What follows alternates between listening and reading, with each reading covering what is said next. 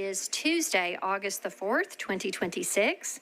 This is the 14th regular meeting of 2026 and the 66th meeting of the current term of the Metropolitan Council of Nashville and Davidson County. Will all members of the council, as well as the public, please rise for the invocation and remain standing for the Pledge of Allegiance. The Reverend Dr. LaShante Walker, Senior Pastor of, the invocation is being offered this evening by the Reverend Dr. LaShante Walker. She is the Senior Pastor of Howard Congregational Church and is the guest of District 21 Council Member Brandon Taylor. Welcome, Pastor Walker. You are recognized. Thank you. Good evening. Let us pray. Dear God, God of all, we have gathered together in this great assembly to lift prayers to you. We begin by asking for prayers for our city. We pray for peace. We pray for safety. We pray for the well-being of our communities, and we pray for the wisdom of our leaders. As our city officials prepare to conduct business this evening, we ask that you give them guidance and grant them the strength to navigate the unique challenges of their various roles as they enact policies and legislation. Please, God, give them grace and graciousness in fulfilling their assignments as leaders for the constituents they represent. Allow them to operate in the decision-making authority to be a voice for those who are often voiceless, creating a more equitable, safe, and just environment in our cities and local communities. Now, dear God, please give them the discernment and insight to lead their communities well. And finally, we pray that each city official will have the foresight and fortitude to do what is required of them as our local leaders. We recall the words of the prophet in Micah 6:8 and pray that they will all act justly, love mercy, and walk humbly with you, God.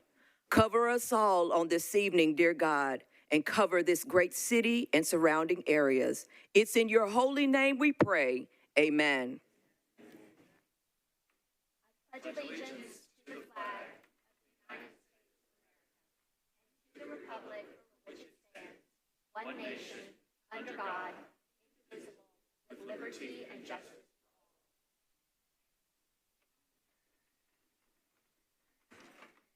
You may be seated. Thank you very much, Reverend Walker. Welcome, council and community members. This Thursday, later this week, August 6th, is an election day, and 50,747 Nashvillians have already voted during early voting. That's almost 11% of the electorate. But Davidson County has 472,000 eligible voters. So we hope that they will all make a plan to use their voice on Thursday. Polls open at 7 a.m. and close at 7 p.m. And you must vote at your assigned precinct on election days. You can find all the information that you will need from the Election Commission's website at nashville.gov/vote. A special thank you to everyone who has been and will be working and volunteering to support our democracy. As elected officials, I know we all do our best to make sure Nashvillians have the information that they need to exercise their vote. Please help your friends, family, and neighbors to do the same, and take your children and grandchildren along with you so our youth see that you value voting. The 250th anniversary of America I Voted stickers are extra cool this year, so you can share those voter selfies. It is back to school month. So a special thank you also to all of Nashville's teachers, administrators, staff, and parents who make our schools great. And best wishes to all the students as they embark on another year of their educational journeys. We know as elected officials and policymakers that it's important to be lifelong learners and never stop reading and listening to the perspectives of experts and of others. It has been the council's pleasure to host a wide variety of student groups this summer to learn about local government.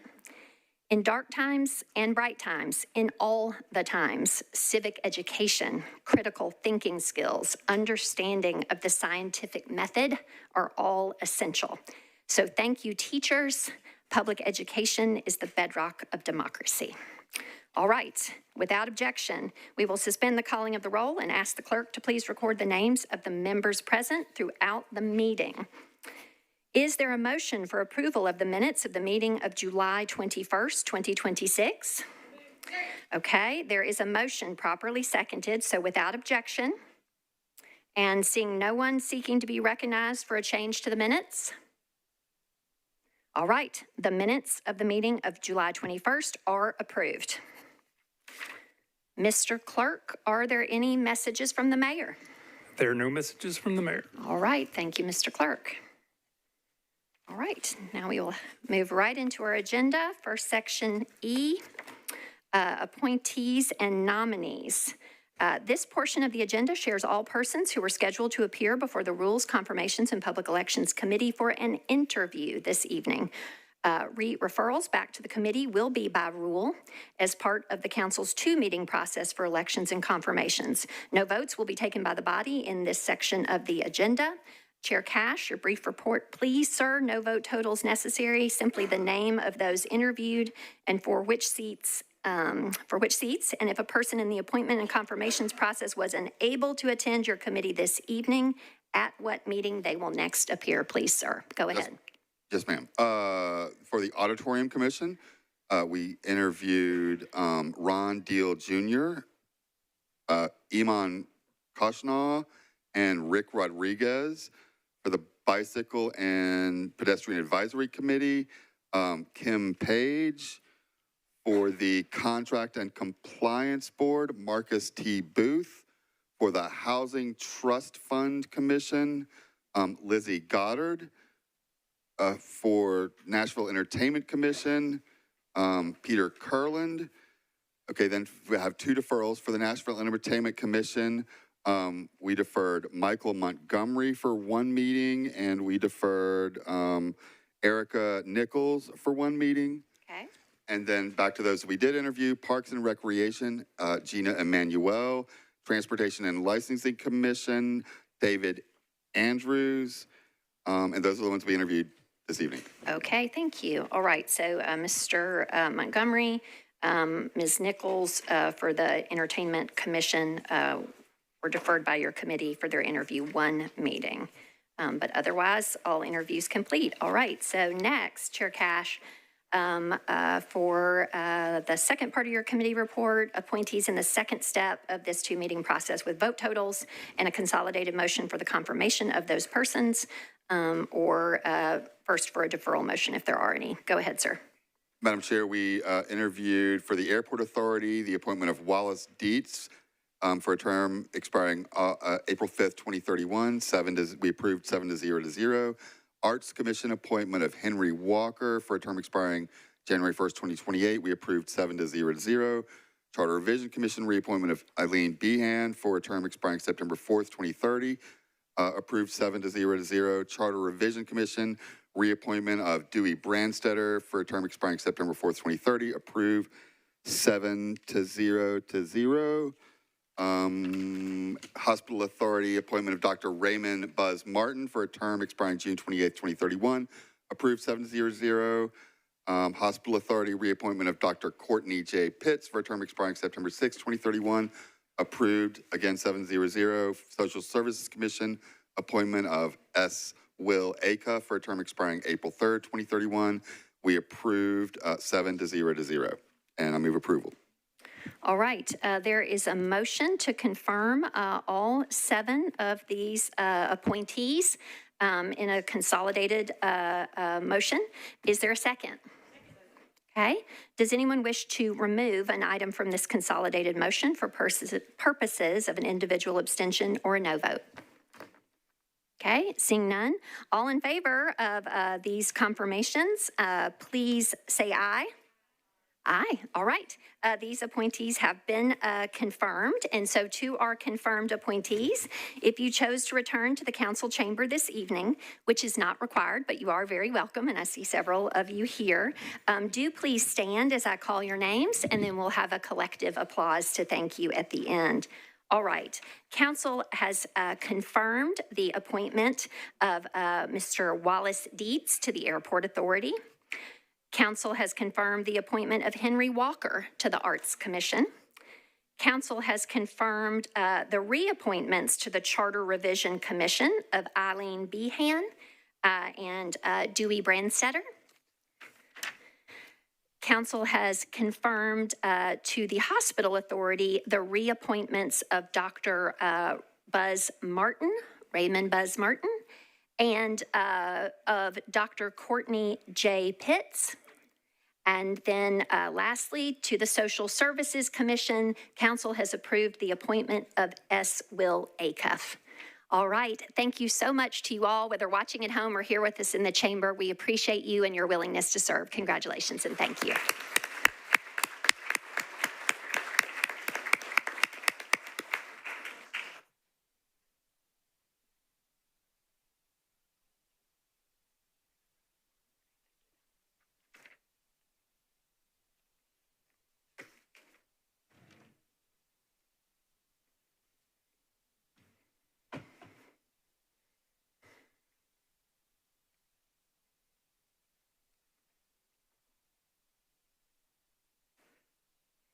All right, council members, next section of our agenda is G, nominations.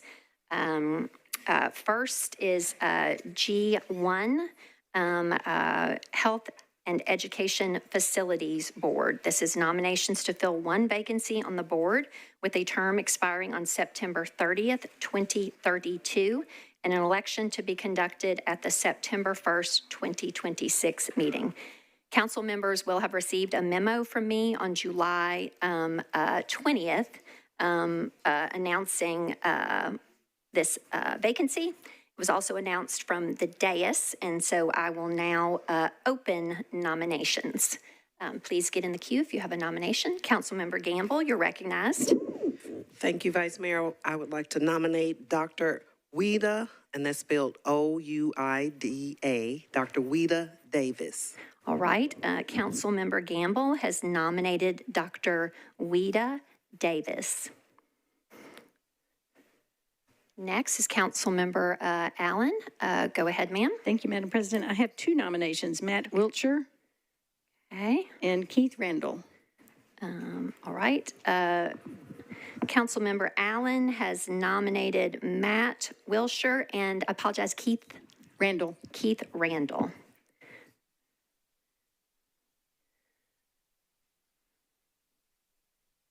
Okay, Councilmember Coopin, you're recognized. Thank you, Madam President. Howard Jones. Okay. Councilmember Coopin has nominated Howard Jones. All right. Members, just for clarification, please note that there was also a memo of yesterday for another single vacancy with the same term expiration for this same board. So, please keep that in mind as you consider your nominees, the upcoming election, and then the subsequent nominations, right? Consider those somewhat collectively, even though they will move on a different cycle, okay? All right. Next is agenda item G2 regarding the Metro Animal Care and Control Commission. Nominations will be taken to fill 4 vacancies on the commission with varying terms, with an election to be conducted at the September 1st, 2026 council meeting.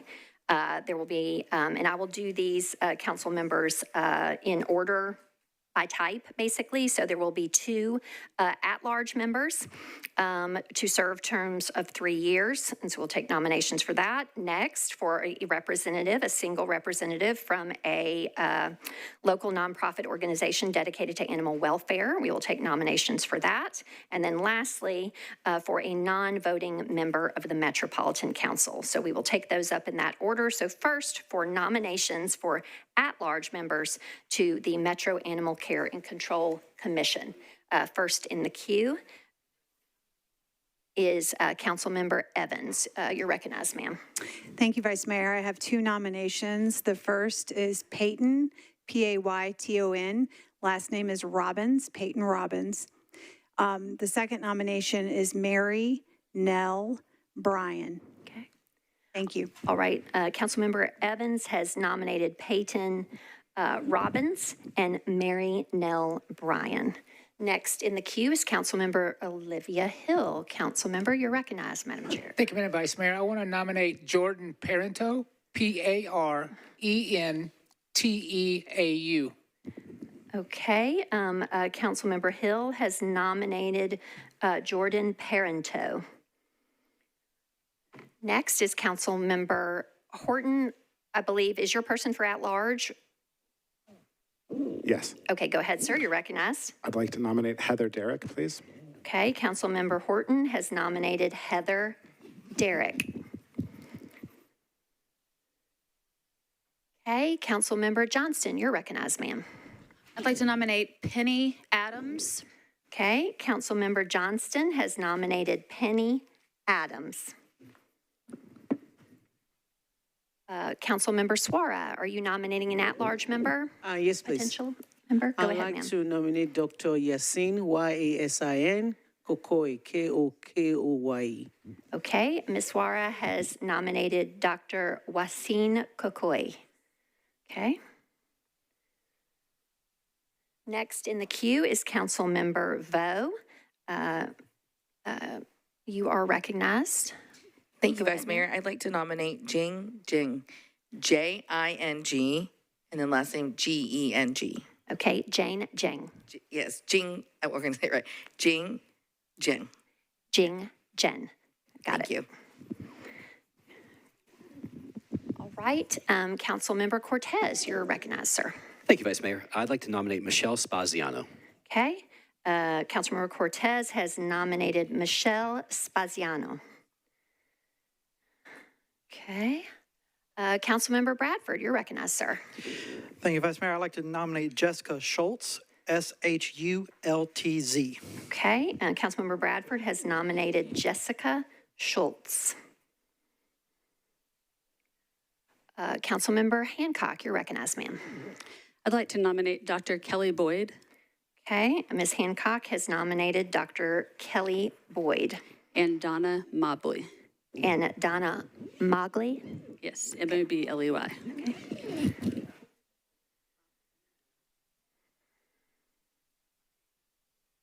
Councilmember Stiles, do you seek to nominate an at-large potential candidate or nominee? Okay, go ahead, ma'am. Yes, Annette Philippone. Councilmember Stiles has nominated Annette Philippone. Councilmember Ellis, you're recognized, ma'am. The council member took my nominee, and I will offer up Miss Annette Philippone again. Mr. Clerk, I've emailed you her correct name spelled. Okay, got it. So both Ms. Ellis and Ms. Stiles have nominated Ms. Philippone. Councilmember Taylor, you are recognized, sir. Thank you, Vice Mayor. I would like to nominate for the nonprofit. Can I do that at this junction? Is there anyone else seeking nomination for the at-large? Do you mind, Mr. Taylor, sir, if we can just keep it first with that? Ms. Weiner, go ahead, ma'am. Carolyn Bennick Brown. Okay, Ms. Weiner has nominated Carolyn. Bennick, Benick, Brown, Okay. Brown. All right. Okay. Councilmember Stiles, okay. So now we are moving to the representative from a local nonprofit organization dedicated to animal welfare. First, there was Mr. Taylor, Ms. Stiles, so I'm going to go back to him first before I come to you. Go ahead, sir. Thanks for your patience. Thank you. I would like to nominate Lisa Stetter, Stetar. Okay, Lisa Stetter. Okay. All right. Councilmember Stiles for representative of a local nonprofit. Yes, Brandon Dice, DYCE of Pet Community Center. Okay. Councilmember Stiles has nominated Brandon Dice. Okay, and Councilmember Weiner for a animal welfare organization representative. Go ahead. Thank you. Becky Carter, Friends of MAC. Okay, Becky Carter. Councilmember Weiner has nominated Becky Carter. Okay, are there any other nominees or any other members seeking to make a nomination for a representative from a local nonprofit organization dedicated to animal welfare?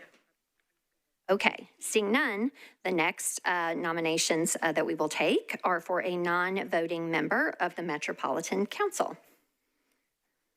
You'll please get in the queue for that. Okay, Councilmember Stiles, you're recognized. Thank you, Councilmember Evans, please. Okay, Councilmember Stiles has nominated Councilmember Evans. All right, Councilmember Weiner, you're recognized. Councilmember Bradford. Okay, Councilmember Weiner has nominated Councilmember Bradford. All right, are any other council members seeking, okay, Ms. Evans, you're recognized, ma'am. Thank you, Vice Mayor. I need to withdraw my nomination. I appreciate the nomination, but I need to withdraw. Thank you. Okay, thank you, Ms. Evans. So that means at this juncture, our nominee for the council member by Ms. Weiner is Mr. Bradford, Ms. Evans having withdrawn her name from consideration. All right, is there anyone else seeking to be recognized to make a nomination?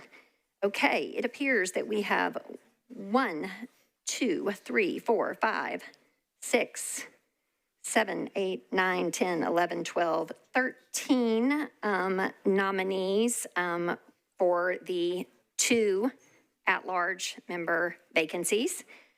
We have 3 organizational nominees for that 1 spot or vacancy and 1 nominee from among the council members. All right, seeing no one else seeking to be recognized, I will close these nominations.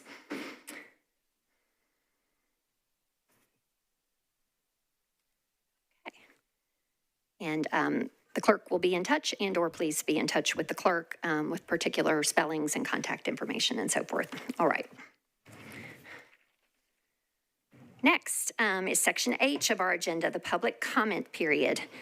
Members of the public who are Tennessee residents wishing to speak during public comment may sign up at the table outside the council chamber from 5 to 6 p.m. on the day of a council meeting. Public comment is limited to 20 minutes total at council meetings, and each speaker is allowed up to 2 minutes to speak. Persons speaking on agenda items must be prioritized to comply with state law. All right, we have 6 people signed up for public comment this evening. And the first 2 among them are Manon Hall and Steve Ryder. Manon Hall is speaking on agenda item number 80, ordinance 1497 in support. Go ahead, sir, you're recognized. Hey guys, last meeting y'all unanimously passed RS 2026-2064 that said each pedestrian and cyclist death is preventable. You voted to reaffirm the Vision Zero action plan. I've got the action plan pulled up so I can read what it says about no right turn on red. It says the U.S. Department of Transportation encourages the widespread implementation of proven safety countermeasures to accelerate safety goals. To maximize return on investment, implementing countermeasures with proven success enables Metro to begin reaping safety benefits early and effectively, thereby gaining additional public support and momentum. No right turn on red is one of those countermeasures listed. No right turn on red signs, permitting vehicles to turn right when the corresponding traffic light is red, can have significantly adverse impacts on pedestrians and cyclists attempting to cross. The practice, which was introduced in the 1970s as a way to save fuel, has shown to directly conflict with pedestrian and bicycle safety. Prohibiting right turn on reds is a low-cost treatment with significant benefits and can be implemented in a number of different ways: post-mounted sign, overhead sign, or a variable blankout sign. That's what the plan says. And y'all passed it saying, so, not implementing right turn on red is endorsing the horrible idea that saving fuel is more important than saving lives. If you voted to reaffirm the Vision Zero action plan, vote to pass no right turn on red. If y'all don't pass no right turn on red, are y'all just here to talk, not take action, and not reduce fatalities and severe injuries? Also, this Saturday, Timothy Wedlock was killed while crossing 4th Avenue on Broadway. His death was preventable.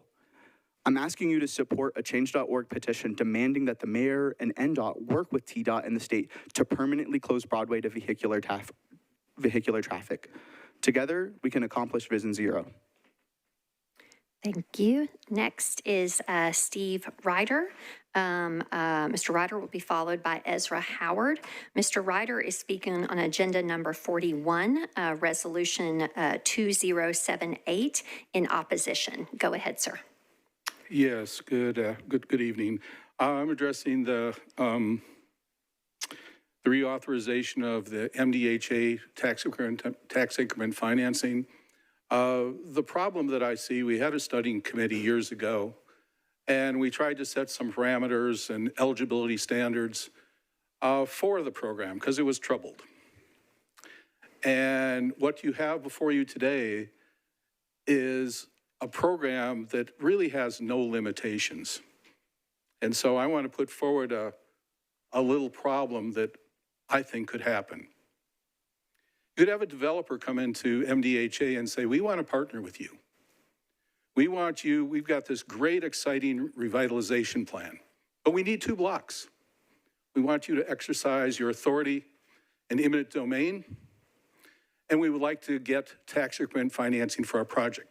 Let's be clear, when we're using TIF financing, for a certain period of time, those property taxes are used for the development, and the rest of us have to pay for that.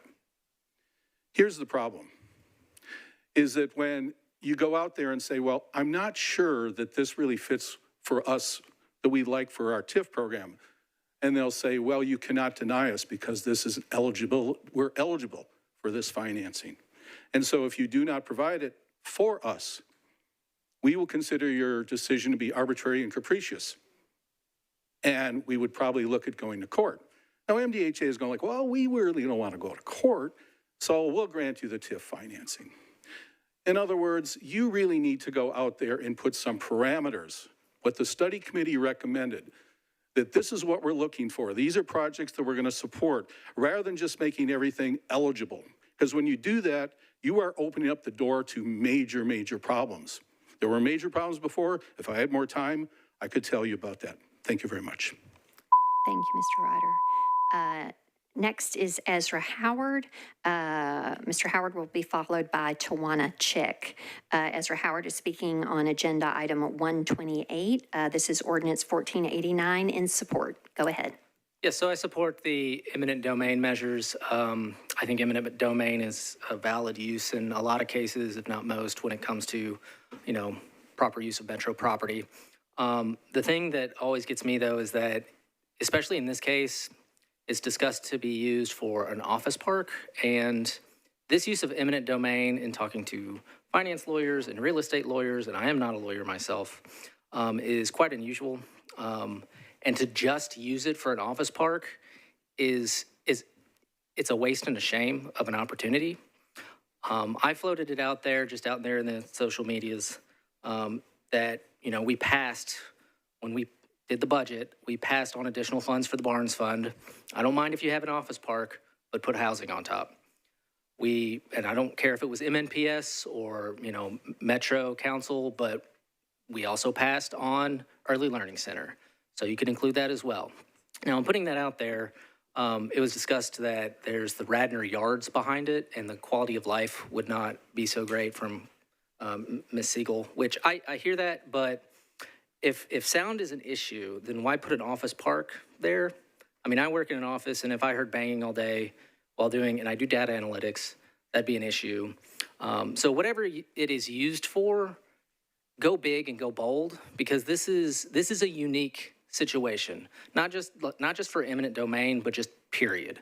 And lastly, I'll talk on just, the accident that happened. Manon was talking about the petition in data. Since I've come from data analytics, I ran those numbers. And in talking about just on Broadway, it's 451 accidents since 2019 with 97 injuries and now 1 fatality. It's 52 when it's just pedestrians, and 52 injuries and 1 fatality. So that's 50% of injuries for 6% of crashes. So close it down. Thank you. Next is Tawana Chick. Ms. Chick will be followed by Benjamin Vaught. Tawana Chick is speaking regarding adding conditions to legislation that is on third reading. Ms. Chick, you're recognized. Go ahead. Hey, everybody. You're going to be told tonight that amendments are forthcoming for third reading.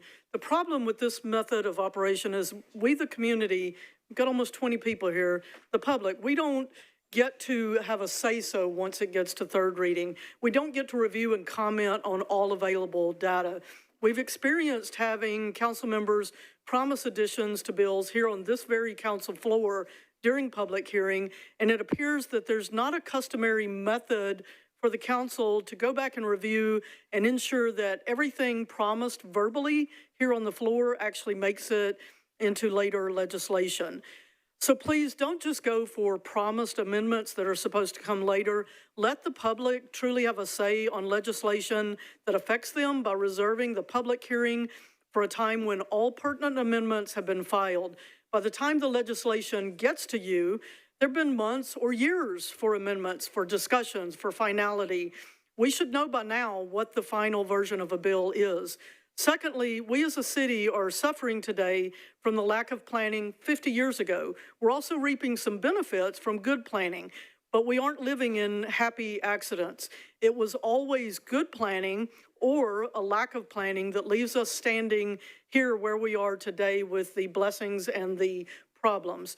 So today, tonight, we need to make good plans for the year 2076. And if I'm here then, you better look out. Please help us make good plans by requiring that all plans that come before you are good, thoughtful, inclusive, and take into account the larger picture and the future of our city, and that we meet the needs of everyone, the greatest percentage of citizens possible. Thank you. Thank you, Ms. Chick. Next is Benjamin Vaught. Benjamin will be followed by Ariane Goda. Benjamin Vaught is speaking regarding Vision Zero in support. Go ahead, you're recognized. Thank you. Hi, my name is Ben Vaught. I live in Germantown.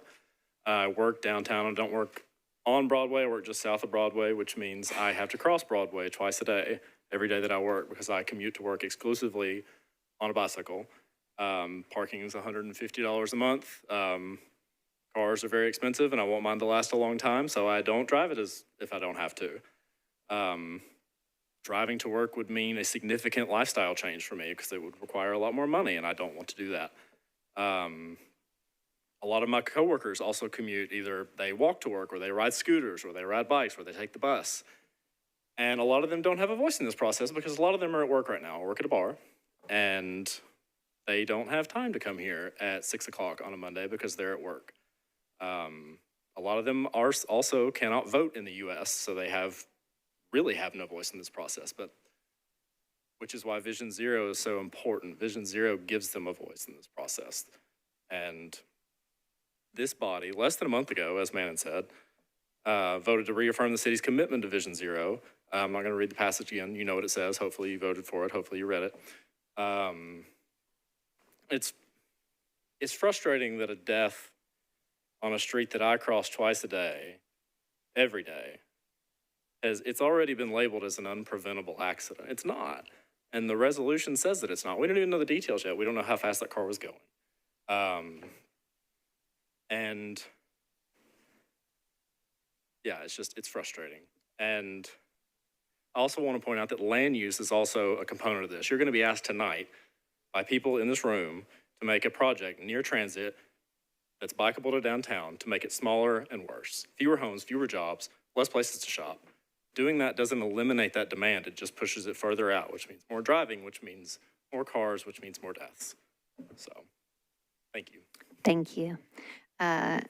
Next and last for public comment is Ariane Goda, speaking on agenda item 104.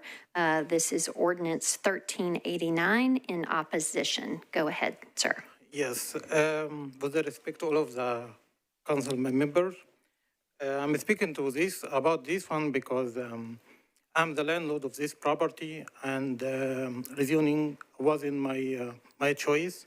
It was a choice for my council member, but I'm opposing this one. And I already sent an email yesterday to all of the council members showing that a lot of landlords around me disagree with this rezoning.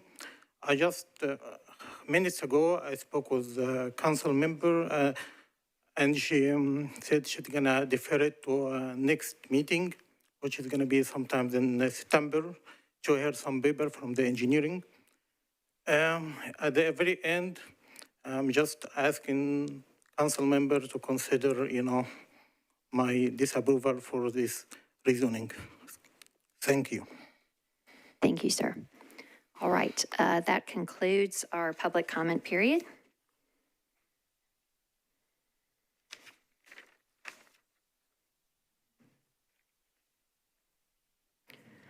All right, now we are moving into Section I of our agenda, Bills on Public Hearing. Spanish interpretation services are provided for all Metro Council public hearings. Council Office team member Karina Valdez is here as the interpreter. Ms. Valdez, will you please share how you can help? Los servicios de interpretación en español estarán disponibles en la audiencia pública. Gracias. Gracias, we appreciate you. All right, for those wishing to speak this evening as part of public hearings, please do state your name, but it is not required for you to provide your exact address if you do not wish to do so. You may want instead to tell us in what neighborhood or area you live, who your council member is, and your connection to the agenda item. Public hearing is not time limited. All persons who wish to speak on an agenda item, whether for or against on public hearing, will be heard. We ask that when the agenda item for which you wish to speak is called, after the instructions are provided, that you do please line up calmly, no more than 10 at a time, standing with 5 folks in front of the door and 5 behind, and no one blocking the door. Again, all persons will be heard, and we want to minimize your standing time, okay? So if you need an accommodation, please speak with a council office staff member in the gallery. I see her waving now to you, and our staff will be glad to assist you, okay? So that's just some general awareness information there. Okay, now, the first item on public hearing is Agenda Item 1, Ordinance BL 2026-1397, sponsor Welsh. This is an ordinance to amend Title 17, the Metro Code of Laws, the zoning ordinance of the Metro government by changing from RS 7.5 to R8A zoning the property located at 470 Radnor Street, approximately 217 feet northeast of Meade Avenue. This is 0.2 acres. Councilmember Welsh, you are recognized. Thank you, Vice Mayor. I would like to defer 2 meetings for lack of notice. All right. Deferring 2 meetings such that this would be back on public hearing at the first meeting in September. Is that your intent? October. Okay. So you would like to defer 2 public hearings rather than meetings? Yes. Okay. Ms. Welsh has made a motion to defer this matter on second reading for its public hearing at the first meeting in October, which will be October 6th, I believe. Okay. Is there a second for that motion? Okay. Is there any discussion on that motion? Seeing none, all in favor, please say aye. Okay. The public hearing on this matter has been deferred to October 6th.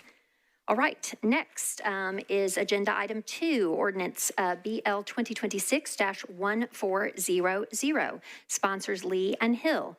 This is an ordinance to amend Title 17, the Metro Code of Laws, the zoning ordinance of the Metro government, by changing from AR2A to SP zoning for property located at 5683 Cane Ridge Road, approximately 479 feet south of Spring Path Lane. This is 6.64 acres to permit 68 multifamily residential units. Councilmember Lee, you are recognized, ma'am. Madam Chair, if I can, I would like to take 2 and 3 together because I'd like to defer them 2 meetings until the public hearing in September. I appreciate that. Let me just read into the record then that agenda item 3 is the companion bill to item 2. It is ordinance 1408 with all the same addresses and so forth, but it requires certain materials to be restricted in the construction of buildings.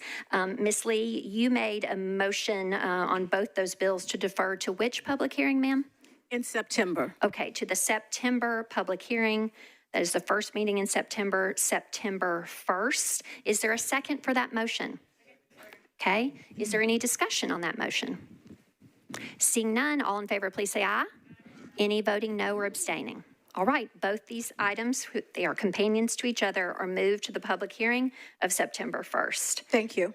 Thank you. Next is agenda item 4, ordinance BL 2026-1402, sponsor Welsh. This is an ordinance to amend Title 17 of the Metro Code of Laws, the zoning ordinance of the Metro government, by changing from RS 7.5 to R8A zoning for property located at 412 Veritas Street, located approximately 380 feet west of Nolensville Pike. This is 0.26 acres. Ms. Welsh, you're recognized. Thank you, Vice Mayor. I'd like to open the public hearing. All right. I declare the public hearing open for Council Member Welsh's Ordinance 1402. Would all members of the public here in support of this bill please raise your hand? Okay. Would all members of the public here in opposition to this bill please raise your hand? Okay, seeing no one here on either side, I will declare the public hearing closed, and it's back to you for a motion on your bill. Move to approve. All right, is there a second? Okay, is there any discussion? Seeing none, all in favor, please say aye. Any voting no or abstaining? Okay, this has passed its second of 3 readings. Next are agenda items 5 and 6. They are companions to each other, sponsors Lee and Hill. Agenda item 5 is ordinance BL 2026-1406. This is an ordinance to amend Title 17, the Metro Code of Laws, the zoning ordinance of the Metro government, by changing from AR2A to SP zoning for properties located at 5601 and 5621 Cane Ridge Road unnumbered, and 3314 Old Franklin Road. This is 42.2 acres to permit 79 multifamily residential units and 100 single-family residential lots. And again, agenda item 6, that's ordinance 1407. It is a companion to 1406, which requires certain materials to be restricted in the construction of buildings at all those previous addresses in 1406. All right, Ms. Lee, you're recognized, ma'am. Madam Chair, I'd like to open the public hearing. Okay. I declare the public hearing open for Council Member Lee's bills 1406 and 1407. Would all members of the public here in support of these bills please raise your hand? Okay. Would all members of the public here in opposition to these bills please raise your hands? Okay. Will those persons wishing to speak in support please come forward to the podium again to line up. So supporting speakers will go first. Person speaking in opposition will go after support. So at this time, supporting speakers, and please no more than 5 in front of the door and 5 behind.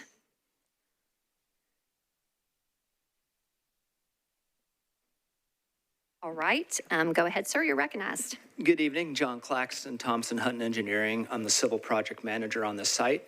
I'd like to ask for your support tonight to bring housing to Nashville. I'd like to point out the site plan preserves about 23% of natural stream buffers and perimeter tree lines. We've worked, had multiple meetings with neighbors and be happy to answer any questions you might have. Thank you. All right, so this is a public hearing, so we don't do questions at this time, but go ahead and come on forward. Ma'am, you're next. You're recognized. Thank you. My name is Diane Patton, and I've been a realtor with Crylike Realtors for 28 years. and I have the honor of representing the Johnstons, George and Shirley, who have lived at this property for the last 40-plus years. Ma'am, might you pull that mic a little bit closer to your mouth and or speak up? Thank you, ma'am. Thank you. My clients are pretty much, let's see, where was I at here? I apologize. I just want to make sure we hear you. Sure. George and Shirley, who have lived at this property for the last 40-plus years. As you can only imagine how very much this area has changed and grown, my clients are pretty much surrounded by Cane Ridge Farms development, which is behind them, and they can look out one end of the property and see a 4 to 5 stack story apartment buildings, along with retail, convenience stores, and gas stations, and a myriad of fast food eateries. Directly on the opposite corner from them is the Community Health Office Building. Down the street, a very short distance, are townhomes and rental properties. My clients custom built a Frank Lloyd Wright inspired home and enjoyed this home for 30 acres very much until all this growth and development started overtaking the once very quiet rural area. Now that my clients can't, due to age and health-related issues, couldn't maintain the property, and we are trying to expedite their exit strategy. We never listed the property. We reached out to a handful of top builders who do what they say they're going to do. There are other builders in the area that we bypassed because we know their track records. So we feel like MI Homes will work with the community and will keep their word if they've already had 7 community meetings, most of those either virtual or in person, and are still reaching out to property owners that are close to try to make as many possible concessions and trying to be a good neighbor. Thank you for your time and consideration. And by the way, I live about a mile away, so I'm concerned what goes here as well. Thank you. Thank you. Go ahead, come on forward. You're recognized. Now, if you would pull that mic up. Okay, great. Good evening. My name's Dave Cumming. I work for MI Homes. This is a statement being read on behalf of one of our sellers, Bryce Jennings, since he could not be here tonight. There was a time in a room just like this, I could ask you to raise your hand if you know and respect the name of Neil Jennings. Every hand in the room would be raised for my dad. My father bought this land along with dozens of other plots over 50 years ago. I was raised on this land. As a toddler, I would run barefoot on what now is some of your yards. When we moved here, there was almost nothing. Just a couple of large farms like Clay Turner's, which now has been built into a small, bustling metropolis with all manner of commercial buildings, restaurants, apartments, and impressive infrastructure. My dad bought this land not just to carve out a life for his family of 6 children. He bought it because he saw a vision. He saw a legacy. Looking at this land back then, it was a difficult thing to see. The land was rocky, no sewer, no city water, just a well that he dug. When I see that this whole area has become, I am in awe of what my father could see for the future. He knew the potential of this land, how it could provide for new businesses, for housing, for young homeowners, and most importantly, to provide for his family. He has been gone for 26 years now, but he is still providing for his family. I understand the reluctance of my friends and neighbors in the community. There is always some uncertainty about how a project like this will affect the neighborhood. However, I have seen how the developer has made many changes to alleviate these concerns. The last thing I want to do is cause an inconvenience to the community. All I can ask is that when we make these decisions, you consider my family's interest as owners for more than 50 years. We do not take the sale of this property lightly. We are not flippers or speculators. We are original members of this community. We are my father's legacy. Bryce Jennings. Thank you. Go ahead, sir. Come on up. You're recognized. Good evening. My name is Tyler Deaton, and I'm with MI Homes. Thank you for your time here today. We've worked closely with Councilmember Lee, the community, and planning for the past year to develop a plan that we're proud to present. We've had 5 community meetings through the Councilmember Lee's office, in person and via WebEx. We held 2 separate in-person sessions with the community following the Planning Commission approval, which was unanimously approved. There was plenty of refinement along the way with this plan, and this SP incorporates changes based on public and individual concerns raised during our total 7 meetings with the community. Nashville continues to face a significant housing shortage, creating a need for more attainable housing options. This plan is the best use for these properties, meeting policy, the Nashville Next Plan, and the applicable transects from the Community Character Manual.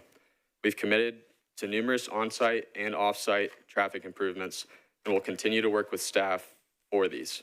Thank you for your consideration this evening, and I respectfully ask for your approval. Thank you. Thank you. All right, also in support, go ahead.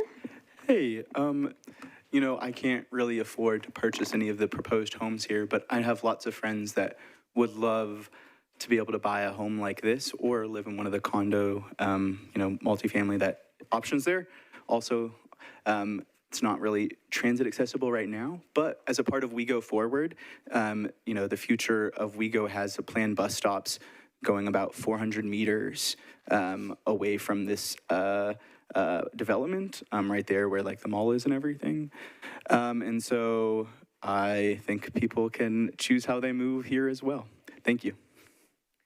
All right, thank you. Is anyone else seeking to be recognized in support? Okay, seeing none, we will now move to opposition.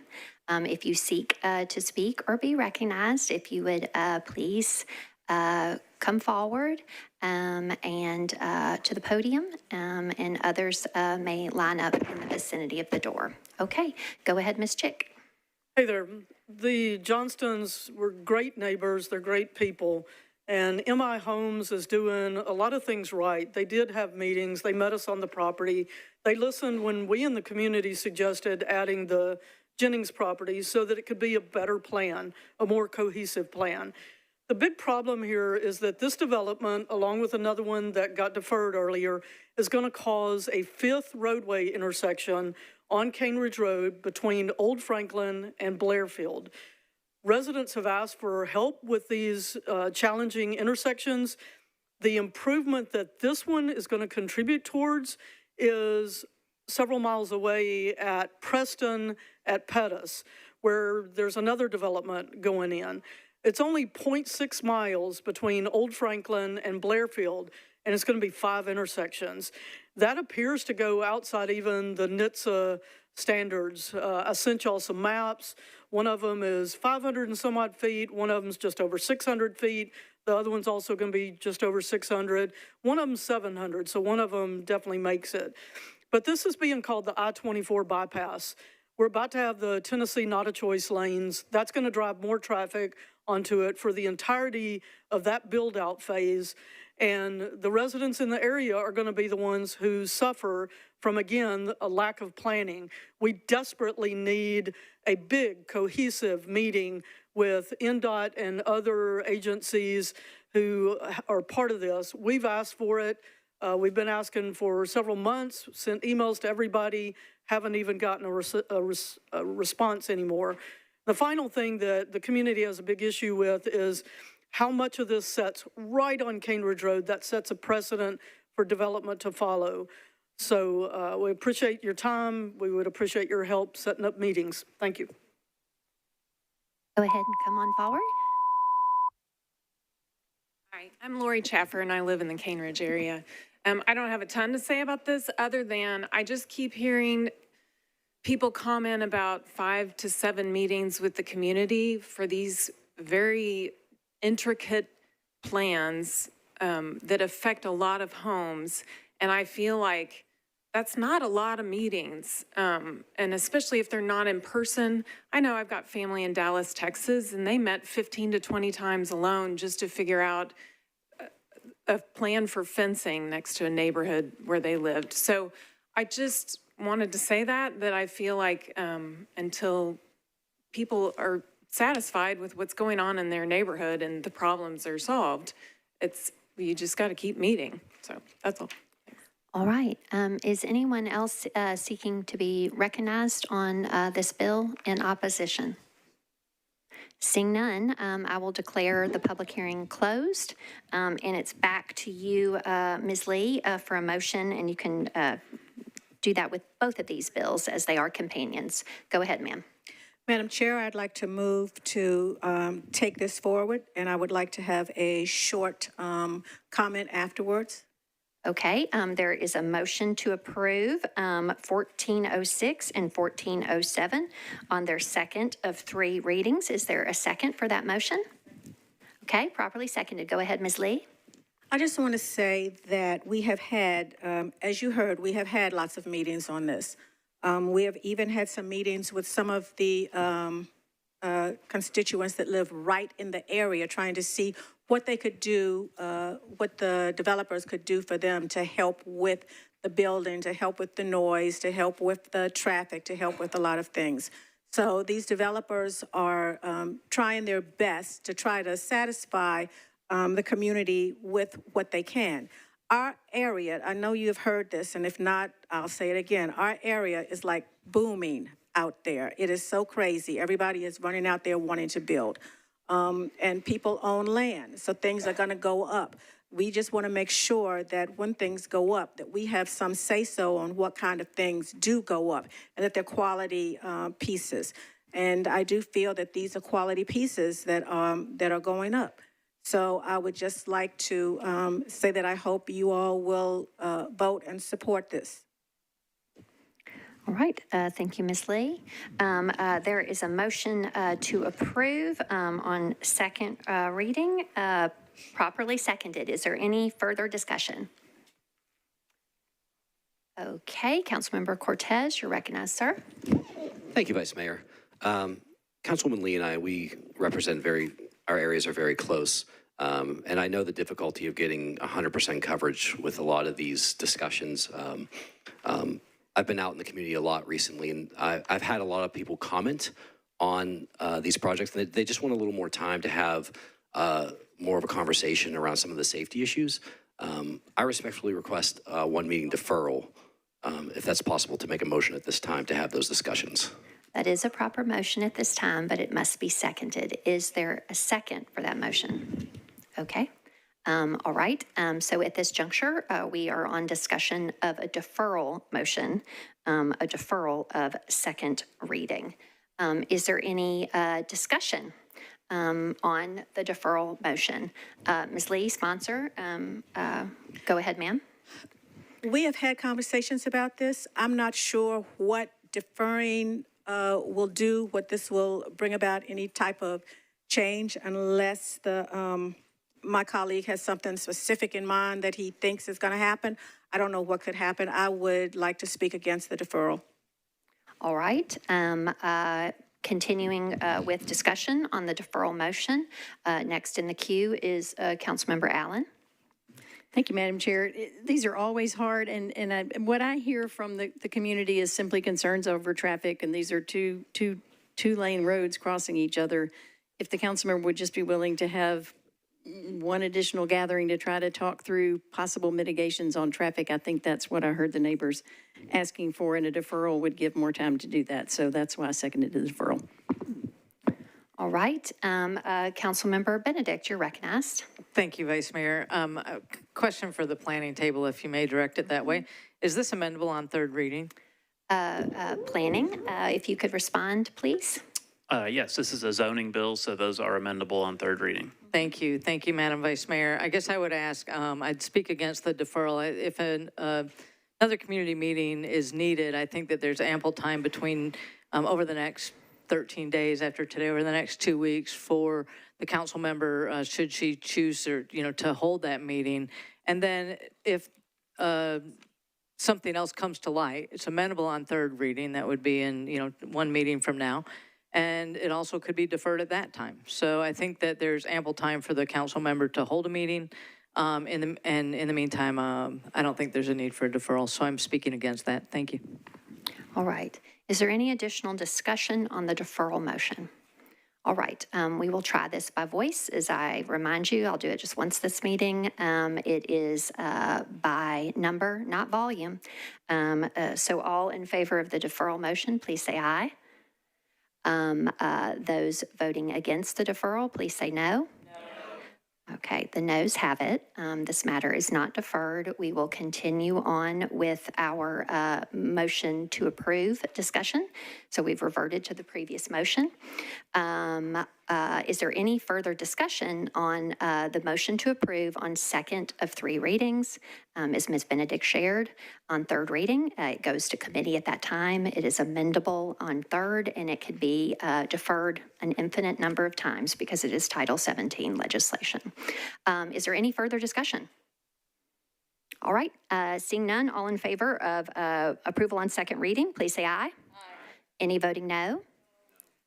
Okay, I see 2 or 3 noes, but again, the ayes have it. Any abstaining? Okay, all right, on we go. Next are agenda items 7 and 8. Again, they are companions to each other. Agenda item 7 is ordinance BL 2026-1411, sponsor Lee. This is an ordinance to amend Title 17, the Metro Code of Laws, the zoning ordinance of the Metro government, by changing from AR2A to SP zoning for property located at 13181 Old Hickory Boulevard at the corner of Old Hickory Boulevard and Twin Oaks Lane. This is 4.97 acres to permit a mixed-use development. And again, agenda item 8, which is ordinance 1412, a companion to 1411, requires that certain materials be restricted in the construction of buildings in Bill 1411. Councilmember Lee, you're recognized. Madam Chair, this is item 7 with 8 as a companion. If I may, I'd like to open the public hearing, please. Yes, I declare the public hearing open for Councilmember Lee's companion bills 1411 and 1412. Would all members of the public here in support of these bills please raise your hands? Okay. Would all members of the public here in opposition to these bills please raise your hands? All right, we have folks on either side. Okay, persons speaking in support do go first. And so would those persons wishing to be recognized and speak in support, please come forward to the podium and line up. Again, no more than 5 in front of the door and 5 behind, so you don't have to stand for too long. Persons in opposition will speak after those speaking in support. All right, go ahead, sir, you're recognized. Madam President, members of the council, my name is Sean Henry, 500 11th Avenue North. I represent the property owner and developer of this property. It's referred to as the Kersey Property SP. This particular SP development was approved by the Planning Commission after twice deferring it to make design changes and incorporate design elements that were raised before the Planning Commission. The community center policy in this area supports this SP, and the Planning Commission found it as much. This will add 46 new homes to our inventory, which we desperately need. 30% of this site is going to be open space. There's been numerous meetings with neighbors and concerns listened to and incorporated, largely reflected in the specific plan drawing that is part of the bill, as well as 17 conditions that are baked into this legislation. Additionally, this item was deferred from this body at the last public hearing so that we could have a community meeting on June 22. That was June 23, that was held. And the result of that is there's 3 additional conditions that our client agrees to propose and amend into this bill on third reading here in 2 weeks. I understand you should have some letters of support on your desk for this project. We're asking for your support of it. We ask you to please vote in favor of it.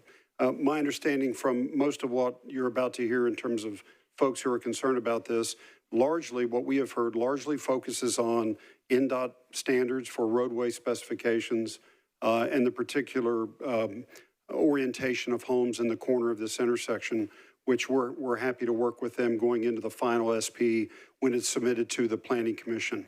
In terms of NDOT, our developer client is pretty much stuck in that respect. Happy to soften up that infrastructure if NDOT would permit that on final SP. So thank you very much. Thank you. Okay, supporting speakers, continue. Go ahead, come forward. Good evening, and members of the council. My name is Amy Pearl, and I am a homeowner in the district. I am here tonight to support the Kersey Property SP. As a resident, I think it's important that decisions about the future of our community reflects the many voices that make up this district. I understand that those living closest to the development may have concerns, and those concerns deserve to be heard, but they are not the only voices in our community. There are many of us who support thoughtful growth and want to see continued investment in the area. We want quality housing, attractive commercial space for local businesses, better sidewalks and connectivity, places where our families can walk to restaurants, shops, and other neighborhood amenities. I believe this proposal moves us in that direction.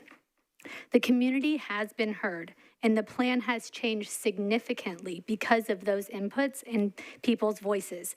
But community engagement also means recognizing that there are different perspectives about what the future of our district should look like. I believe this is responsible growth that will strengthen our community, and I respectfully ask the council to support it. Thank you. Next, go ahead, come on forward. You're recognized.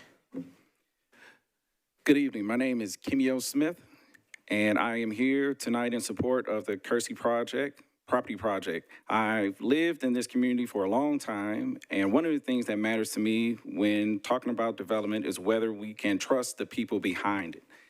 In this case, I believe we can. This developer has a long history in our community, and more importantly, he has shown that his word means something. On a previous project, he committed to helping pay for a traffic signal that the community needed, which we did. When the other contractors involved backed out, he didn't. He still paid for it. That says a lot about this builder. He's still behind his commitment. We all know that development is going to happen. What matters is that it's done thoughtfully by people who listen to the community and follow through on what they say. I myself have been to pretty much all of the meetings for over a year now, and at this point, we just have to make a decision. We cannot continue to delay. This gentleman has given us everything we've asked for, and now at this point, we're just picking and picking.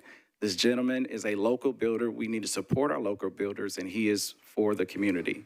So I say, and I ask, please let's move forward, and I ask for your vote. I'm in full support. Thank you. Thank you. Go ahead and come on forward. Please be conscious of not blocking the door. Thank you. Good evening. My name's LaTanya Martin, and I've raised my family in this neighborhood, and I am in support of the Kersey Property SP.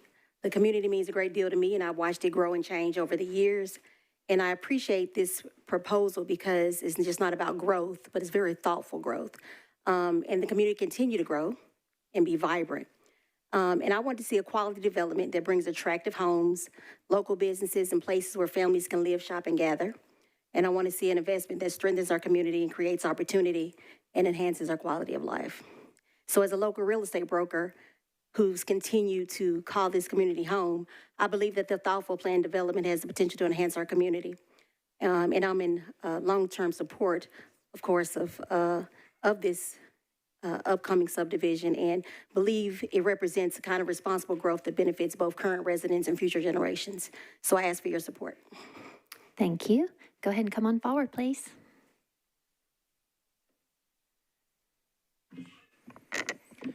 Good evening, member of the council.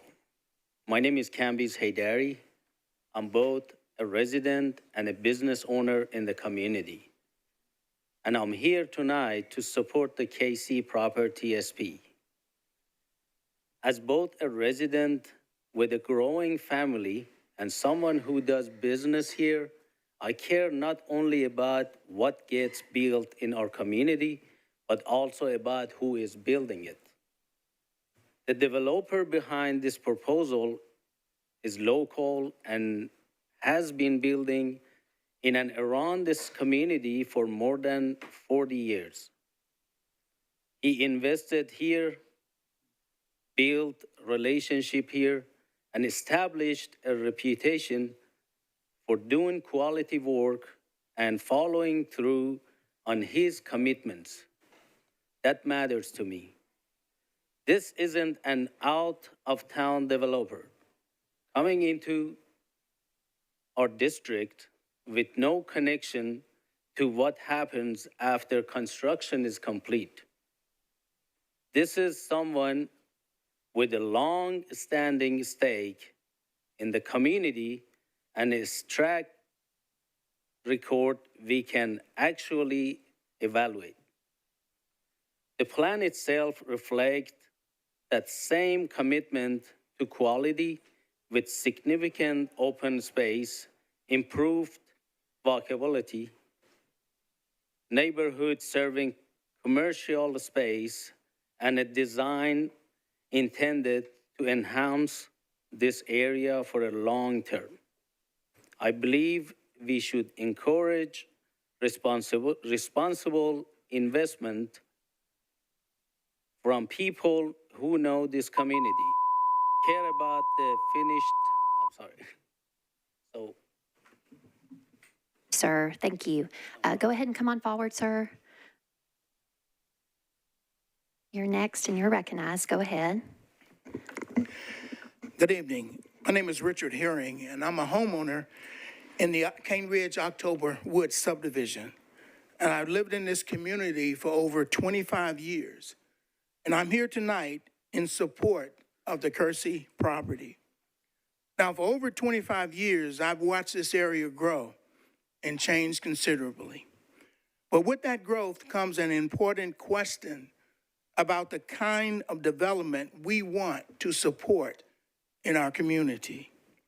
In my opinion, this is one of the best plans I've seen proposed for this area.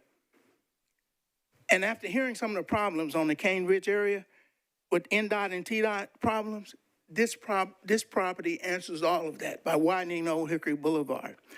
But it brings together quality in residential development, meaningful open space, improved walkability, commercial space that can bring local businesses and amenities close to the people who live here. I also appreciate that it isn't simply about adding more housing, but there is more thought being put into this development. How the development looks, how it interacts with the surrounding community, and what it contributes to the area over the long term. And what we look for is increased property values. This development will do that. And after living here for more than 2 decades, I care deeply about the direction our community is headed. I believe thoughtful, high-quality developments like this can be an asset to our community and district, something that even the council would be proud of. I support the Kersey property. I respectfully ask the council to support it as well. Thank you. Thank you. Go ahead and come forward. You're recognized. Good evening. My name is Avi Spielman, and I'm here representing the developer for the Kersey property. First, I want to thank Council Lady Lee, the Planning Committee, and the neighbors who have spent considerable time meeting with us throughout this entire process. From the beginning, we've tried to listen and respond in good faith. The plan before you tonight reflects that work. We've significantly reduced the density, increased open space, improved the streetscape and walkability, addressed access and buffering concerns, and committed to developing the commercial component alongside the residential portion. We've also continued meeting with all neighbors up until this week and agreed to additional specific protections along the property line. For what it's worth, I've heard it's been said already tonight, this developer here, he's local. And I only say this again because we know that this relationship doesn't end here tonight, but continues on long through the completion of this project. We believe that what's before you tonight is strong, and we've worked hard to get it right. We're proud of the plan. It was unanimously approved through planning, and we respectfully ask for your support tonight. Thank you. All right, thank you. Is anyone else seeking to be recognized to speak in support? Okay, seeing none, with those persons wishing to speak in opposition, please come forward at this time and line up behind the podium. You don't have to wait there at the edge of the wall. You can go ahead and come on forward a little bit and spread yourselves out and make sure not to block the door. Go ahead, Ms. Chick, you're recognized. Thank you. Tawana Chick, Cane Ridge Road. I like Fred, the developer, It has nothing to do with his build quality. And I agree with Amy Pearl. Actually, I agree with everybody that spoke in favor of this, even the employees. We also want good, thoughtful development. Regarding the traffic light, we just got to dismiss that because he had to pay for that as part of the Evergreen Hills moving forwards anyway. But the bottom line is we have safety concerns and you have the power, only you. This proposal includes deeply flawed roadway changes that will place 23 specific families in greater harm. We have reached out to NDOT. I said it before. We've reached out to our council member about these concerns. We need a corridor plan. We are not being heard. The developer is, of course, meeting safety required standards. So does everyone else. I sent you a picture, I hope you looked at it, showing that tonight's development is one of 13 in a half-mile stretch. 13 mostly commercial businesses on a stretch of roadway carrying traffic between Williamson County and Wilson County. It's going to cause hundreds of additional turns onto and from Old Hickory Boulevard. At the point where this traffic is moving the fastest, residents who live on Twin Oaks Lane will have to cross 4 traffic lanes to make a left turn, and then a 5th lane if you count the turn-in lane. A turn-in lane is going to take the slower traffic that might have slowed the other 2 lanes down off of Burkett Road, so the only thing left is going to be the fast traffic. Buses are going to have to stop on Old Hickory Boulevard or on Burkett because they can't pull into a dead-end road. You're not going to find that kind of a planned disaster anywhere else on 4-lane roads in Davidson County, except the really, really decades-old ones where we didn't plan for the future. So I go back to, we need to plan better for the future. Residents have many, thank you. Thank you, Ms. Chick.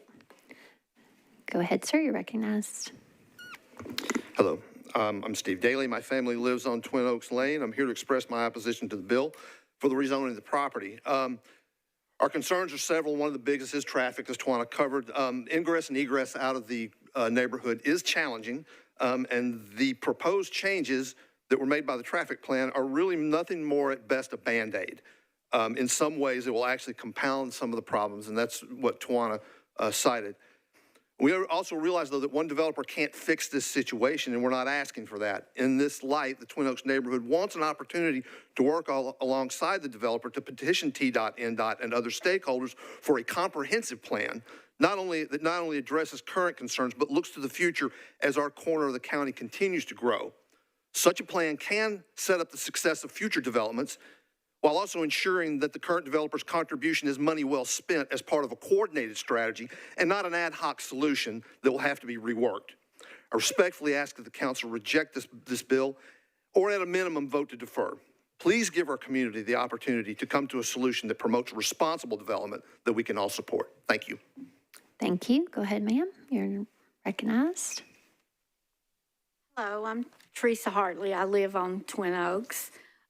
First, I want to say you all heard how much development is in Cane Ridge. They've already postponed some of these, but I'll just read what I wrote, and it was just off the cuff what I was concerned about. First, I'm very disappointed in our planning commission. We've had numerous meetings with them about our concerns about keeping Cane Ridge rural. We are rural. We don't even have trash pickup. Most of the approximately 20 families on our street have been there 30+ years. I feel like our area should be zoned T2, real rural maintenance, and we hope that they will consider that soon. Second, transitioning. How are you transitioning from 5 to 10 acre lots with some of them are $1 million houses to a single 5 acres and putting 46 3-story townhomes with commercial buildings? How is that transitioning? Third, I want to talk about the access to our road. Twin Oaks at one time was a private road, and it is a dead-end road. There are already 2, they're trying to put one of their exits on our road, which there are already 2 driveways on that existing property on Old Hickory. We don't want them on our road entering or exiting. Why should we have to deal with their traffic, commercial traffic, and our own traffic when it's not on there now? Like I said, Twin Oaks is a dead end with 5 and 10 acre lots with single family homes. Also, I didn't mention the animals that live in this area. They're slowly losing their homes. My vote is no, and I hope yours is too. Thank you. Thank you. Go ahead, sir. You're recognized. Good evening, Don Chaffer, 4005 Twin Oaks Lane, which is next door to this proposed development. I want to address the question of communication during this process. It was discussed in our council members online meeting, February 7th, 2025, before the plans were delivered to zoning 6 months later in August. And the next official meeting that I'm aware of, and we've been trying to understand where these meetings were, was April 7th, 2026, which is a 14-month gap. And both of those were online, and the second one was better attended, but it didn't fully reflect community opinion because many of our community members are older and not so friendly with the technology required for virtual attendance. That we have monthly in-person Cane Ridge community meetings, and this and other Cane Ridge developments get discussed often there, but that's not been a site for any official meetings. Obviously, there have been some intermittent, individual conversations throughout, and we're grateful for those. In May of 2026, the Planning Commission heard the proposal and approved it with conditions. 2 of those committee members did say they could see why our community members that were in attendance were frustrated with it because they cited the same thing about transition seemed questionable. Since then, we came up with the list of conditions, emailed them to the council person and the developer. We didn't get an email in response. We did have a meeting the 23rd at the Cane Ridge Community Center, and there were 23 people in attendance. So that's a big difference from the lesser attended stuff. I'm just saying that it has felt at times like it's been a difficult process to get our voice heard on the concerns that we have. Once again, we feel like the developer's willing to discuss, but that there are fundamental underlying infrastructural issues that make this not only problematic, but potentially dangerous. Thank you. Thank you. Go ahead. You're recognized. I'm Lori Chaffer, and I live adjacent to this development. Many of us are here tonight because this specific plan creates traffic, flooding, and compatibility issues for those of us who live near it that have not yet been addressed adequately. The developer is proposing a pretty packed development, a stone's throw from my 1.5-story home on 3 acres. And as you hopefully saw in the visual presentation I sent you all on Friday, hopefully, it will tower over our home and it will stick out in this largely rural area with single-family homes on 3 to 10 acre lots. As I understand it, according to land use policy in the Cane Ridge Small Areas Study, density is supposed to decrease as you head south on Old Hickory Boulevard away from the highway. But this plan is more dense than what comes before it, and it feels out of place. Truly, many of us on Twin Oaks are open to development as long as it's in coordination with neighbors most affected by it. That really hasn't happened here. Their plan was submitted August 2025. But the neighborhood only found out about it from a zoning vote notice I received in March. In fact, getting information about this development next to my home and on our dead-end street was so difficult, I ended up just driving down to the developer's office one day to get a face-to-face. We scheduled meetings to try to work together towards what we thought were reasonable compromises. And they're very nice people. But I'm telling you, honestly, there's been little openness to substantial changes in the plan and almost no follow through on the changes they said they'd look into. To be fair to them, some of this is because their hands are tied by the competing city departments involved. If planning needs one solution and NDOT needs another and the neighbors another, which one wins? And how can we compromise if nobody knows all the competing interests? Instead, these departments require the developer make changes to the plan that those of us most affected by the changes are not privy to or happy with. So we ask you to please slow this development down and help us get meetings with the involved departments to work out compromises because you can't unbuild it. Thank you. Go ahead, come on forward. Thank you, council members. My name is Dennis Boyd. I'm a business owner and I'm a resident in the Twin Oaks Lane community of whom this project will most affect. Twin Oaks Lane is made up of around 19 to 20 single-family homes connected by dead-end, deteriorating street with one outlet and heavily traveled Old Hickory Boulevard. Residents must cross busy OHB traffic to enter or leave our subdivision, and school buses cannot even enter our neighborhood because of ordinances and things like that, requiring children to cross OHB to get to their parents waiting for them. Now we are being asked to accept a 45-plus three-story townhomes development, as well as multiple commercial buildings on this site on less than 5 acres, potentially less than 20 yards from my neighbors' existing homes, and so on. And we will all receive the effects of this. I think you can determine from here this dramatic density and fundamental change in land use. Our own planning commissioners recognize this. Vice Chair Jessica Farr called the density a mismatch with the surrounding single-family neighborhood, and Commissioner Lee Dundon recognized the disconnect as well. Residents have repeatedly requested meaningful discussion with our representatives without much success, so we started our own neighborhood meetings and invited our representatives and the developers, of which I'm thankful and pleased that the developers did attend. Vice Chair Farr also expressed concern about the lack of great public engagement here. I also have not seen any of representatives at the meeting that I have attended, and I've attended about half of them due to being a businessman that travels.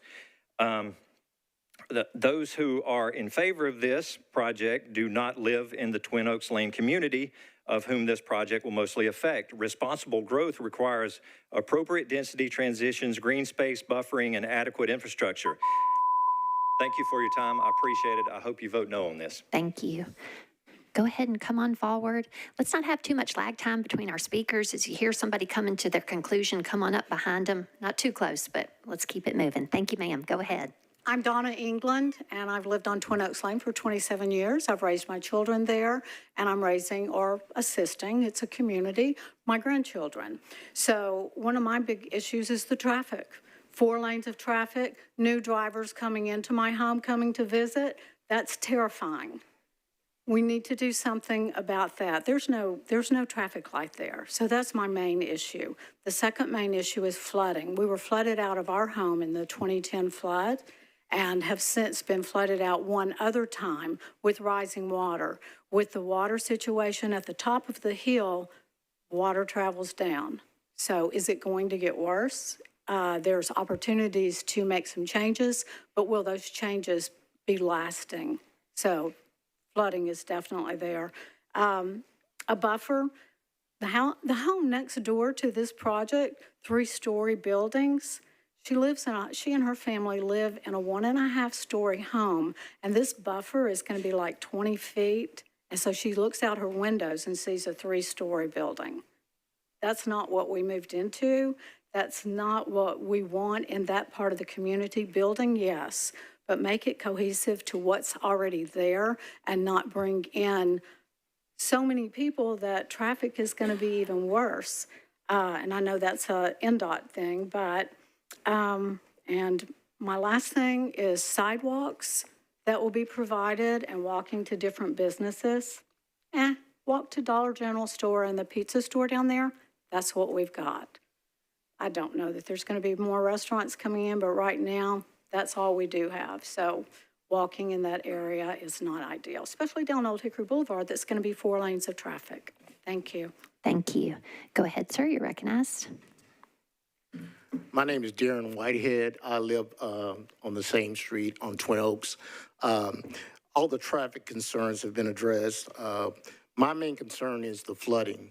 And we've had some of these meetings, and I asked specifically, if the area does flood, which has flooded in the past, who's responsible for it? Certainly not the contractors who are building, because their job is done, they're gone. So we've asked for meetings with NDOT and TDOT to no avail. I'm not against progress, but the growth that Nashville has experienced, not just our area, is the planning is way behind. And so we're going to build in areas, it needs to fit the needs of the community. And it certainly needs to address the ones who actually live and stay in that area. All of us who got up and spoke live on Twin Oaks Lane. And it's going to directly affect how we live, not only how we live, but how we get out onto Old Hickory Boulevard. The traffic right now is bad. And it's already creating congestion both ways. One to try to go on the 24 to get onto 24, and one try to go left down towards Knowlesville Road. So I don't think a traffic study has been done. The amount of traffic it's going to create, along with the 46 units that are being asked to be built there, how much more traffic that's going to create on Old Hickory Boulevard. So I'd ask to vote no on this. Thank you. Go ahead, ma'am. You're recognized. Hi, I'm Shauna Deacon, and I'm in a neighboring community we're all experiencing explosive growth, and the infrastructure demands that are just not being met. I've been trying to work with Metro Water, NDOT, and coordinate planning, and for several months now, and they all speak in isolation. I pulled into the Twin Oaks Road to grab one of the community members, and she drove out, and we were just at a stop for probably 2.5 minutes waiting for traffic so we could turn right into traffic. You guys have to hit pause until we can figure out the plan. Thank you. Is there anyone else seeking to be recognized in opposition? Okay, seeing none, I will declare the public hearing closed. And it's back to you, Ms. Lee, for a motion on these bills. Madam Chair, I would like to make a motion to approve these, but I would like to have a comment afterwards. Okay, there is a motion to approve 1411 and 1412 in a consolidated motion. Again, approval on second of 3 readings. I've heard a second of that motion. And so with that, it's back to you, Ms. Lee. I would like to ask that you all approve this. There have been, as you have heard, numerous meetings, and we're still trying to set up one now. As you heard, the request with NDOT and water. That is in the motion of trying to be set up now as well. These developers have really trying to work with the community, even as far as offering to walk them through a neighborhood that would be like the one that they're building, take them to a couple of the restaurants that we were looking at. I have one particular one in mind that I wanted there. But so when you hear commercial, we're not talking about big, heavy things. We're talking about like office buildings. Sit down, I think a pizza place of one of the owners that were in the community. And then I don't know if you all have ever been to, what's the name of that, My Chives or whatever. Those are the type of things that we're looking to do that so that you can have a walkable area, a walkable space. I agree totally. Our area, the roads are terrible. The infrastructure is not there. But what are you going to do? Say we'll never build anything else until that's fixed? Or do you work with people that are coming to build things? Or do you work with people that are coming to build things to suggest different things that they can do in order to build to help your area out? And that's what we have trying to do. At all of my meetings, I ask, instead of saying what you don't want, give me suggestions on what they can do to help. And they have done the things, some of the suggestions. A lot of the suggestions may be out of their hands that they cannot do. But other things, let's do that. Let's get something in place that looks like what we want and some things that we need, and then let's work together to try to get some of these other divisions to make some of the changes that need making. You can't just say don't put anything there until everything is fine, because how do you get money? We don't have any doggone money. How do you get money to do some different changes? Well, this may be, I'm sorry, but I'm going to say it, get the developers to do it while they're doing something else. If you want to do this, then help us by putting these things in places. Those are some of the things that we have had to do and that we are trying to continue to do. I will say, I think I heard it from somebody else, some speakers. I trust these developers. I don't think that they're going to walk away and say, okay, this is done. Now let me slap my hands of it because I'm out of here. I think you also heard that an amendment was forthcoming. And those that are on my database where I send out information, it should have already been sent to them because I asked it to the amendment to be sent. Does that amendment do everything? No, but it does help, and some of the things on that amendment are from what the community said. So we're going to still be working on this. And I'm hoping, and those Ms. people Lee? that didn't come to the meetings, when Ms. I have Lee? my meetings, is it Your about time for me to go? Your time has Okay, expired. I do appreciate, please, I would like for you If all another to member vote would for like this. to Thank you. cede their time, Ms. Ellis is next in the queue. If there's anything that you want to conclude with, Ms. Lee, Ms. Ellis is seated. Thank you very much. We will continue to work with these developers and ask them to do things for the community. I don't think that if this is handled or if this is done, that they're going to stop being in the community because they care about the community. I have not said from any other developers that I have that I trust them the most. Now, if they prove me wrong, then you slap my face later. But right now, I trust them, and I think that they will continue, and I think we need to also ask them different things and have a plan in place and carry that forward. And hopefully if NDOT and Water is listening as well, know that you all are being asked to have a meeting. I have already reached out to our council office to say when we want that meeting, where we want it, and to try to set that up. So that'll be there too. So this isn't something that we are stopping on. This is something that we are going to continue to work, and I hope the community then will help me as well with specifics, things that these developers can do, not things that are out of the hands of the developers, but something that they can do, and we will help and get some things done for our community. Thank you, Madam Chair. Thank you. Ms. Ellis, did you seek to be recognized? There's 1 minute and 45 seconds of time remaining, or was it just for purposes of seating time? Okay, all right, so we'll clear that clock, and next in the queue is Councilmember Cortez. You're recognized, sir. Thank you, Vice Mayor. This sounds like a very promising project, and I don't want to get in the way of it. I just want to make sure that meeting with NDOT happens. I'd like to make a motion for a one-meeting deferral just to make sure there's time to make that happen. Is there a second to the deferral motion? I do not hear a second, and so that motion is not moving forward. We remain on a motion to approve on the second of 3 readings. Next in the queue is Councilmember Hill. Thank you, Madam Vice Mayor. I just want to give Ms. Lee a little extra time if she needs to speak. I think a colleague has already ceded time, and Ms. Lee has, you're concluded. Is that right, Ms. Lee? Okay, Ms. Lee is thanking you for your collegiality. Okay, all right. Seeing no one else seeking discussion at this time, we will move to the vote. It's a consolidated motion of 1411 and its companion 1412 on their second of 3 readings. All in favor, please say aye. Any voting no? Any abstaining? Okay, we have 2 abstentions. Mr. Clerk, can you see those abstentions there? All right.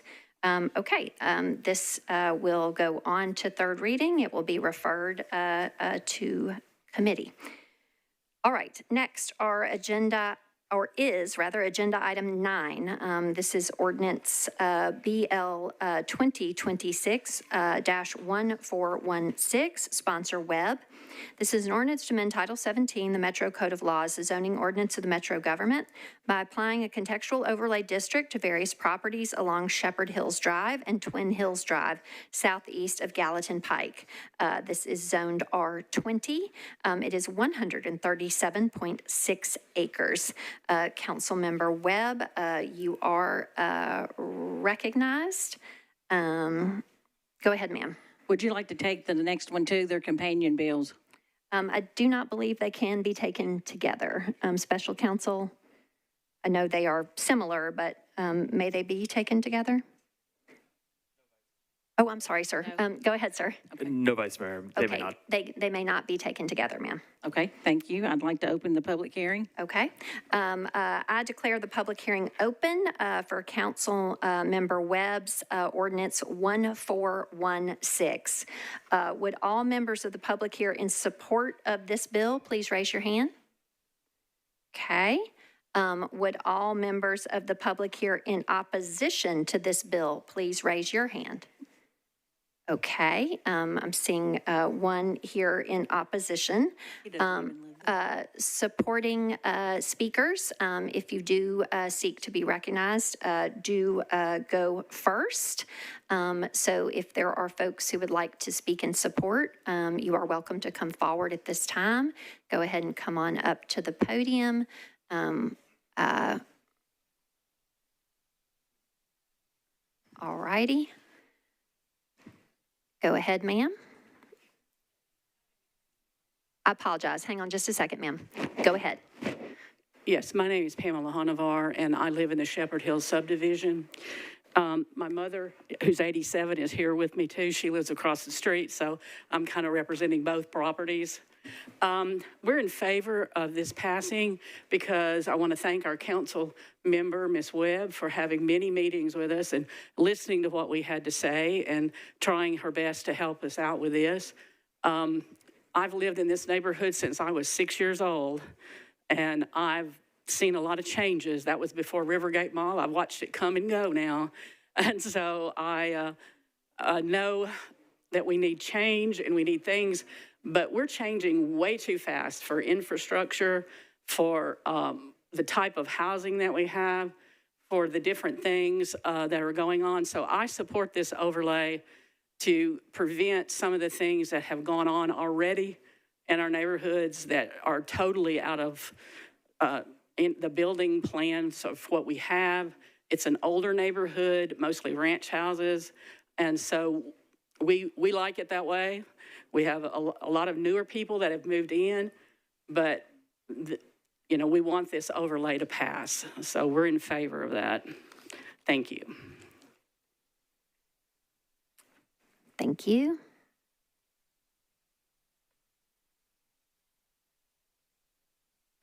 Go ahead, sir, you're recognized. This is Randy Swayze. I live in Shepherd Hills subdivision development. We have the overlay that has been proposed by Ms. Webb, and there's a lot of things that lie behind this that are not being seen, I don't feel like. You've got, as was spoken just now, that most all the homes are ranch homes. Most all the homes are on at least an acre lot. Now we've got people that are coming in that are trying to develop one single lot of an acre and dividing it into two and put two tall skinnies on there, which is taken away from the attraction of the neighborhood itself. I moved there about 20 years ago with my wife. The thing that attracted us to that area was the fact that there was a lot large lots. The housing and the development was mainly maintained, and these tall skinnies that are coming in is creating, one, a lot more traffic, two, the fact that it is taking away from the integrity of the subdivision itself. And I am in favor of the overlay and hope that you will see it, that it is not a step in the right direction for this to take place. Thank you. Thank you. Go ahead, sir. My name is Milton Pirtle, and I reside in this particular neighborhood. I'm asking the council to help us to preserve our current neighborhood, which has been in existence for about maybe at least 50 years. If you give you a little context of it, we're in the midst of a development. We live maybe about a block or two from the Rivergate Mall, where they're developing over 400 units and retail spaces. So we are only asking maybe about 2 or 3 streets to the north of Gallatin Road that will allow us to preserve our neighborhood, raise our families, and simply just live in a more peaceful environment. Thank you. Thank you, sir. Go ahead. You're recognized. Hi, my name is Chip Ellis. I live on Twin Hills Drive. I've watched the character of this neighborhood erode a little bit for the last 11 years. We've got subdevelopments going in on every available square inch of land. It's a special neighborhood. All of my neighbors bought there, invested there because of the character of the neighborhood. And it's kind of slowly going away. So I'm in full support of this overlay. I think the neighborhood needs it. Thank you, sir. Is anyone else seeking to speak in support? Okay, seeing none, there was a person in opposition, I believe. Do they wish to speak? Okay, go ahead, you're recognized. Yeah, we're in a housing crisis, and this effectively makes it a lot harder to build housing. This starts one parcel off of Gallatin Pike, right, where a high-frequency transit corridor is, and this is not what we need to be doing in the midst of a housing crisis. This was disapproved by the Planning Commission. Just want to remind you all that. Thank you. All right, is there anyone else seeking to be recognized to speak in opposition? Seeing none, I will declare the public hearing closed. At this time, Ms. Webb, immediately subsequent to this public hearing, because this is a disapproved bill or disapproval recommendation, we do have a presentation by the Planning Department. Okay, so let's do that first, please, and then you are, of course, very welcome to speak at that time and make a motion as you see fit. Go ahead, Mr. Lehman. Okay, thank you. This is BL 2026-1416. These are the properties proposed for the overlay. The contextual overlay would be applied on top of the base zoning that's in place today on the properties shown in yellow. And once again, the current zoning is R20, the base zoning. If this were to be applied, it would be an overlay, a contextual overlay on top of that existing zoning on these properties. Contextual overlays provide additional design standards in residential areas. They're intended to maintain and protect neighborhood form and character, and they must be applied for a complete block face. So some of these properties are included because to apply it to this entire neighborhood, you have to go the full length of a block. What a contextual overlay does is it regulates setbacks to be consistent with the average setbacks on either side of a property, and same thing with building height. You look at the surrounding building heights when a new house comes in, so that you're looking at the average of what's around it to determine what would be allowed on a particular property if it were to be torn down and redeveloped.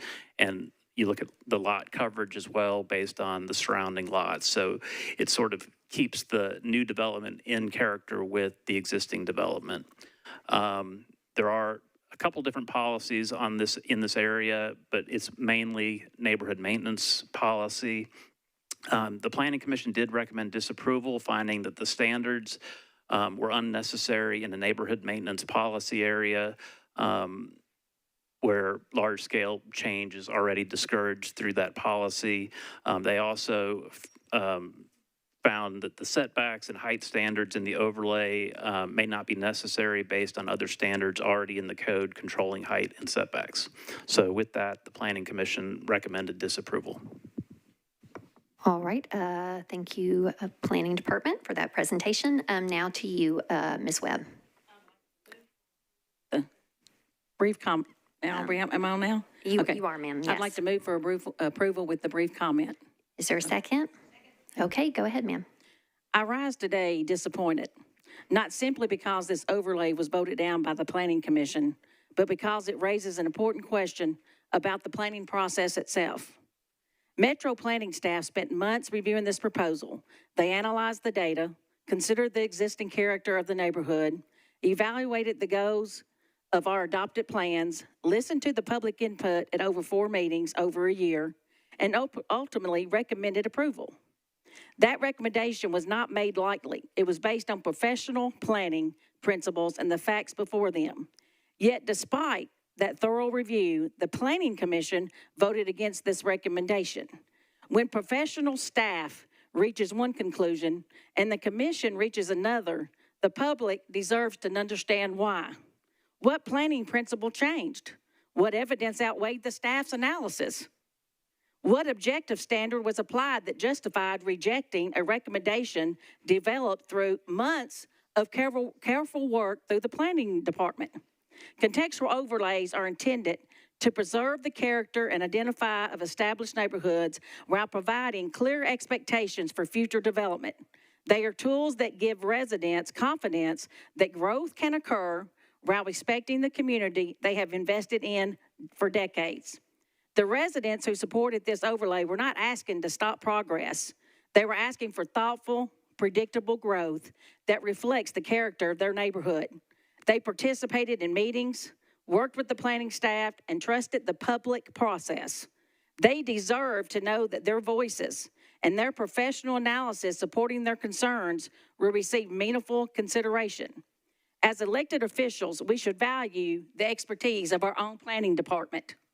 We may not always agree with every recommendation, but when we depart from professional guidance, we should be able to clearly explain why. This is about more than one overlay. It is about public confidence in our planning process.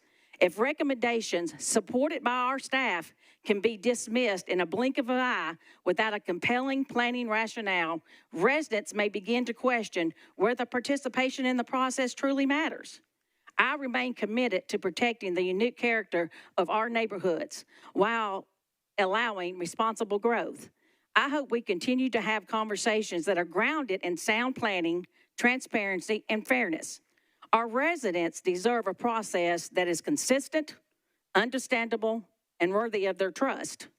And I also would like my fellow council people to know that I probably have more density going on than most of the areas.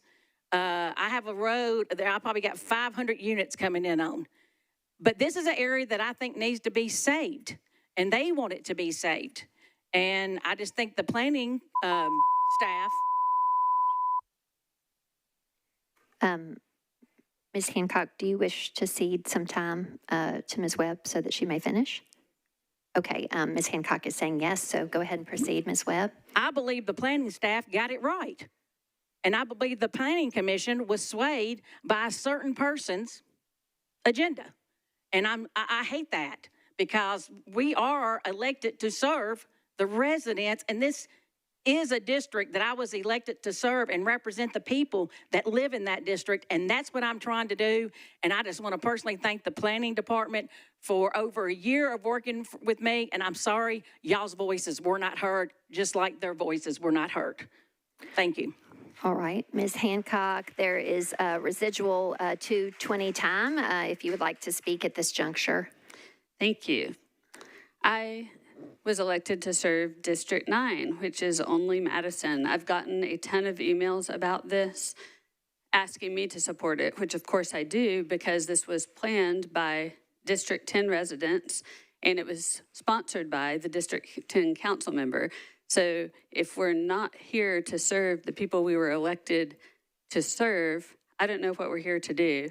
And I rise in support of Councilmember Webb, her constituents in District 10, and us letting the district council members handle what is only affecting people in District 10 on just a very few streets. Thank you. All right, discussion continues on the motion to approve on second reading. Next in the queue is Councilmember Eastlick. You're recognized, sir. Thank you very much. It seems at times the residents that don't want their neighborhoods multifamily are vilified.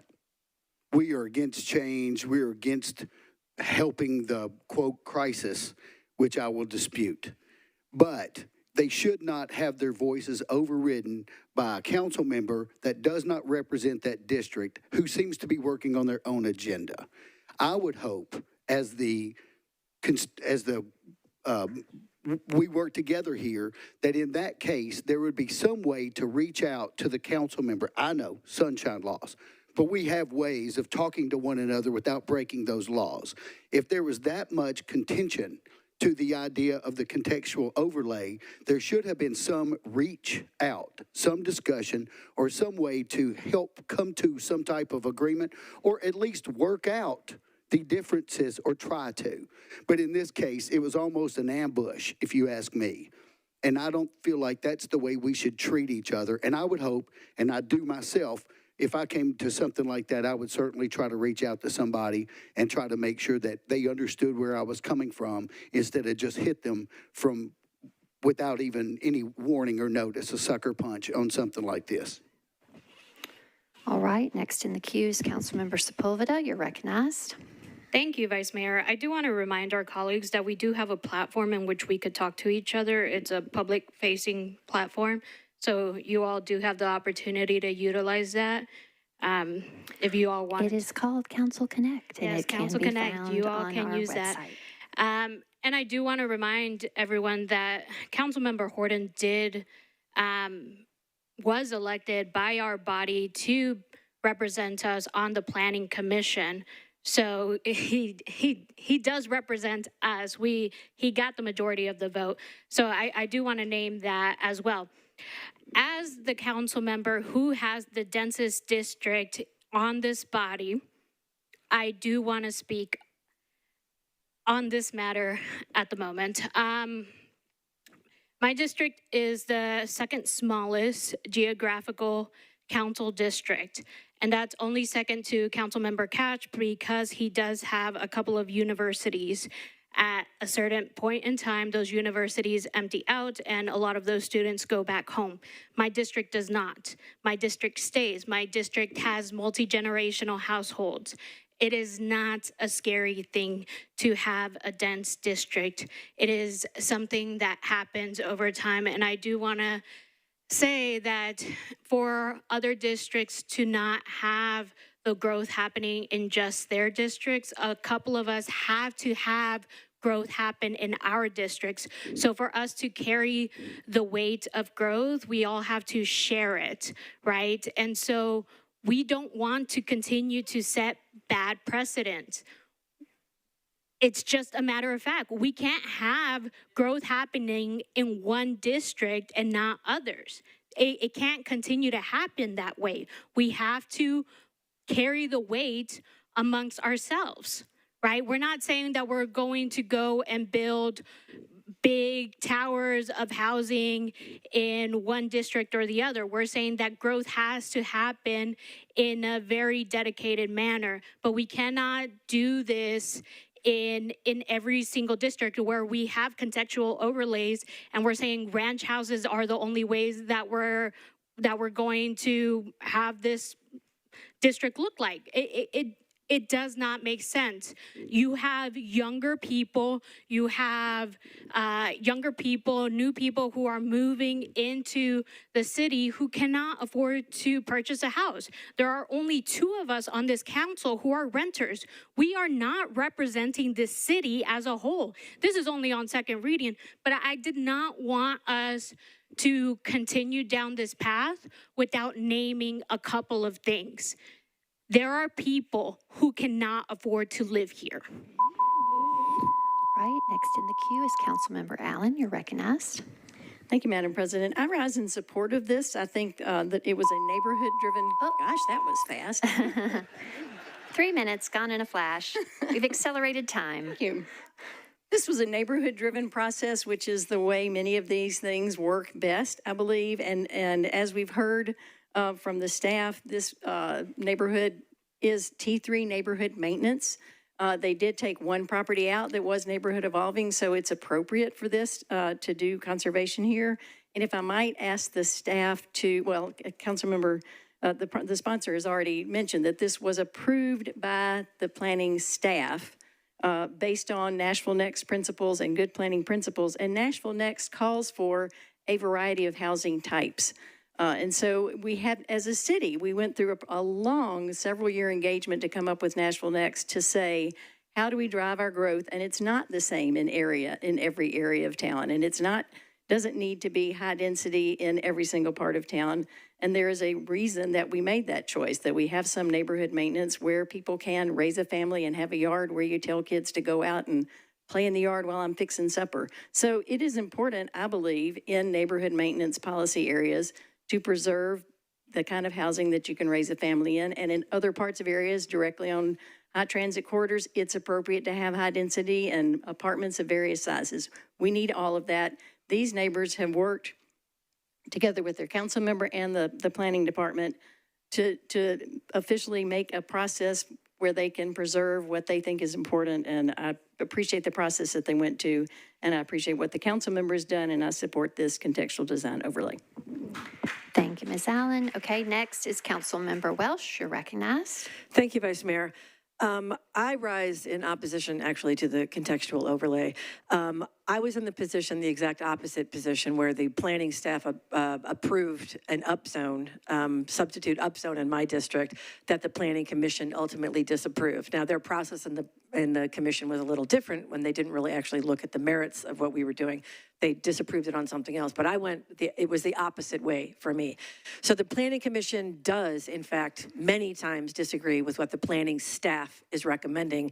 And that is their job as the commission to overlook and see how everything works in conjunction with the rest of our city. I have to disagree with my colleague who said that these things only affect one district, because they do not. We know that zoning in one district has a very big effect on zoning in other districts. Other districts are forced to absorb more growth because the growth is here and we need to address it.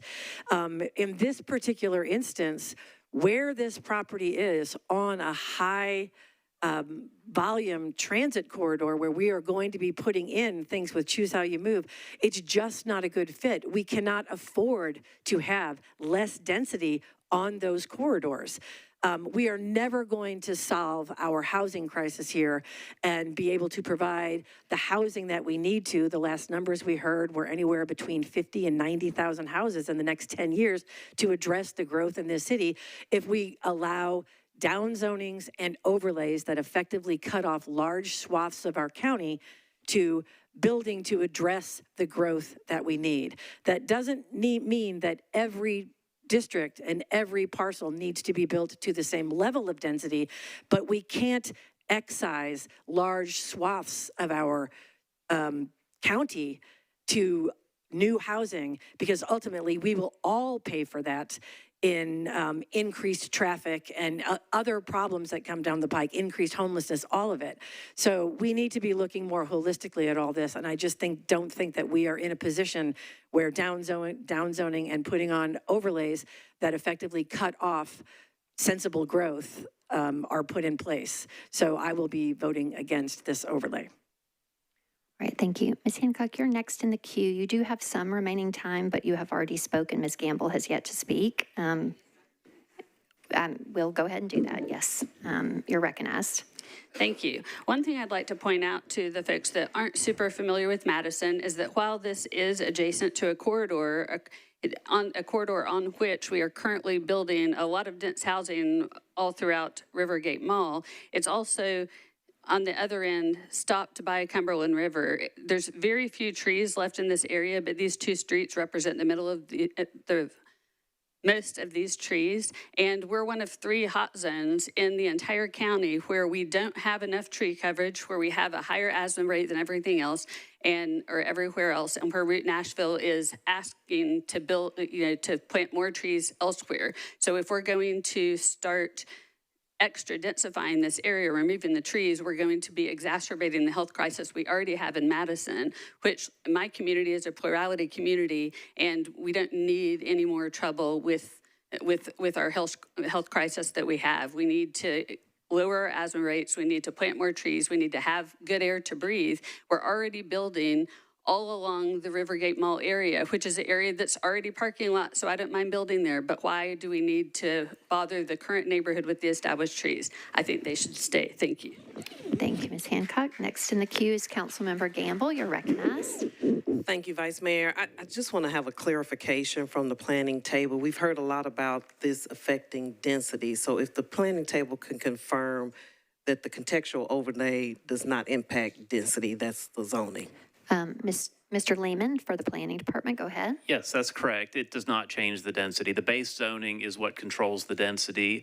The contextual overlay just affects the design of how, if a house goes on that a lot, what the setbacks are, what the height would be, and the lot coverage. So it does not affect the overall density. Thank you for that clarification. And also in regards to the style of the housing, would this contextual overlay restrict the kind of, I guess, diversity of housing types to only one housing type? And if so, how does that impact housing cost when we look at affordable housing? Mr. Lehman, you're recognized. Yes, it does not get into the architectural design of a home. It just, like I said, it controls setbacks, height, and lot coverage. Thank you. Thank you for that clarification. I think that's important for everybody to understand. This is not a rezoning. This does not impact density. That happens during the zoning process. So if at any point there was a zoning proposal, I think a lot of these arguments that have been made today would be relevant. I don't think they're so relevant today. And also, I just want to say, although I'm not a renter now, I've been a renter in my life. And I know that many of us have probably been renters before, even though we're not renters now. So I just want to put that out there to say, just because we're not renters today doesn't mean that we haven't been a renter and empathize and understand the need for having multifamily for people to rent. Thank you. Thank you, Ms. Campbell. Next in the queue is Councilmember Ellis. You're recognized, ma'am. Thank you, Madam President. I didn't know that we were going to go back down the route of saying a $400,000 home is affordable. What's the status of the infrastructure plan that we asked for when we had the housing and infrastructure study done? Is that appropriate? Ms. Ellis, that was shared at Planning and Zoning Committee on Monday, but I'm sorry, I was I'll allow working. it. Is there an could you share that with me? Mr. Lehman, can you share some timing information on that, please, sir? Yeah, I believe that was a different discussion at the Planning and Zoning Committee. I would have to check on the status, and we can get back to you on that. I don't know the exact status of exactly what you're referring to. So, yeah, the H&I infrastructure study, I don't know exactly where that stands. I can get back to you on that, though. Okay, I apologize. I thought that had been mentioned in committee, so I regret my error. So we don't know when the infrastructure study is going to be completed. I don't have that information tonight, but I can check and get back to the council on that. Okay, please do. Thanks. Thank you, Ms. Ellis. All right. Is there any further discussion on this motion to approve on its second of 3 readings? Okay. We are going to do this. Ms. Webb? Go ahead, ma'am. I just would like to point out that a lot of this neighborhood is still on septic and can't be built high density at this point. And I would like a roll call, please. Okay. Ms. Webb has requested a roll call. It requires 2 seconds, 3 seconds. Okay. All righty. Okay. Mr. Clerk, if you would please open the vote for the motion to approve 1416 on its second reading. Colleagues, at this juncture, this requires a simple majority on second. You heard about the disapproval at Planning Commission. That is on the final reading. That elevates the vote threshold disapproved bill to 27 on the third and final reading. But on the second reading, this is a simple majority.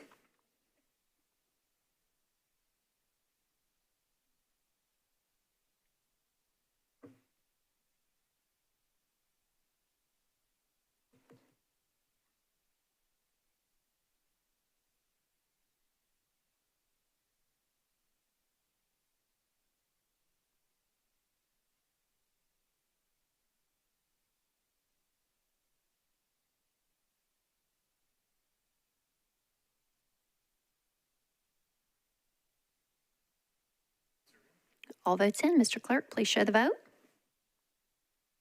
Okay, this motion has passed with 21 votes in favor, 7 against, and 2 abstentions.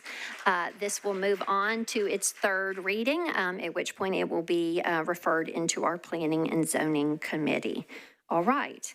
Next is agenda item 10. I know, Ms. Webb, it was similar, but you've got another item about to come up here. I know you did ask to take them together, but we cannot do that. So this is agenda item 10, ordinance BL 2026-1420, sponsor Webb. This is an ordinance to amend Title 17 of the Metro Code of Laws, a zoning ordinance of the Metro government by applying a contextual overlay district to various properties along Cumberland Hills Drive and Northside Drive, south of Gallatin Pike, zoned RS 40.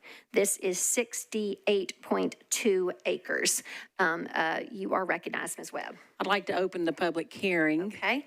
I declare the public hearing open for Ms. Webb's Bill 1420. Would all members of the public here in support of this bill please raise your hand? Okay. Would all members of the public here in opposition to this bill please raise your hand? Okay. With one person here in opposition, do the persons here in support seek to be recognized or speak? You are very welcome to speak in support if you would like. Those speaking in support do go first. And so if you would please come forward, you can go ahead and come right on up to the podium. Persons in opposition, if they seek to be recognized, will speak after those speaking in support. Go ahead, sir, you're recognized. Thank you very much. My name is Ted Montmany. My wife, Lori, and I live at 401 Cumberland Hills Drive. And first of all, I'd like to thank you, Jennifer, very, very much for bringing this to council, and it's in the best behalf of our neighborhood. I do want you to know that my wife and I, we did send an email last night to the National Metro Council requesting its approval. And there were several of our neighbors that were not able to make the meeting tonight, but they also sent emails as well. So that will all be on record of their request for such approval. 3, our existing neighborhood is the form, character, and the main reason when we moved to Nashville 9 years ago, when we had grandchildren coming along, that we love the neighborhood. We love to have the acre lots because, like you said, playing baseball, throwing football, all things we do with the grandkids in the backyard is one of the main reasons we moved to this neighborhood.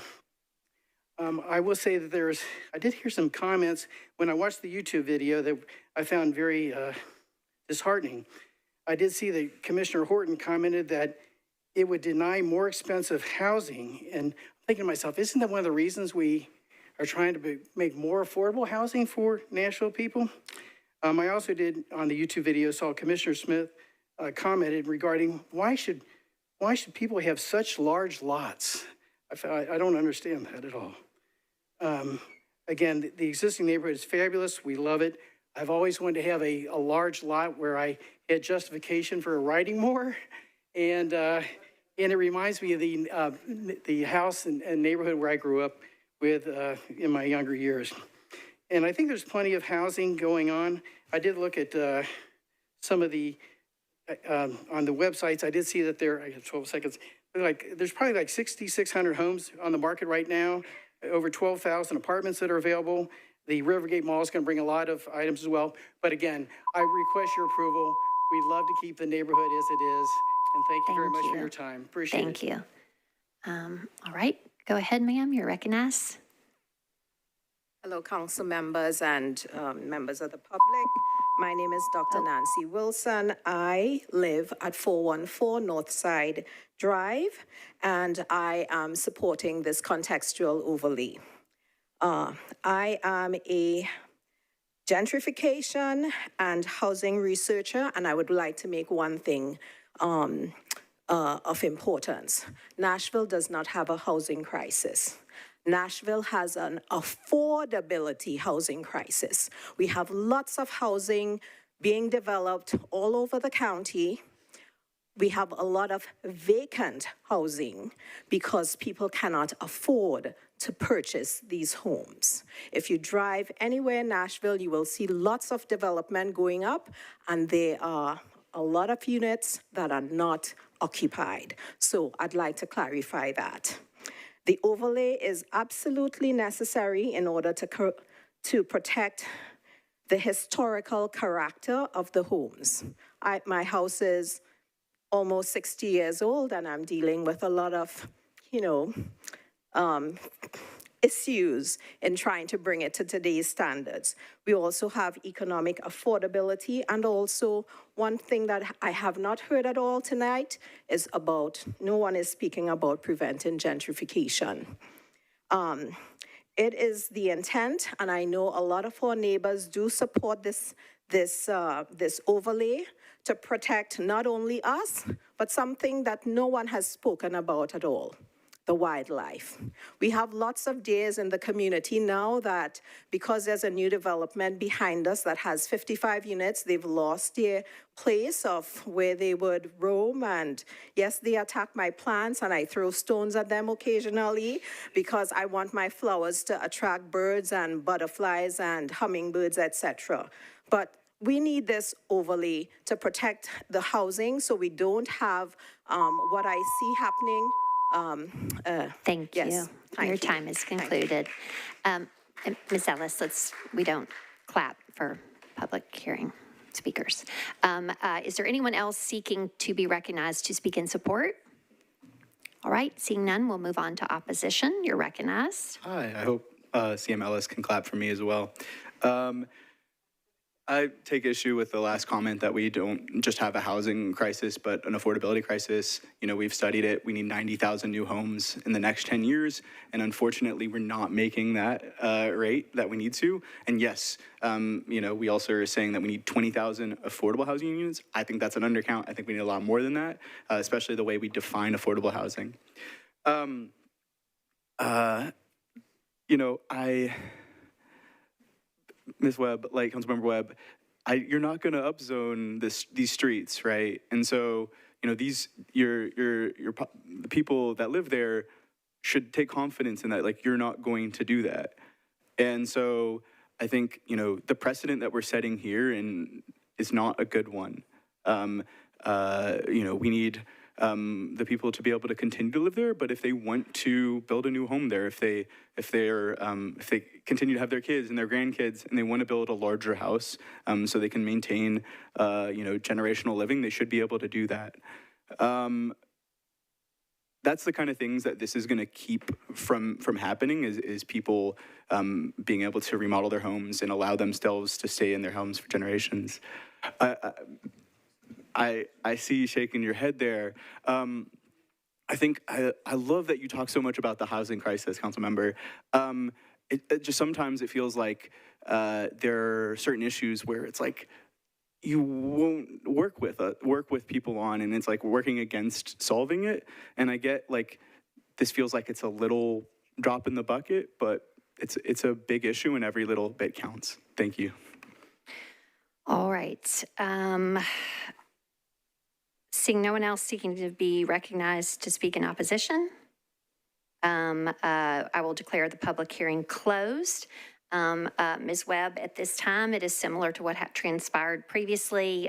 It being a disapproved bill, immediately subsequent to the public hearing, we will have the presentation of the planning department, after which you will be recognized, okay? All right. It is to the planning table. Mr. Lehman, go ahead, sir. Yes, this is BL 2026-1420. It's a request to apply a contextual overlay district to the properties shown in yellow south of Gallatin Pike. These properties are currently zoned RS40, mostly RS40 with one property R20. The request is to apply the overlay, and it falls primarily within the suburban neighborhood maintenance policy. And similar to the other case, the contextual overlay provides design standards in residential areas. It is intended to maintain and protect the neighborhood form and character. It is to be applied for the entire block, and it controls setbacks, building height, and lot coverage. The Planning Commission recommended disapproval, finding the standards to be unnecessary in the neighborhood maintenance policy area where large-scale change is discouraged already. And they also found that the setback and height standards of the overlay may not be necessary based on other standards already in the zoning code controlling height and setbacks. So with that, the Planning Commission recommended disapproval. All right, thank you, Mr. Lehman, for the report of the Planning Department. And now, Ms. Webb, Madam Sponsor, you are recognized for a motion on your bill. Are they going to speak first, or I'm going to speak first? People in the queue? No, you speak first. I want to move for approval with the brief comment. Okay. And there's Is there a second? Okay. Go ahead. Okay, there's two things that I want to let people know. Okay, so one thing, y'all talk about density, but you just heard from the Planning Department that this does not affect density. So it's not going to make more houses because it doesn't affect density. Second of all, I don't really like to talk about my personal job, but just 5 miles down the street, I built 8 $350,000 homes. And you know, the cheaper the home, the cheaper the profit. But I wanted to give something back to my community. And I'm trying to work with NDOT. If I get that worked out, I can build another 15 right there in my area.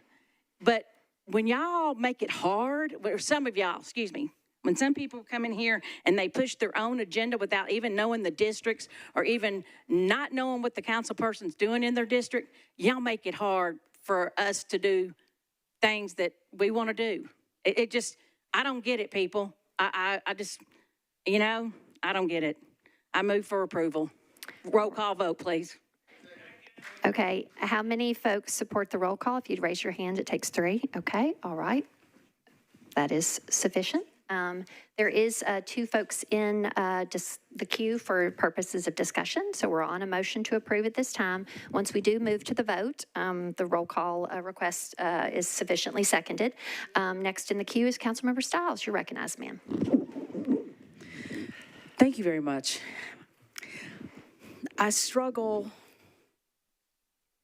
really throughout this entire term, but I think tonight has been a fantastic example of constituents coming out saying what they don't want, constituents coming out saying what they do want, and we just turn deaf ears and run very much, as Councilmember Webb just said, our own personal agendas, housing everywhere, including in your closet.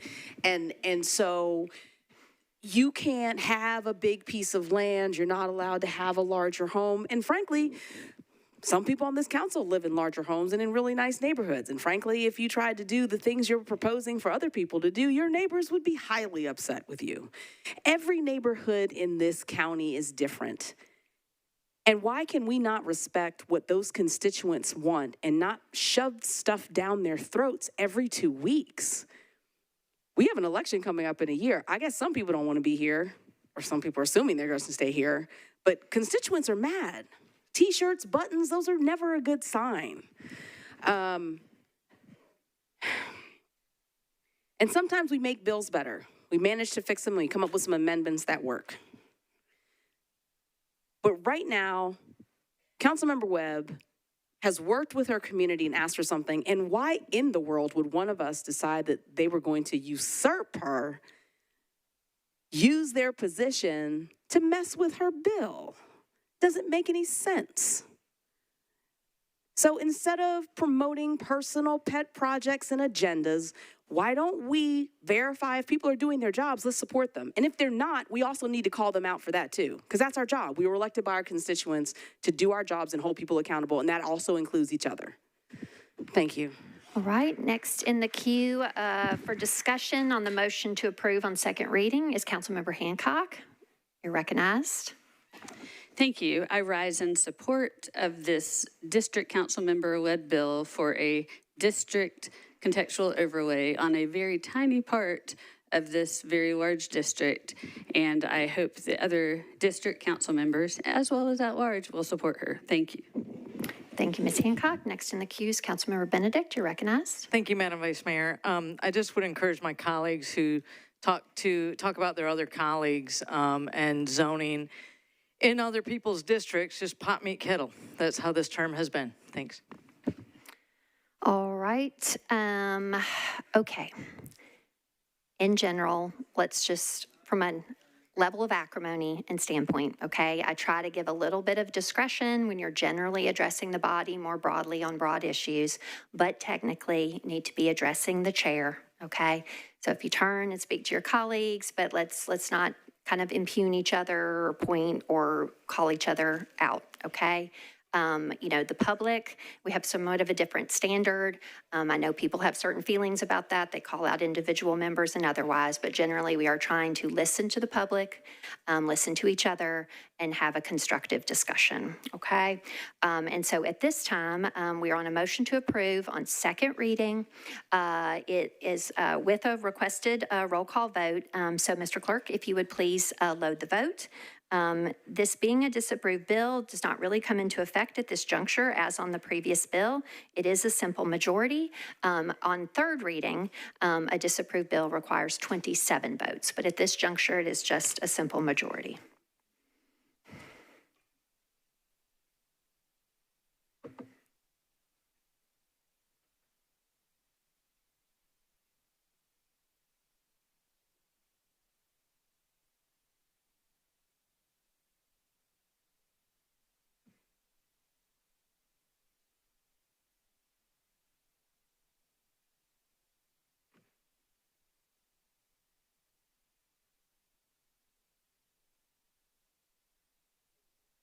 All votes in. Mr. Clerk, please show the vote. Okay, this motion has passed, and this bill has passed its second of 3 readings with 20 votes in favor, 8 against, and 3 abstentions. Okay, this will move on to Planning and Zoning Committee and its 3rd reading at the next meeting.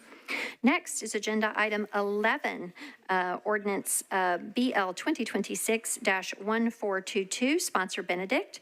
This is an ordinance to amend Title 17, the Metro Code of Laws, the zoning ordinance of the Metro government by changing from RS 7.5 to R8A zoning for property located at 863 Argyle Avenue, located at the corner of Argyle Avenue and Emmett Avenue. This is 0.58 acres. Councilmember Benedict, you're recognized. Thank you, Madam Vice Mayor. I'd like to move for a deferral to the first meeting in September. Okay. Do I hear a second? There's a motion to defer to the first meeting in September for purposes of the public hearing at that time. Properly seconded. Is there any discussion? Seeing none, all in favor, please say aye. Any voting no or abstaining? Okay, this public hearing will be taken up on the meeting of September 1st. Next is Agenda Item 12. This is Ordinance BL 2026-1425, sponsor Harrell. This is an ordinance to amend Title 17, the Metro Code of Laws, the zoning ordinance of the Metro government by changing from AR2A to SP zoning for property located at 3233 Hamilton Church Road, approximately 315 feet west of Buckpasser Avenue. This is 4.05 acres and located within the Hamilton Hills Urban Design Overlay to permit 24 multifamily residential units. Councilmember Harrell, Mr. Vice Chair, you are recognized, sir. Go ahead. Madam Vice Mayor, I would like to defer this to the next, this 2 meetings of the next public hearing due to lack of notice. Okay. There is a motion to defer this 2 public hearings forward such that it would be on public hearing of the meeting in October 6th. No. Just one public hearing. One public hearing, I'm sorry. Okay. So 2 meetings. But 1 public hearing. 1 public hearing, 2nd reading to the meeting of September 1st. Okay. It's properly seconded. Is there any discussion on this motion to defer to the first meeting in September and that public hearing? Seeing none, all in favor, please say aye. Any voting no or abstaining? Okay, this will be taken up on September 1st. Next, also Councilmember Harrell. Oh, sir, good night. I didn't draw them in together. You had a companion bill. Okay, you also want to defer this one because they are companions to each other. I apologize, I had not marked my agenda to that effect. Go ahead and make your motion, sir. I'll move to defer this 1 meeting to the next, 2 meetings, 1 public hearing for the meeting of September 1st, once again, due to lack of notice. Okay, properly seconded. Okay, any discussion? Nope. Okay, all in favor, please say aye. Any voting no or abstaining? Okay, all right. Sorry. Took up 2 extra minutes, didn't put those together. Okay. All right. Next is Agenda Item 14, Ordinance BL 2026-1433, sponsor Stiles. This is an ordinance amending Chapters 2.240, 6.28, and 7.08 and Title 17 of the Metro Code of Laws to replace daycare uses with childcare and adult services uses and amend related conditions and standards. Ms. Stiles, you are recognized, ma'am. Thank you very much. I'd like to move to defer this until the first meeting in September. Okay, is there a second? Okay, there is a motion to defer the public hearing and 2nd reading of this bill to the first meeting in September, which is on September 1. Properly seconded. Any discussion? Seeing none, all in favor, please say aye. Any voting no or abstaining? Okay. All right. Next is Agenda Item 15, Ordinance BL 2026-1445, sponsor Cash. This is an ordinance to amend Title 17 of the Metro Code of Laws, the zoning ordinance of the Metro government, by canceling a planned unit development overlay district for property located at 2609 West End Avenue, located approximately 197 feet southwest of Natchez Trace, zoned MUGA. This is 1.56 acres. Councilmember Cash, you're recognized, sir. Open the public hearing. Okay.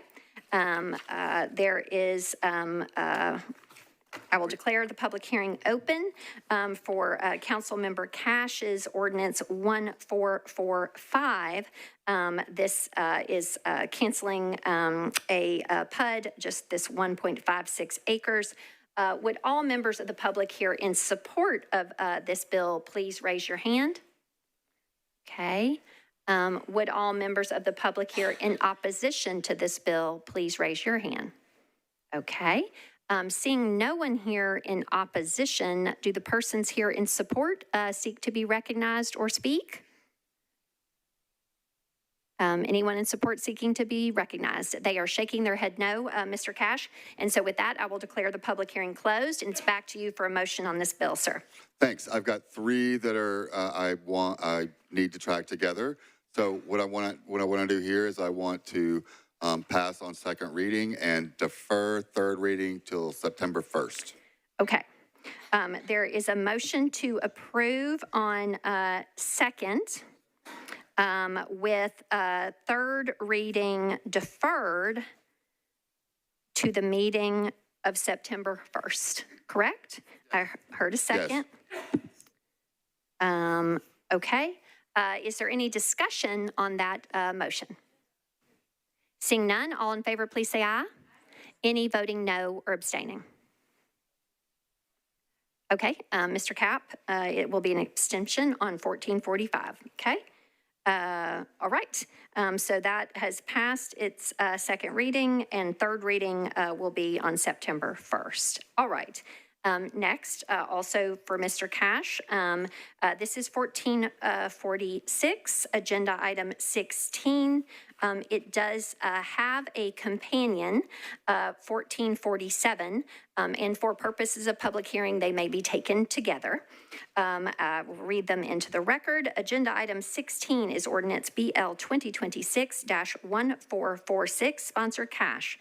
This is an ordinance to amend Title 17 of the Metro Code of Laws, the zoning ordinance of the Metro government, by changing from ORI, ORIA, MULA, SP, and MUGA to SP zoning for various properties located from the corner of 30th Avenue South and West End Avenue to Natchez Trace, south to 31st Avenue South, and along 31st Avenue South, Vanderbilt Place, and 30th Avenue South to West End Avenue. This is 43.16 acres and partially located within a planned unit development overlay district to permit a mixed-use development. Again, the companion bill is agenda item 17, also sponsor Cash. It is agenda, or rather bill number 1447, and it requires that certain materials be restricted in the construction of buildings at all of the addresses and locations mentioned in 1446. All right, that has now been read into the record. Councilmember Cash, you're recognized, sir. Thank you. Open the public hearing, please. Okay. I declare the public hearing open for Councilmember Cash's bills 1446 and 1447. Would all members of the public here in support of these bills please raise your hands? Okay. Would all members here in opposition to these bills please raise your hands? All right. Okay, so persons speaking in support do go first, and as such, we would ask that you come forward. This may be one of our larger hearings. What I would ask, please, just as a courtesy really to yourselves so that you do not have to be standing for too long. We have a staff member there. We don't really want to have more than about 10 people standing, don't want to have our door blocked, but we will get rolling for the speakers in support. And go ahead, sir, you're recognized.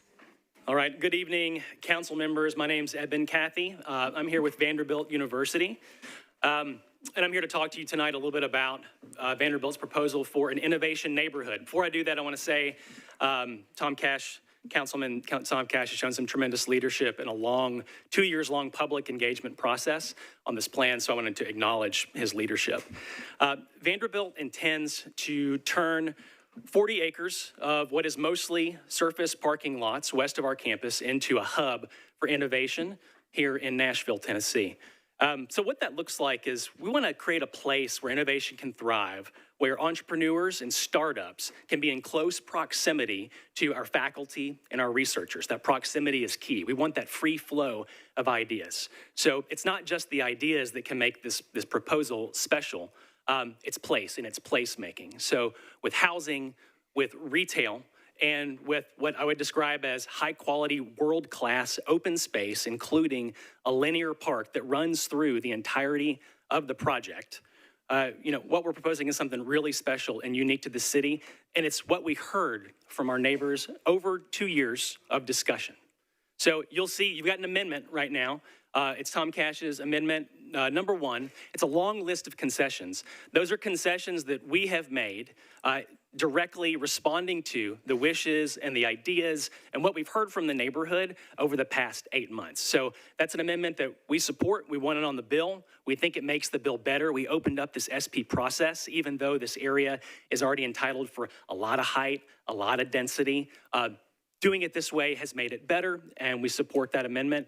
This passed unanimously at planning in April of 2026.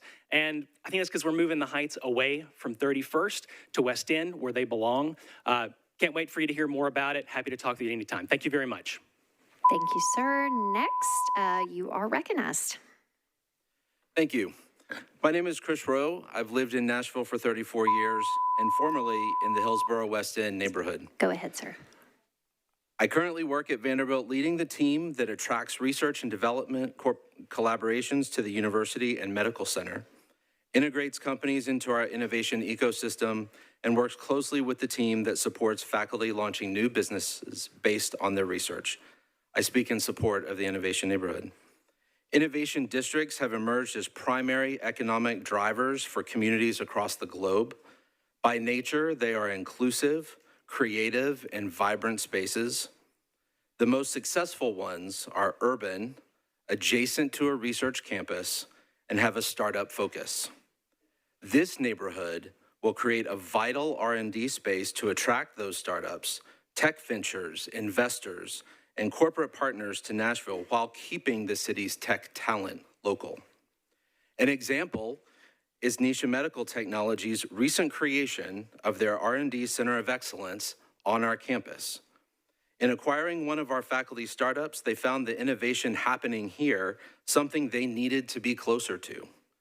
Their expansion has added 40 high-quality jobs to the city and keeps the startup that they're acquiring growing in Nashville rather than leaving for the coast. This is one of many data points that we have demonstrating this project's potential. Our goal is to bring together the universities from across the region, local businesses, diverse entrepreneurs, and residents to share in the neighborhood's vibrancy and long-term prosperity.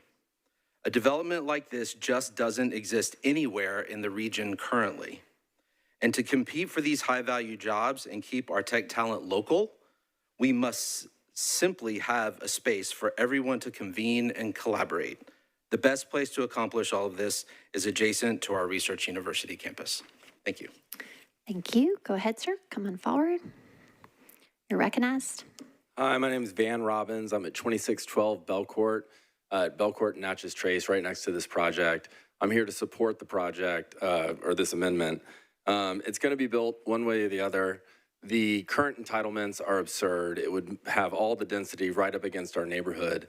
This amendment would push all the density to West End where it belongs and could make the neighborhood great. But the thing's getting built one way or the other, and the density needs to be on West End. So please support the measure. Thank you. Go ahead, sir. You're recognized. Hi, my name is Mark Deutschman. I live in 2400 Sunset Place. I've been excited about the process. I feel like Vanderbilt University has done a good job meeting with the neighborhood. We hosted a series of small listening sessions very early in the process with neighborhood leaders and gave them some feedback about how to conduct the meetings with the neighborhood and how they should best address what we think are the concerns. I think that they did a great job getting in front of the neighborhoods and hosting a series of meetings and listening to what the neighbors' concerns were and recognized that and made a lot of changes to make it happen. Simultaneously, I've been working on Fort Negley and thinking about connectivity, thinking about conversations of connectivity, and I happen to be working with Vanderbilt University and looking at ways that we can connect Vanderbilt by bike lanes and greenways to other places that are important for them to get their people to the campus without a car. And they've leaned into the connection that's going to be the Chestnut connector to Edge Hill, working with NDOT and thinking about the good bike lanes that we can have. They're thinking through some of the places where we can improve our multimodal system. And I think that's something that we need to be thinking about as a whole city, but Vanderbilt's leaning into it. And so, again, I just appreciate the process, and I'm excited about an innovation district. Thank you. Thank you. Go ahead, you're recognized. Good evening, Vice Mayor, Metro Council, and Metro staff. My name is Lisa Haller, and I am here tonight in support of Vanderbilt University's proposed innovation neighborhood, BL 2026-1446, and the two proposed amendments, one by Councilmember Cash and one by Councilmember Allen. We live 2 blocks from Vanderbilt's main campus in District 17. We are full-time residents and reside within the radius of the proposed project. We did receive planning's notice of the public hearing in April, as well as the notice for tonight's public hearing. During the last several years, we have seen tremendous amount of development in the Midtown, West End, and Vanderbilt area, driven both by the university and other developers. And we can say every project that Vanderbilt has built has been for the better. 2 recent examples include the Broadview Graduate Student Apartment High-Rise in Midtown, District 19. The mixed-use building is anchored by the Turnip Truck, bringing the first of its kind grocery store to the neighborhood, and 8th and Roast, which is both of which are locally owned. Another is the new Roberts Academy and Dyslexia Center, built by Vanderbilt, which is scheduled to open for 2026 classes and located in the heart of Music Row in District 17. Councilmember Tom Cash has hosted several highly informative community meetings and worked tirelessly with neighbors and Vanderbilt's government and community relations team every step of the way. This immersive engagement has been instrumental in developing a long-term plan that in itself is innovative and collaborative and aligns with Nashville's rapid growth, density in the urban core, and much-needed infrastructure and mobility improvements. As a Vanderbilt neighbor and residential property owner, I support this project and ask you to do so as well. Thank you so much. Thank you. Go ahead, sir. You're recognized. Good evening. My name's Mark Blaze. I'm a 24-year resident of Davidson County, and I'm the current president and CEO of the Greater Nashville Technology Council. I'm here tonight to express my strong support for the innovation neighborhood at Vanderbilt. Our city has achieved great technological advancements, but we've still got a long ways to go. A neighborhood of innovation, a hub, will definitely be a catalyst for our city's ability to grow our technological prowess, but it also will give opportunities for people to learn the skills needed for the jobs of tomorrow. The innovation neighborhood won't only benefit our current tech community, it will benefit others who are looking for careers in tech. And let's be clear, innovation is creativity at its finest. It will benefit many of the creatives in our community. It's crucial we support investments like this to best position Nashville so we don't risk falling behind our peer cities who are making these investments in their future. I hope you will vote to move these plans forward, and I truly believe this will be a positively transformative for Nashville. Thank you. Thank you. Go ahead, sir. You're recognized. Good evening, all. Thank you for the time and the forum. My name is Sid Scanoni. I am a homeowner on Woodlawn Drive in the same neighborhood as the proposed development. I'm here to voice support for Vanderbilt's innovation neighborhood. As a homeowner in the area, I've followed the plans closely as they've been updated according to neighborhood feedback. I believe Vanderbilt's proposal is beneficial to both the neighborhood and city, specifically because of the updated traffic measures, improved walkability, and added green space. This represents a marked improvement to the existing area, which presently consists of mainly surface parking lots. The innovation neighborhood would help Nashville to grow in a positive direction, attracting jobs, investment, and industry. Vanderbilt is perhaps our city's most esteemed institution, and what is good for Vanderbilt is good for the city. As a homeowner in the neighborhood, I urge council members to vote in favor of the project. Thank you very much. Thank you. Go ahead, ma'am. You're recognized. Good evening. I'm Lisa White. I'm a homeowner and board member of HWEN, Hillsborough West End Association, also the tree captain for Route Nashville. I am generational Nashvilleian, native Nashvilleian, both sets of grandparents grew up here.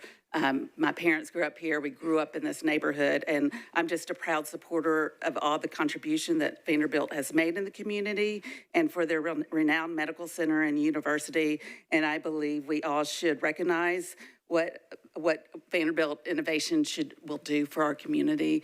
And I support that. I support, as you all have heard here today, growth is inevitable, and I trust Vanderbilt Innovation given their continued support through this outreach through the program, and I support Councilmember Tom Cash on all the hard work and negotiations for all the concessions that have been done for the year and a half, last 2 years. So I'm just a strong supporter of this continued negotiations as well, though, to support balancing this growth with the protections of the neighborhood. And I believe that Vanderbilt Innovation will work with the neighborhood for continued compatibility based on how they've handled things thus far. So I'm just a proud supporter of Vanderbilt and in our home in Nashville.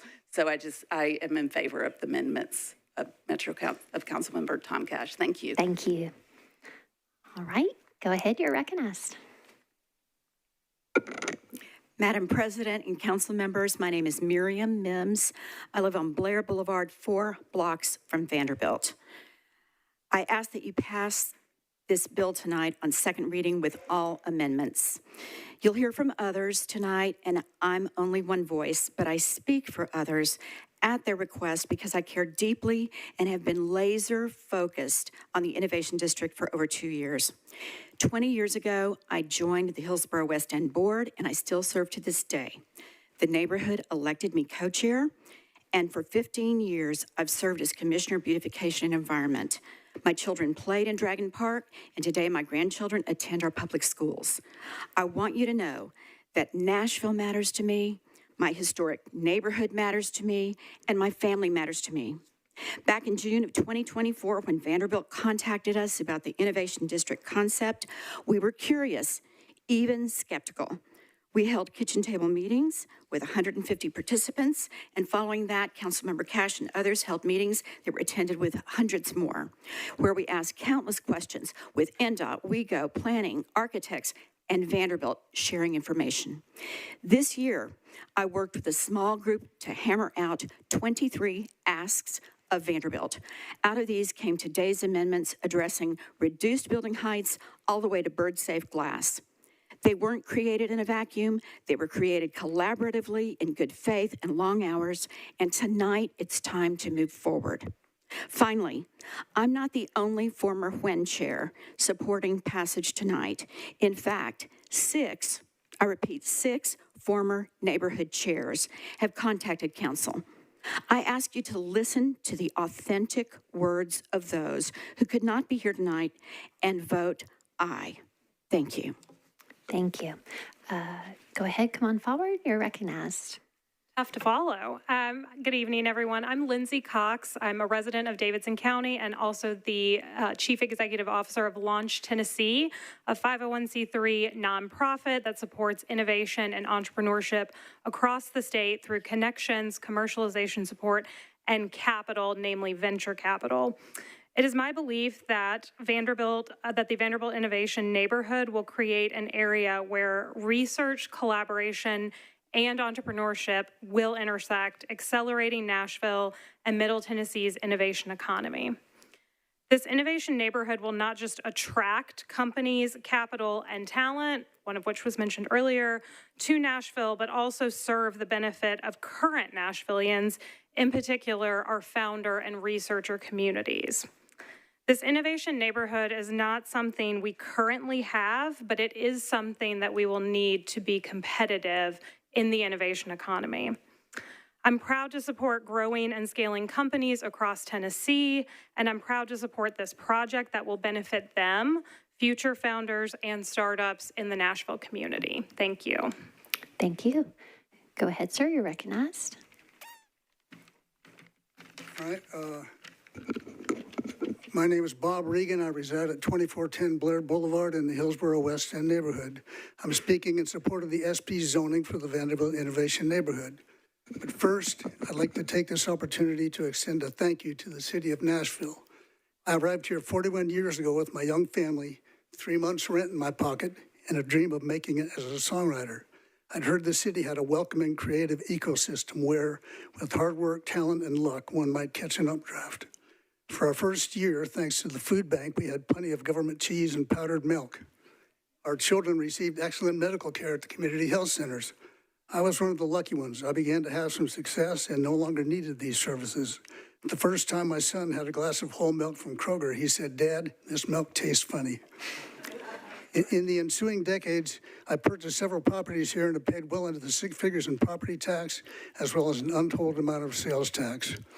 Upon retiring, I founded a nonprofit pairing writers with veterans to help them tell their stories in song, 2,500 and counting. I would like to think that, where I'm concerned, Nashville's ROI is in the plus column, minus a few points for my playing guitar for Bill Boner's Wild Game Supper fundraisers. I don't say this to brag, but rather to point out that our city will be well served by expanding its welcoming, creative character. This development will attract not tourists, but visionaries, entrepreneurs, and builders from around the world, the demographic rocket fuel that makes Nashville the envy of other cities.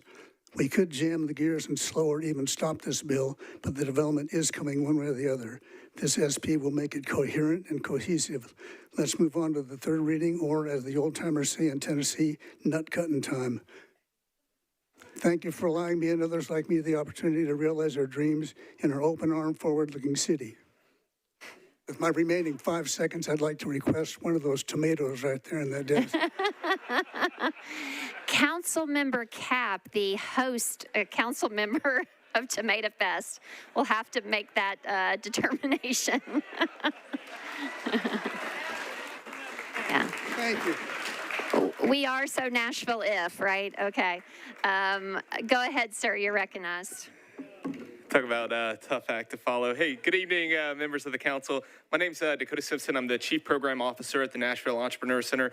We rise strongly in support what's presented today with the Vanderbilt Innovation District. The Entrepreneur Center exists to make Nashville the best place in America to start and grow a business. Last year, we served more than 500 founders collectively. This year, we're on track for 750. Next year, we're projecting 1,000 founders. Those entrepreneurs create hundreds of jobs and raise tens of millions of dollars in capital right here in Nashville, and I think that makes Nashville very, very special.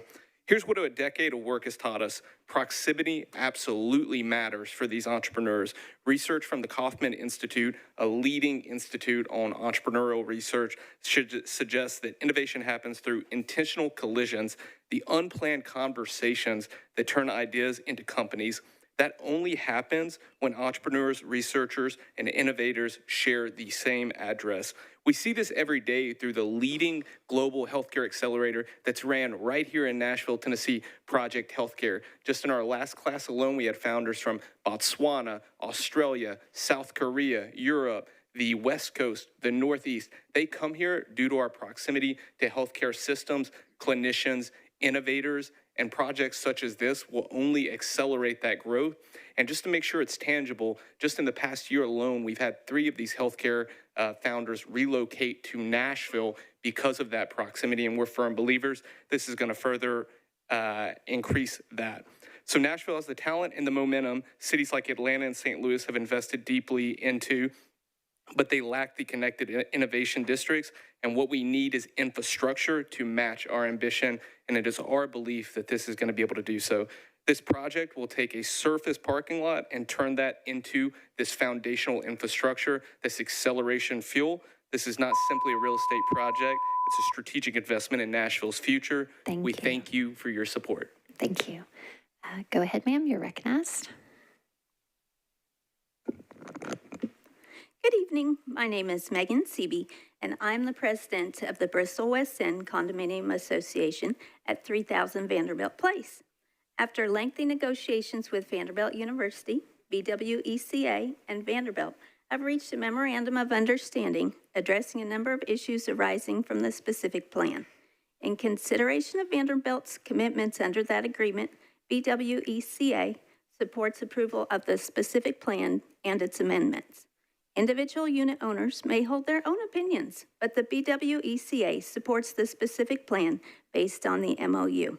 We appreciate Vanderbilt's engagement very much and Councilmember Cash's attention to our community's concerns throughout this process. Thank you. Thank you. Go ahead, you're recognized.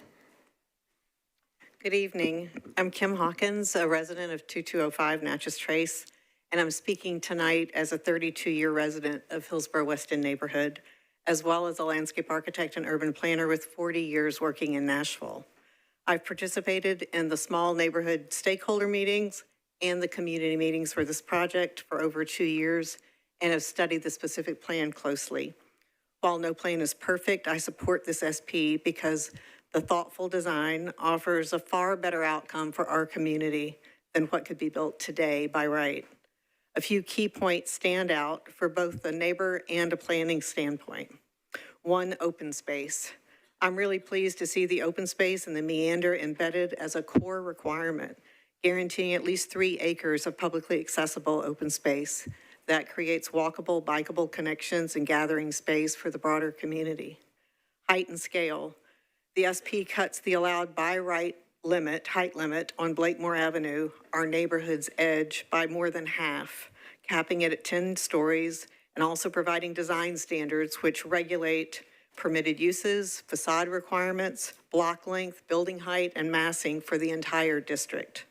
Traffic and parking. Neighbor concerns regarding event day traffic are valid and require ongoing attention. However, Vanderbilt has a proven track record here. Between 2019 and 2024, their transportation demand management program reduced single occupancy vehicle commuting by roughly 30 percentage points and doubled walking commuters from 6 to 13%. Vanderbilt's TDM program is really a model for others. By pairing institutional policy with city investments like Choose How You Move, this innovation district can scale active transit and greenway connections to benefit the entire Midtown and Hillsborough West End area. I urge council to support this SP as it gives our neighborhood much stronger protections and public amenities than the current by right development. Thank you. Go ahead, you're recognized. Council members, thank you so much for your time tonight. My name is Megan Sigler, and I'm a professional traffic engineer with KCI Technologies. We conducted the multimodal transportation analysis in accordance with NDOT standards. And as a part of that study, we evaluated not only the vehicular network, but the pedestrian, bicycle, and transit network as well to make sure that Vanderbilt was covering every possible path that they could. NDOT has reviewed and agreed with the recommendations that were included in our study, as well as setting forth some additional standards on top of that. Based off the this development is in agreement with all of those conditions, which includes roadway and intersection improvements, as well as continued traffic monitoring as each parcel is developed, and traffic calming gives throughout the entire lifetime of the project. Thank you so much for your support. Thank you. Go ahead, come on forward. You're recognized. Hi, my name is Wendy Monday, and I live with my family on Ackland Avenue, just across from Vanderbilt. My husband and I have hosted small group meetings in our home to discuss this plan with our neighbors. As a resident of this neighborhood and a mother of a 4-year-old son, I'm very much in favor of Innovation Vanderbilt and how it can enhance the livability of this neighborhood that we will live in for years and years to come. Better connections to parks and open space is selfishly very important to me. We already enjoy Dragon Park every single day and look forward to a plan that strengthens connections from Dragon Park to Centennial Park to the broader neighborhood. I am excited about safer, more walkable streets, additional crosswalks across 31st Avenue, West End, and Natchez Trace, and approximately 1.7 miles of new and improved sidewalks. And last but not least, this SP lays important groundwork for the city's transit improvements along West End via the Choose How You Move initiative. You will be hard-pressed to find someone more excited about riding a bus than a 4-year-old, so this is particularly exciting to our family. I urge you to move forward with this SP and look forward to enjoying the benefits of this plan. Thank you. Go ahead, sir. Come on forward. You're recognized. Good evening. My name is JT Spangler. I'm a resident of Hillsborough West End with that lovely lady here. We had to get a babysitter to be here tonight, and this is not our best date night ever, I will say. But it's important to us. And I think everyone who's come before me has said most of what I would have said. So what I'll do instead is share with you something that I've been thinking for the last couple hours, because I see a lot of my neighbors wearing these very colorful green t-shirts that say cap the vulture. And I've decided that cap the vulture must mean cap, restrict, the Vulch, Vanderbilt Gulch, maybe? And that's confusing to me because I remember the Gulch, and it was basically just train yards and adult stores and the station inn. It looked like the setting for a Whitesnake video. So I'm not sure why we wouldn't want to turn parking lots into a connected and intentional neighborhood. That one's confusing to me, I gotta be honest. But I know my neighbors mean well. I've talked to them a lot. I've talked with Vanderbilt a lot. I've talked with Councilman Cash. And as my wife said, we'd be very excited to have a connected, intentional development with a lot of pedestrian space, a lot of traffic control, working with NDOT and with WeGo to do something intentional versus what the entitlements by right allow, which frankly is not great. And for that reason, I encourage you to support these amendments and pass them. All right, thank you. Is anyone else seeking to be recognized to speak in support? Okay, seeing none, we are going to move on to those who wish to speak in opposition. If you wish to speak, if you would please line up at this time. Again, for those first speakers, come on forward into that initial space up to the podium. And as others line up, let's keep it around 10 folks. That means nobody's really waiting for too long or standing up. Everyone who wishes to be heard will be heard. All right, who's first? Come on up, sir. I'm Joe Johnston. Mr. Johnston, can you pull the mic a little closer to your mouth? Thank you, sir. Members of the council, I'm Joe Johnston. I'm here presenting a cautionary tale. I'm one of the last living survivors of the Vanderbilt urban renewal debacle in the 1970s, where Vanderbilt, through the Housing Authority and the federal government, condemned 120 acres of residential property for their expansion. And I was involved in litigation with Vanderbilt for almost 14 years, so I know a little bit about what I speak.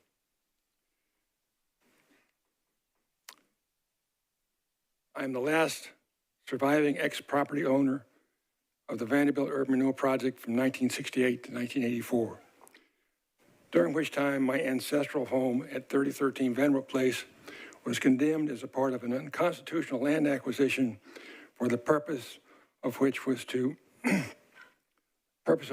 qualify for federal matching funds to pay for capital improvements required to support the university's future expansion. In spite of the projections of Vanderbilt's second 100-year plan, the acquired land was not redeveloped for student housing, but was paved over to create 18 acres of ground level parking, which is there today. Trust is something you need to be aware of. There's a lot of smoke and mirrors here, and you need to be very careful with the fine print. Parking is something that nobody is advocating this program has talked about. Parking is a major, major problem for our neighborhood now, as well as in the future. What about the future? A comment was made that all this development is going to be... Thank you, sir. Your time has expired. Right there. Go I'm ahead, Meredith ma'am. Libby. I Yeah. live in Hillsborough West End, and with Mr. Johnson's permission, I will continue his remarks. Sure. Existing surface parking lots may remain or be minimally improved, provided that the degree of nonconformity with standards of this SP is not increased. Temporary surface parking may be permitted on parcels awaiting development, for example, following demolition. Due to site-specific topography, portions of a garage may be considered below grade based on the average adjacent ground elevation. Additionally, parking structures may connect below grade across streets. I believe that's the conclusion of his remarks. If I may add my own, I heard about a 2-year process. I can say I participated in several meetings, most of which were about this glorious linear park we were going to have, and I didn't hear about skyscrapers bigger than those downtown until pretty late in the process. I so appreciate what Councilman Cash is doing to moderate some of the negative effects of this on our neighborhood, but we do need more time to fine tune. In fact, I heard one of the supporters this evening reference a point that is not consistent with what Council Member Cash has proposed. So you can see there's still some confusion, I think some fine tuning. I don't know that anyone here is opposed to the innovation program, the innovation neighborhood. I think we all understand surface parking lots aren't the highest and best use of land. But I think we could use some more time to fine tune and really make it worthy of our community. Thank you. Thank you. Go ahead, you're recognized. Vice Mayor and council members, my name is Ginger Hauser. I live at 2510 Natchez Trace, and I'm here to ask that you adopt both Councilman Cash and Allen's amendments tonight, but also require a reduction in this project scale and height as you move forward. As a former District 18 council member, I helped negotiate Belmont's growth plan and also simultaneously did an overlay on the surrounding neighborhood. The reason we did it is we wanted to allow the university to grow and innovate and preserve and protect the community around it. Today, I serve on the neighborhood board and have been part of the negotiating team helping Councilmember Cash with this issue. As you heard, most of the land in this rezoning was acquired through eminent domain during urban renewal, and promises were made to this council that it would only be used for academic and hospital uses. Before eminent domain, these were neighbors, and they were displaced to build parking lots. Today, this proposal allows this former neighborhood to be developed by private developers, not Vanderbilt, who will lease Vanderbilt's land and build up to 6.1 million square feet. That is almost 6 Green Hills malls right next to neighborhoods.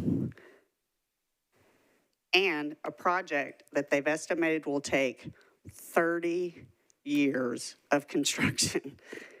The proposed heights are up to 475 feet, 35 stories.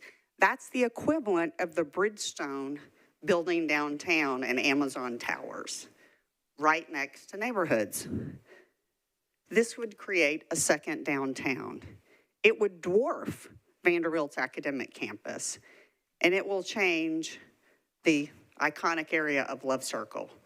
Please reduce the heights as you go to third reading and adopt the amendments tonight. Thank you. Thank you. Go ahead, sir, you're recognized. Good evening. My name is Preston Quirk. I'm an architect practicing in Nashville for the last 40 years. My wife and I live in a fine home on Blair Boulevard we bought 39 years ago. I want to express my thoughts in a quick little story tonight. King Vanderbilt has an extensive kingdom with many fine buildings and expansive grounds. After a very successful football season, he summoned the royal accountant and asked him to acquire more lands beyond the boundary of his current kingdom. They met his demands and acquired many acres from the surrounding peasants. With his vast fortunes, he directed the royal planners to meet with the honorable Nashville planners, like Mr. Lehman, about building a large amount of profitable, rentable, tall real estate. While the king's requests far exceed the height standards for typical properties adjacent to the humble homes outside the castle, the king has proceeded to push for approval of expanding his empire. The peasants have met with the royal planners and requested less height be allowed for these new properties. Their requests are backed up by past experiences with the national planners about transitional zoning practices, whereby properties adjacent to homes are smaller in scale and taller buildings are not placed directly across the lane from humble homes.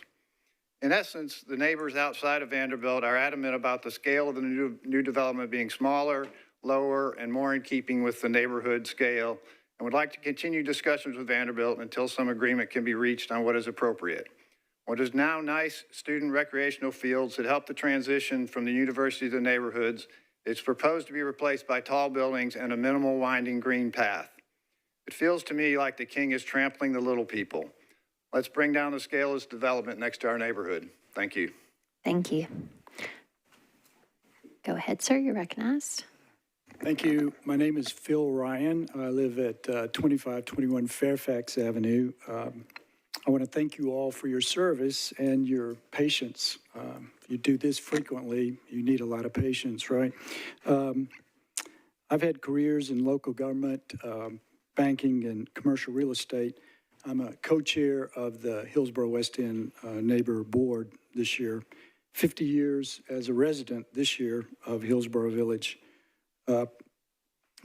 Councilman Cash, the neighbors, and VU have been negotiating for some months to create a more perfect innovation neighborhood, and we've made some progress. Thank you, Councilman Cash.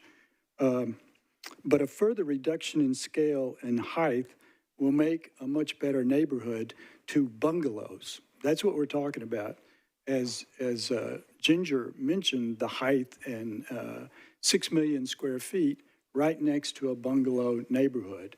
And we didn't really learn about the 6 million square feet until the spring of this year. There was always talk, about the open space, the green space, the connections, sidewalks and stuff. But it took a while to get that out of the process, that this was going to be 6.1 million square feet of new space and buildings that have come down in height in recent months, but it's still 475 feet. So we think, me and many of my friends think a further reduction in scale and height will make a better neighborhood, a better neighbor to our neighborhood of bungalows. So we believe Vanderbilt can get a brilliant innovation neighborhood, a brilliant neighborhood, and we can preserve our historic neighborhood if we have more time to discuss and negotiate height and square footage. Thank you. Thank you. Go ahead, you're recognized. Hi, I'm Gina Napoli. I live on Hillside Drive. I can actually see Vandy's Jumbotron from my driveway. My husband and I moved to the Hillsborough neighborhood in 2017 because of its character, its walkability, and in no small part for the vibrancy of Vanderbilt University. When the neighborhood started getting proposed building heights, I made a simple graph comparing the heights of those buildings to the highest elevation of Love Circle. And for those not familiar with Love Circle, it's a public space, a special place, a hill with a great view of downtown. And it is mentioned in many guidebooks, by the way.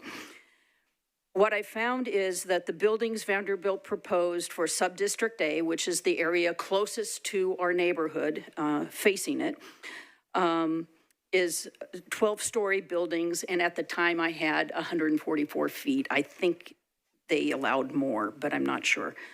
Those 12 stories will be taller than Love Circle, the elevations between the two. With other proposed buildings of 400 plus feet, they will be over 200 feet taller than Love Circle. And basically, my point here is that the iconic view from that hill of downtown Nashville will be blocked, as will their own, I think, very special tower will have a blocked view. It will be dwarfed.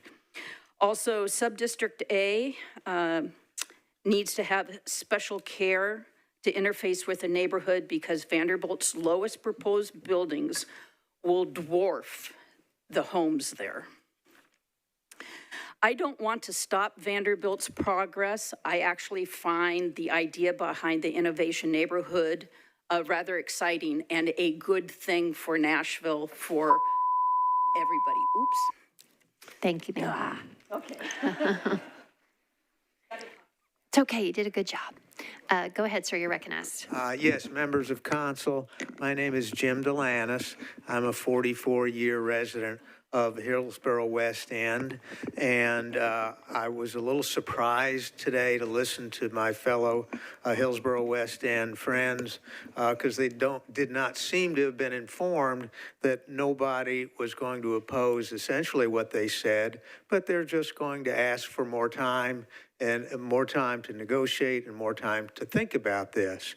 We received on Friday, well, I didn't receive this till this morning, 22 major amendments to this project. It wasn't filed till Friday. So essentially, one business day later, this is before the council.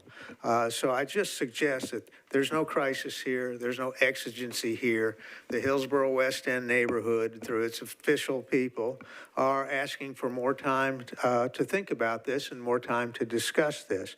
This is the first request for a deferral being asked by the Hillsborough West End neighborhood, and we suggest it should be given careful consideration. Vanderbilt is asking for numerous variances. It has a heavy burden to sustain it. It's had ample time and enormous resources to come forth with its, proposal. And Hillsborough West End neighborhood is just asking for a little time, a little accommodation. As you would expect, this has been I know you all are going to probably be here all night, but on a crowded docket, as crowded as this one is, and knowing that this project is going to be 30 years in the making, and it's huge, 6.1 million square feet with it seems like 100 stories of new office buildings. This should not be rushed forward as it appears to being rushed forward. So, we've heard today on other projects, this shouldn't be shoved down people's throats, and we just need more time. The Hillsborough West End neighborhood is entitled to the courtesy of a deferral on this. Thank you. Go ahead, sir. You're recognized. Thank you. I'm Philip Lozano. I live at 3205 Marlborough Avenue, Nashville, Tennessee, 37212. It's immediately outside of the SP area. A couple of things. I've been to some of the community meetings, and I know one of the things that's been put up by Vanderbilt is they keep talking about what they can do by right. Those words, by right. And we've had several supporters come up here and talk about, well, Vanderbilt can do this by right. They're going to do it anyways because they're Vanderbilt.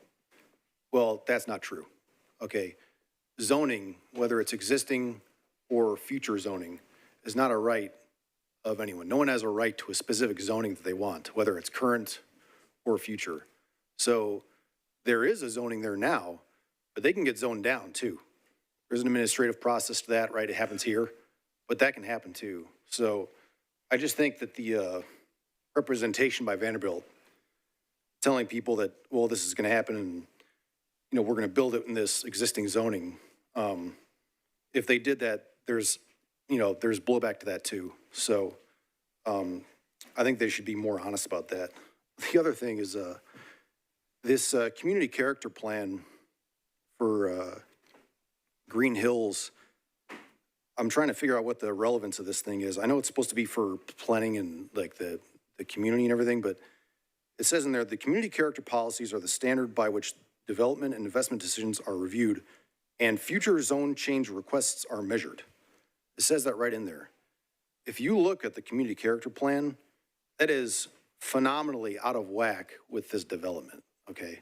So a lot of people have said that they're like against the SP and the VINP. I haven't heard anyone say that they're against the VINP outright total, okay? There's the difference between the VINP and this zoning proposal, okay? The density needs to go towards West End, not outside our front doors. Thank you. Thank you. Go ahead, you're recognized. Hi, I'm Dan Sharfstein. I'm a Hillsborough West End neighbor.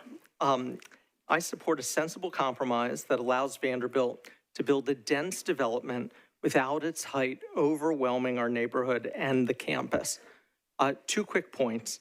First, Vanderbilt is setting the yardsticks in the wrong place when it describes its proposal as a great compromise, because by right, it could build on its land a giant cluster of the tallest buildings in Tennessee. The university could, but never would, erect all those buildings because it would make the Vulch an ugly, dysfunctional neighborhood, a little slice of Houston or Phoenix right next to campus. The university would incur great expense, but wouldn't be able to fill the space and get top rents. Instead of 6 Green Hills malls, it would risk winding up with the equivalent of 6 failed Rivergate malls. So we should think of Vanderbilt's current proposal as a viable plan for itself and really more of a starting point for a conversation than the end point. Second, it would be a tragically wasted opportunity if the residential component of the Vulch winds up being a neighborhood of apartments that Vanderbilt alums buy for game days and are vacant or short-term rentals the rest of the year. Vanderbilt has this opportunity to redevelop the Vulch because decades ago, the city exercised on its behalf the eminent domain power, which exists to take land for public use. And this neighborhood should contribute to making the city a better place to live and work. We need to have a conversation about how the Vulch will contribute to the human values and policy goals that are of central importance to you, the council, and your constituents. Thanks for your time. We're counting on you. Thank you. Go ahead, you're recognized. Good evening. Thank you for the opportunity to address this issue. My name is James Redwine. I live on Woodlawn Drive near the corner of Natchez Trace. I'm a proud 1981 graduate of the Vanderbilt Law School. My wife, Evelyn, is also a graduate 1981 of the College of Arts and Sciences of Vanderbilt. So we are a Vanderbilt family. Both my wife and I are former HUN board members. I'm very proud of the progress that Vanderbilt's made in recent years and want its investment to continue robustly. But I do not oppose the Innovation District per se. In fact, I support the idea. But I oppose 1446 in its current form, even with the proposed amendments 1 and 2, unless and until Vanderbilt negotiates in good faith on the proposed density and on the currently enforceable measures to mitigate the inevitable impacts of this development. The meetings that have happened to date have been pretty pro forma and perfunctory, designed to force this project through. Mr. Phil Ryan addressed some of the transparency issues that the neighborhood has noticed. This is a huge development, 5 some odd towers, 6.1 square feet and 6.1 million square feet in total. It's equivalent to another downtown. I don't recall seeing any real notice of this project to the neighbors or to the city as a whole, nor of the extensive discussion required for a project of this magnitude. The principal issues include the traffic density, and I can hardly imagine what the traffic is going to look like once all of this additional density goes through. I'm also concerned about the cumulative impacts of this density proposed. There's a 25-story tower proposed for the site of the former Piggly Wiggly, and a 15-story tower, a 25-story tower for the former Rotiers, and one for 15 stories for the Piggly Wiggly. This is just too important to rush through, and it should be deferred until such time as these matters can be fully considered. Thank you. Go ahead, ma'am, you're recognized. Good evening. My name is Cindy David, and I live at 4004 Nebraska Avenue. This is my first time attending this kind of meeting, and I am grateful to have the opportunity to speak. I have lived in the Sylvan Park area for the last 23 years, and I have seen tremendous changes. I also am a homeowner in that area to the neighborhood, and I love where I live. Some have been positive changes and some have not. The street I live on has far exceeded the capacity and height limits with all the tall and skinnies that have been built up, along with the monster houses and second houses that sit on incredibly tiny lots. This is going to create way more traffic in an already dense traffic area, massive construction projects with no end in sight. Don't get me wrong, I am all for innovation and technology. I'm also a business owner, and I have been in the community with my businesses for the last 24 years, but not at the loss of my precious neighborhood and the aesthetics. What was already stated before around things like Love Circle and the beauty of Nashville and being able to actually see the beauty of downtown from a vantage point of love, something like Love Circle. I also agree with what Ginger said in the reduction about height and scale of the buildings, and I would ask for more time to consider. And thank you for listening, and also, if I could get an extra tomato, I would be grateful for that as well.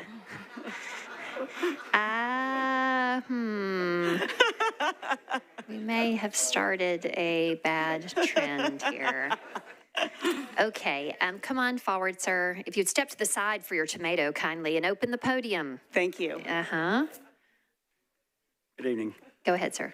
My name is Dan Eager. I've lived at 2715 Westwood Avenue in the Hillsborough West End neighborhood for over 40 years.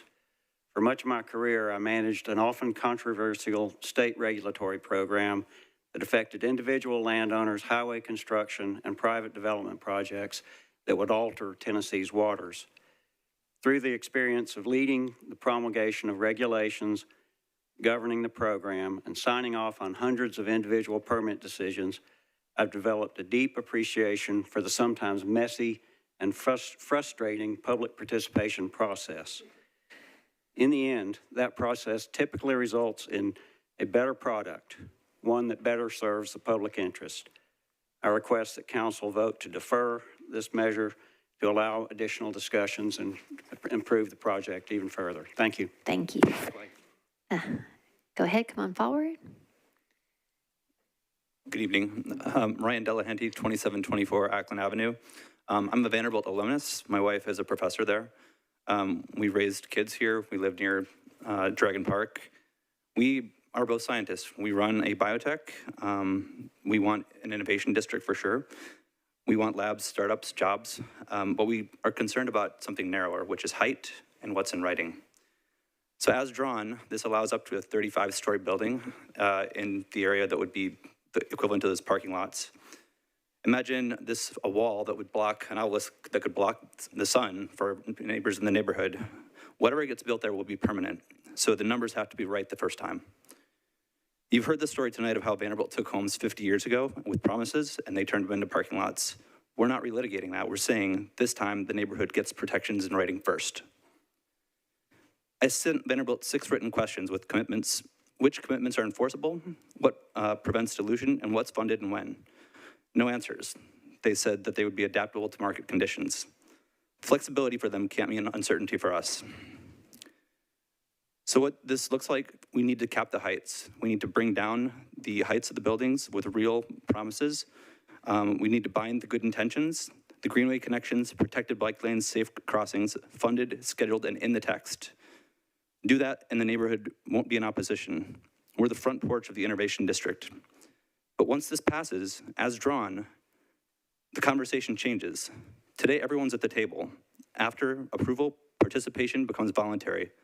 Don't advance this tonight. Cap the heights, right protections for Vanderbilt, or for the neighbors, and Vanderbilt gets the whole city on its side, with neighbors with them and not over them. Thank you. Go ahead, you're recognized. Hello, my name is Joyce Quirk. I live at the corner of Blair Boulevard and Natchez Trace. Natchez Trace is a 2-lane road that many people use as a connector between I-440 and Vanderbilt and the West End area. Imagine how many more cars are going to be driving on that 2-lane road. 21st Avenue is already very congested, so that's why they drive down Natchez Trace. When people meet me, they say, and find out where I live, they say, oh, I drive past your house all the time. Now, all these people there might be some people that actually live in this neighborhood, that's great, or in this new place, but many of them are going to drive, and they will not all fit on two-lane Natchez Trace. I encourage you to scale this back and very much consider Natchez Trace as a very tiny two-lane road connecting to it. Thank you. Thank you. Go ahead, you're recognized. I'm Dawn Kirk. I moved to Hune in 1977, and I'm here as a voice for birds. Birds are integral to our lives, from woody woodpecker, big bird, tweety bird, angry birds, the orioles, cardinals, blue jays, the eagles. We use birds to promote all kinds of things. They're woven into Music City, from Roy Acuff's great speckled bird and Dolly's A Little Sparrow to Miranda Lambert's Bluebird and Jason Aldean's Mockingbird. They're part of our soundtrack. They also love Nashville. We are in a flyway, a primary route for millions of migrating birds spring and fall. During the night of April 7th this year, over 2 million birds were tracked migrating over our city. Through months of migration, some of these birds land in trees. At sunrise, they go out for breakfast. They see a tree reflected in a glass window and think it's a real tree. They see that reflection and think insect, berry, seed. Boom. This results in a window strike and death, or trauma and eventual death. Window collisions kill more than 1 billion birds yearly in our country. We in Nashville lose songbirds, cardinals, robins, mockingbirds, wrens. Yet, collisions happen to be the largest preventable cause of bird deaths. Preventable? Yes, thanks to non-reflective, bird-safe glass. Birds give us so much. Let's do something simple to protect them. Vanderbilt, I urge you to be truly innovative and commit to bird-safe glass, and council support Amendment 2. Thank you. Go ahead, sir, you're recognized. Thank you, Madam Vice Mayor. Jason Holloman, 4210 Park Avenue, and former District 24 council member. I've worked for the last several months with this Hillsborough West End group to try to negotiate with Vanderbilt. During my time on the council, we negotiated and adopted an institutional overlay for the Aquinas College just down the street and for the Free Will Baptist College just down the street.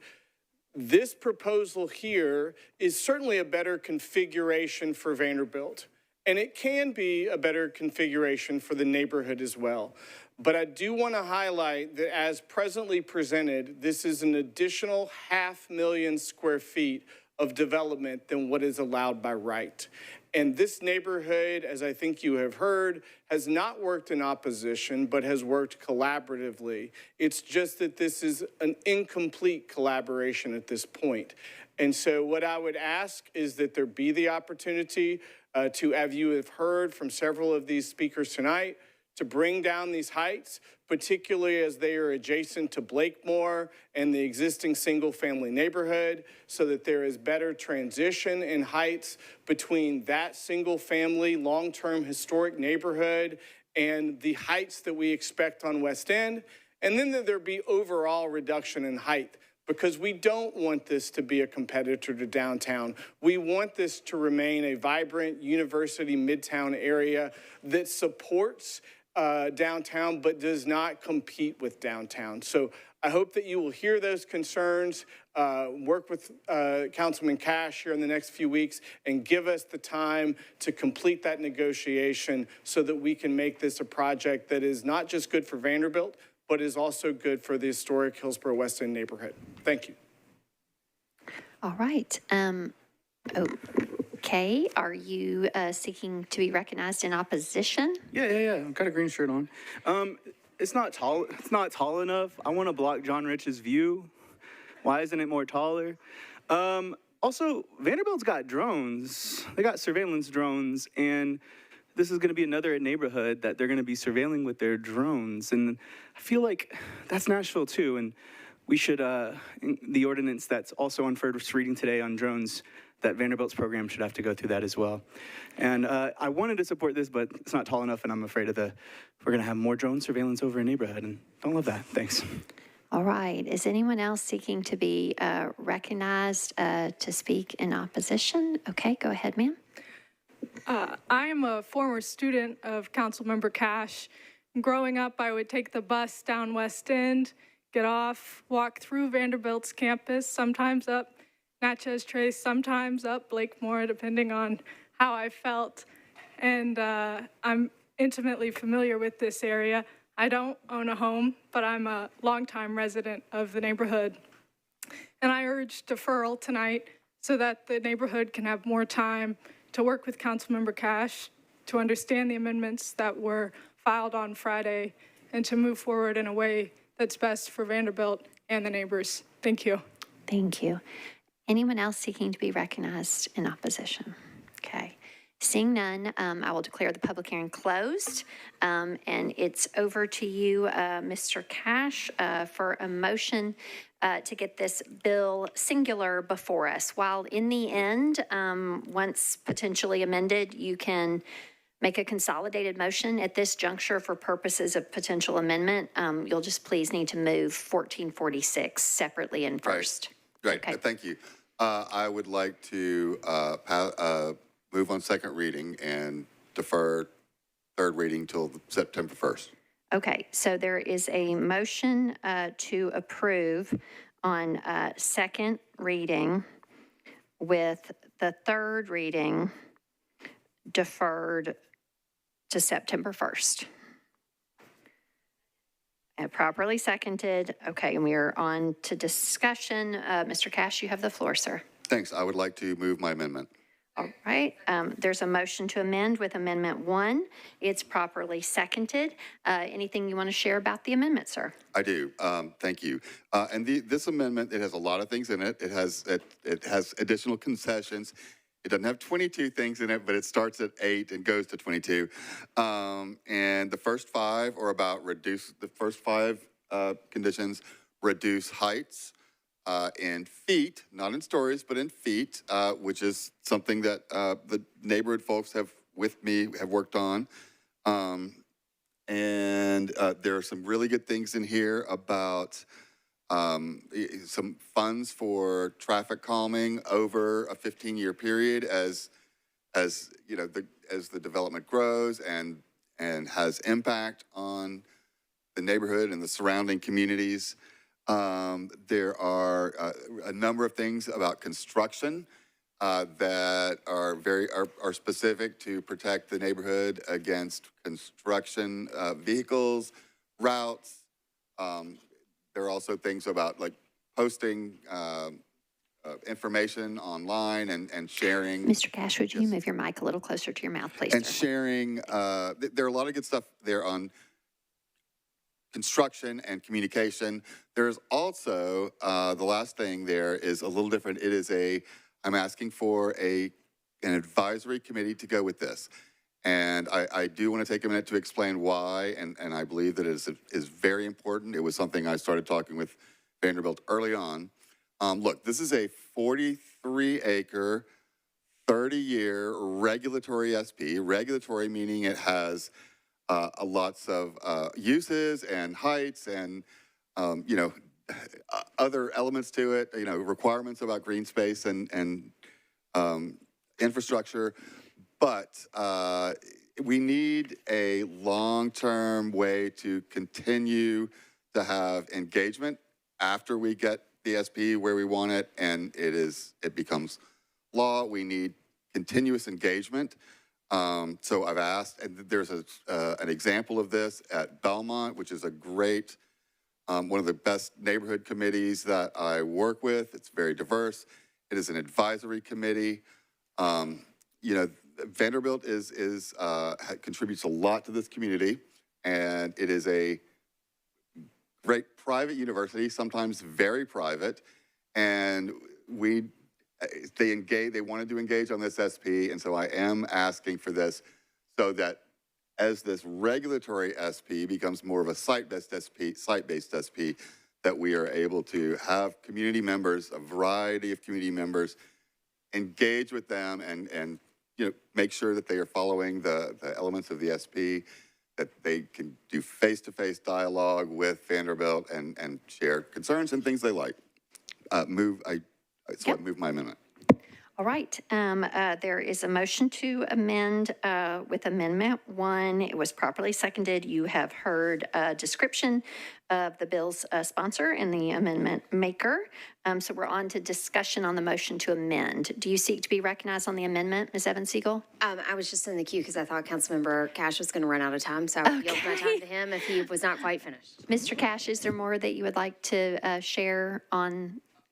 Okay, go ahead, sir. Thank you. Just a lot of these things came from certainly not just me, but through a lot of community meetings, a lot of dialogue. We did take a lot of time with this, and this is one of the results. We also got some great things in the planning conditions and departmental conditions that I can talk about later, but these things are very important to this bill, and it is like I said, it's a regulatory SP, so there are a lot of uncertainties to it. That along with the, density means that we do have to take time to make sure that we're dotting our I's and crossing our T's. I've been doing that for months. Someone said we're rushing this. I asked for deferrals at planning 4 times and received it 3 times. I did not file right away. We have not been rushing this. I am not ready to say we are there. I'm willing to defer for a meeting so we have more time, and I appreciate all the comments. But on the amendment, I think there's a lot of good stuff in here. I hope I can get my colleagues' support, and it will make the bill better, and then we will continue to work on the concerns that we heard tonight. All right, thank you, Mr. Cash. Ms. Allen, I assume you're in the queue for your amendment later. Okay, so any discussion on the motion to amend? Seeing none, all in favor of the amendment, please say aye. Any voting no or abstaining? All right, that was an abstention from Mr. Cap on the motion to amend. Okay, so that was an amendment by the primary sponsor.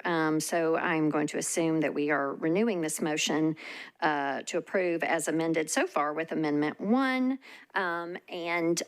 Now discussion continues, and next in the queue is Ms. Allen. You're recognized.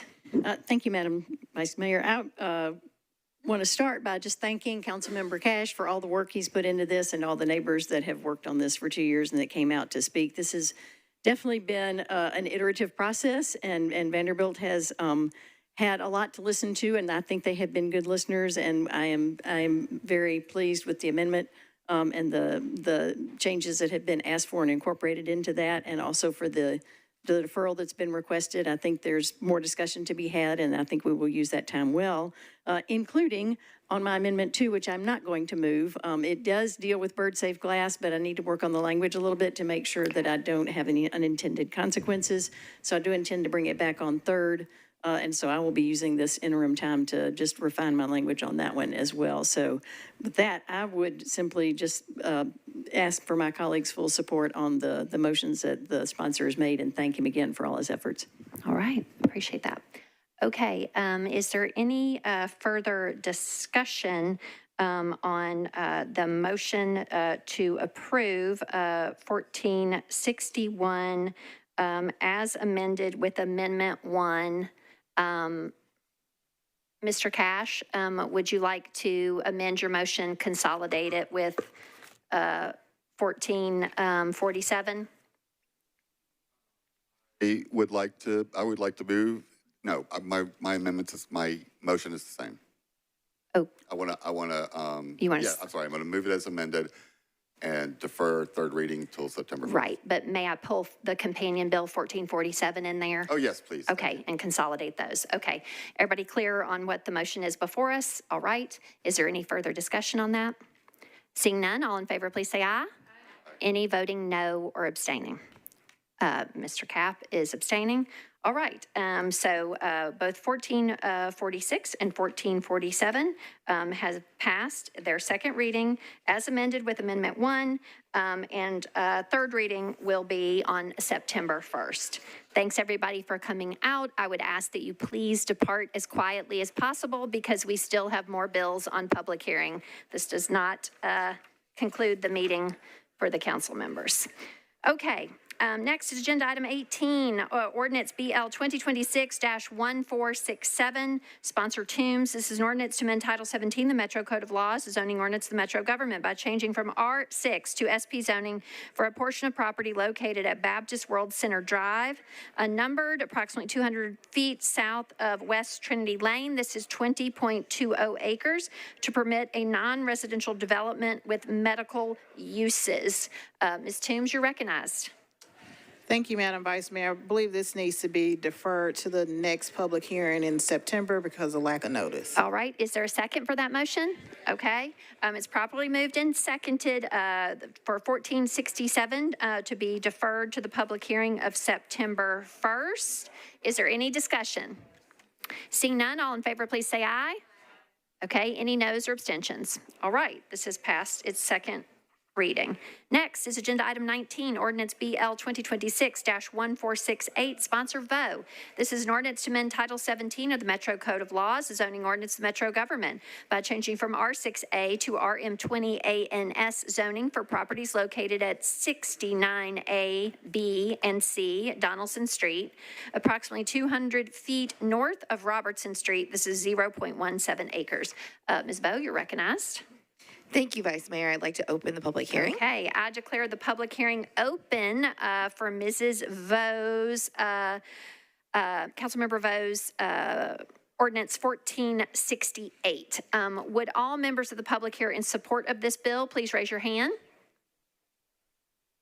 Would all members of the public here in support of Ms. Vo's bill 1468 please raise your hands? Okay. Would all members here in opposition to this bill please raise your hand? Okay, Ms. Vo, seeing no one here on either side, I will declare the public hearing closed. It's back to you for a motion. Thank you. I'd like to move to approve. Okay, is there properly seconded? Any discussion? Seeing none, all in favor, please say aye. Any voting no or abstaining? Okay, this has passed its second of three readings. Next are agenda items 20 and 21. They are companions to each other. Sponsor Coupon. Agenda item 20 is ordinance BL 2026-1469. Agenda item 21 is 1470. 1469 is an ordinance to amend Title 17, the Metro Code of Laws, the zoning ordinance of the Metro government by applying a historic landmark overlay district to property located at 113 8th Avenue South at the northwest corner of 8th Avenue South and McGavick Street. This is zoned DTC, downtown code 0.72 acres. And again, 1470, which requires certain materials to be restricted in the construction of buildings mentioned in 1469. Mr. Coupon, you're recognized. Thank you, Madam President. Open the public hearing, please. I declare the public hearing open for Councilmember Coupon's bills 1469 and 1470. Would all members of the public here in support of these bills please raise your hand? Thank you. Would all members of the public here in opposition to these bills please raise your hand? Seeing no one here in opposition, does the person here in support seek to be recognized or speak? Okay, he is shaking his head no, and so with that, I will declare the public hearing closed, and it's back to you for a motion on these bills. Thank you, Madam President. Move approval. All right, is there a second? Okay, there's a motion to approve 1469 and its companion 1470 on second of three readings, properly seconded. No discussion that I see. Any discussion? All right, all in favor, please say aye. Any voting no or abstaining? Okay. These bills have passed their second reading. Next, again, two agenda items that are companions to each other, agenda items 22 and 23, sponsored Toombs. Agenda item 22 is ordinance BL 2026-1478. This is an ordinance to amend Title 17, the Metro Code of Laws, the zoning ordinance of the Metro government by changing from R10 to SP zoning for properties located at Curtis Street unnumbered, Lincoln Avenue unnumbered, and 2305 and 2307 Lloyd Avenue.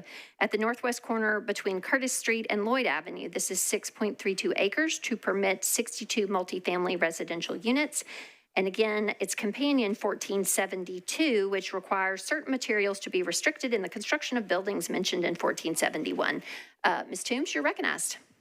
Thank you, Madam Vice Mayor. Request to open a public hearing. Okay, I declare the public hearing open for Ms. Toombs's bills 1471 and 1472. Would all members of the public here in support of these bills please raise your hand? Thank you. Would all members of the public here in opposition to these bills please raise your hand? Okay, there is a person here in opposition. Knowing that, do the persons here in support seek to be recognized? Okay, persons speaking in support do go first. So if you would please come forward to the podium. And then persons speaking in opposition will follow those in support. I see you there, ma'am.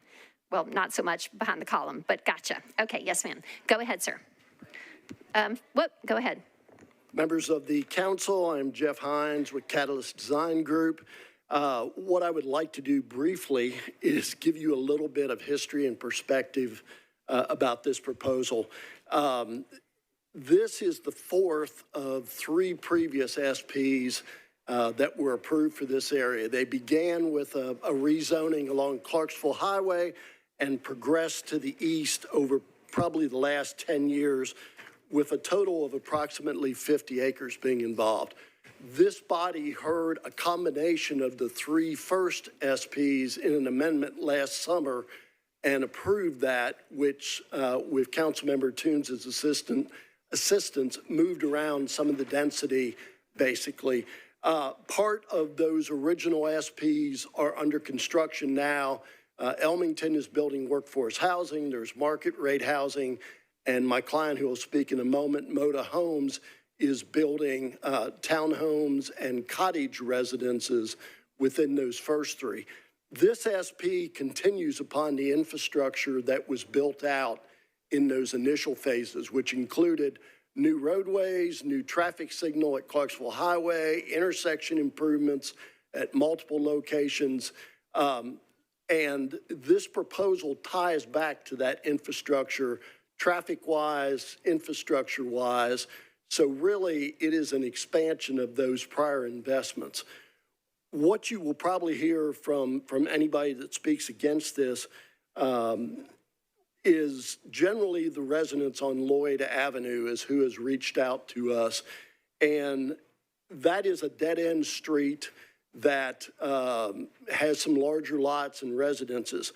However, we are not tying onto that street with any new driveways or vehicular improvements. We have 7 residences that front onto that street and would connect sidewalks. Thank you. Are you seeking to speak in support? Yes. Okay, go ahead. Good evening. My name's Jesse McInerney. I'm with Moda Homes. We have recently had, as of today, some feedback from Councilwoman Toombs. Just want to address just a couple of those things real quick to the group. I've heard a lot tonight about housing crises and affordabilities and things like that. One of the things we do at Moda is we offer a 3-tiered occupancy strategy, which is rent to own, and just straight purchases. We pride ourselves on working with folks that are either new and first-time homeowners or working through a situation and have transitioned from ownership and now renting, to get those folks back into ownership and understanding the virtues of ownership. So there was a couple questions about percentages of ownership versus lease units. It's at the discretion of the people that show up. Typically, our communities are 60% leased at the onset, and then it transitioned to 60% owned over the course of about 10 years. So it has been a system that has worked for us. There's also been some community outreach as far as us keeping them apprised of what's going on at the project. We're happy to provide a monthly bulletin. I can work with Councilwoman Toombs to be sure that we reach out to everybody in the community that would like to have notices of what has been completed, and probably more notably what is coming up down the line. With that, that's all I have, and we will continue to work with Councilwoman Toombs and the community between now and the third reading to make sure we address anyone's concerns. All right. Is there anyone else seeking to be recognized in support? Okay, seeing none, those persons in opposition, if you would please come forward to speak. You're recognized. Thank you for the opportunity. Just wanted to be brief. My only opposition isn't the actual build, it's the amount or the volume.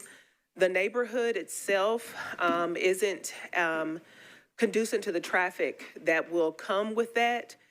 As the gentleman was speaking before, traffic measures or traffic improvement has happened on the outside of Curtis Street and Lloyd Avenue. On the inside, it's just a dead-end street and a loop that people use as a shortcut. And then we have a towing company in the back of the neighborhood that also have high volume traffic.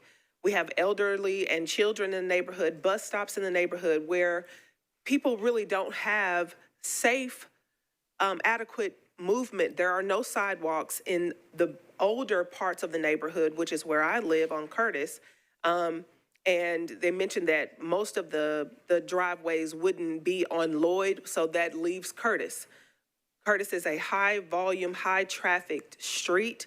And developers come in and do not fix the road. Our road is like riding an ocean wave, and nobody comes back to fix it. So I just am, the only opposition that I do have is that the volume will produce more traffic in the neighborhood, which is unsafe. My father lives there, he rides a scooter. He's like 80 something, but it's just concerning because there are so many people traveling in and out, and then adding more volume of people is a cautionary or just think about making it less in volume and not so much. That's my only concern. Thank you for the time. Thank you. Is there anyone else seeking to be recognized in opposition? Seeing none, I will declare the public hearing closed, and it's back to you, Ms. Toombs, for a motion on these bills. Go ahead, ma'am. Thank you, Madam Vice Mayor. I move for approval with a comment. All right, there's a motion to approve 1471 and 1472 in a consolidated motion. Is there a second? Okay, go ahead, ma'am.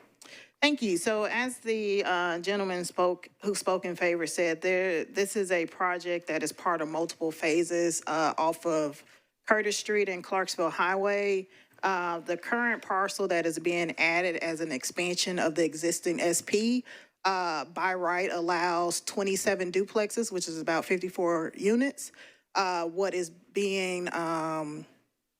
up for approval is 62 units, so you're talking about 8 additional units. I know that there are some stormwater concerns in that area. In exchange for these 8 additional units, this project comes with some stormwater improvements. It does come with some sidewalk improvements as well. All of the phases put together come with a plethora of sidewalk improvements, new street connections, new traffic lights. So there will be improvements to Curtis Street. Curtis Street is a little bit tricky because it's so steep. But to the extent that there can be improvements on Curtis Street, that is already worked into these SP requirements. And I will continue working with the neighborhood to try to put improvements on Curtis Street. But because of the steepness of the street, that kind of limits the traffic calming that can go on that road. But again, there's a lot of infrastructure improvements that are coming as part of these projects, which is a benefit to the community with a slight uptick in density. So I renew my motion for approval. All right. There is a motion properly seconded for approval on second of 3 readings. Any discussion? Seeing none, all in favor, please say aye. Any voting no or abstaining? Okay, these have passed their second reading. Next is agenda item 24. This is ordinance BL 2026-1473, sponsor Vo. An ordinance to amend Title 17 of the Metro Code of Laws, the zoning ordinance of Metro government, by changing from RS5 to MUANS zoning for property located at 1212 Villa Place, approximately 320 feet south of Edge Hill Avenue. This is 0.28 acres and within the Edge Hill Neighborhood Conservation Overlay District. Ms. Vo, you are recognized. Thank you, Vice Mayor. I'd like to open the public hearing. All right. I declare the public hearing open for Council Member Vo's Bill 1473. Would all members of the public here in support of this bill please raise your hands? Would all members of the public here in opposition to this bill please raise your hands? Seeing no one here in opposition, do the persons here in support seek to be recognized? Just to clarify, is there anyone in opposition? I see no one in opposition. So seeing no one in opposition to the persons here in support who were so very patient this evening, do you seek to be recognized or to speak? They are shaking their head no, Ms. Vo. And so with that, I will close the public hearing. It's back to you for a motion on this bill. Thank you, Vice Mayor. I'd like to move to approve. Okay. Properly moved and seconded. Is there any discussion? Seeing none, all in favor, please say aye. Any voting no or abstaining? All right, this is passed its second of 3 readings. Next are agenda items 25 and 26. They are companions to each other. Sponsor Coupon. Agenda item 25 is ordinance BL 2026-1474. 1474, yep. This is an ordinance to amend Title 17, the Metro Code of Laws, the zoning ordinance of the Metro government by changing from IR to SP zoning for property located at 1205 2nd Avenue North, approximately 129 feet north of Madison Street. This is 0.46 acres to permit a mixed-use development. And agenda item 26 is Bill 1475, which is a companion to the other, and it requires certain materials to be restricted in the construction of buildings mentioned in 1474. Councilmember Coupon, you're recognized, sir. Thank you, Madam President. Open the public hearing, please. All right, I declare the public hearing open for Councilmember Coupon's bills 1474 and 1475. Would all members of the public here in support of these bills please raise your hand? All right. Would all members of the public here in opposition to these bills please raise your hand? Seeing no one here in opposition to the persons here in support seek to be recognized or speak? They are shaking their head no, and so with that, I will declare the public hearing closed, and it's back to you for a motion on your bill. Thank you, Madam President. Move approval, please. Okay. There's a motion to approve 1474 and 1475 in a consolidated motion, properly seconded. Any discussion? Seeing none, all in favor, please say aye. Any voting no or abstaining? Okay, these have passed their second of 3 readings. Next is agenda item 27, ordinance BL 2026-1476. Sponsor Toombs. This is an ordinance to amend Title 17 of the Metro Code of Laws, the zoning ordinance of the Metro government by changing from RS5 to RL2. Zoning for properties located at 142 and 144 Elmhurst Avenue, approximately 200 feet north of Fern Avenue. This is 0.4 acres. Ms. Toombs, you're recognized. Thank you, Madam Vice Mayor. Request to open the public hearing. All right, I declare the public hearing open for Councilmember Toombs's bill 1476. Would all members of the public here in support of this bill please raise your hand? Would all members of the public here in opposition to this bill please raise your hand? Okay, seeing no one here on either side seeking to be recognized, I will declare the public hearing closed, and it's back to you for a motion on your bill. Move for approval. Okay, is there a second? All right, it's properly moved and seconded. Is there any discussion? Seeing none, all in favor, please say aye. Any voting no or abstaining? Okay, this has passed its second of 3 readings. Next is agenda item 28, ordinance BL 2026-1477, sponsor Vo. This is an ordinance to authorize building material restrictions and requirements for BL 2024-403, a proposed historic landmark overlay district at property located at 1109 First Avenue South, approximately 150 feet south of Mildred Chute Avenue and within the Wedgwood Houston Chestnut Hill Urban Design Overlay District. It requires certain materials to be restricted in the construction of buildings that were previously passed in Ordinance 403. All right, Ms. Vo, you're recognized. Oops. Okay, let's see. Do you want to sign on to that? Or, okay. Ms. Evans Siegel, you're recognized. Request to open the public hearing. Okay, I declare the public hearing open for Council Member Vo's Bill 1477. Would all members of the public here in support of 1477 please raise your hand? Thank you. Would all members of the public here in opposition to 1477 please raise your hand? Seeing no one here in opposition, do the persons here in support seek to be recognized or speak? Shaking heads no. And so with that, I will now go over to Ms. Vo, primary sponsor, I think I declared the public hearing closed. Yeah, back to you for a motion. Go ahead, Ms. Vo. Thank you, Vice Mayor. I'd like to move to approve. All right, properly moved and seconded. Any discussion? Seeing none, all in favor, please say aye. Any voting no or abstaining? Okay, this has passed its second of 3 readings. Thank you for your patience and for being here. Okay, next is agenda item 29. This is ordinance BL 2026-1478, sponsor Welsh. This is an ordinance to amend Title 17 of the Metro Code of Laws, the zoning ordinance of the Metro government, by changing from RS 7.5 to R8A zoning for properties located at 408 and 410 Patterson Street, approximately 298 feet west of Nolensville Pike. This is 0.38 acres. Ms. Welsh, you're recognized. Thank you, Vice Mayor. I'd like to open the public hearing. Yep, I declare the public hearing open for Councilmember Welsh's Bill 1478. Would all members of the public here in support of this bill please raise your hand? Okay, would all members of the public here in opposition to this bill please raise your hand? Seeing no one here on either side, Ms. Welsh, I will declare the public hearing closed, and it's back to you for a motion on this bill. Move to approve.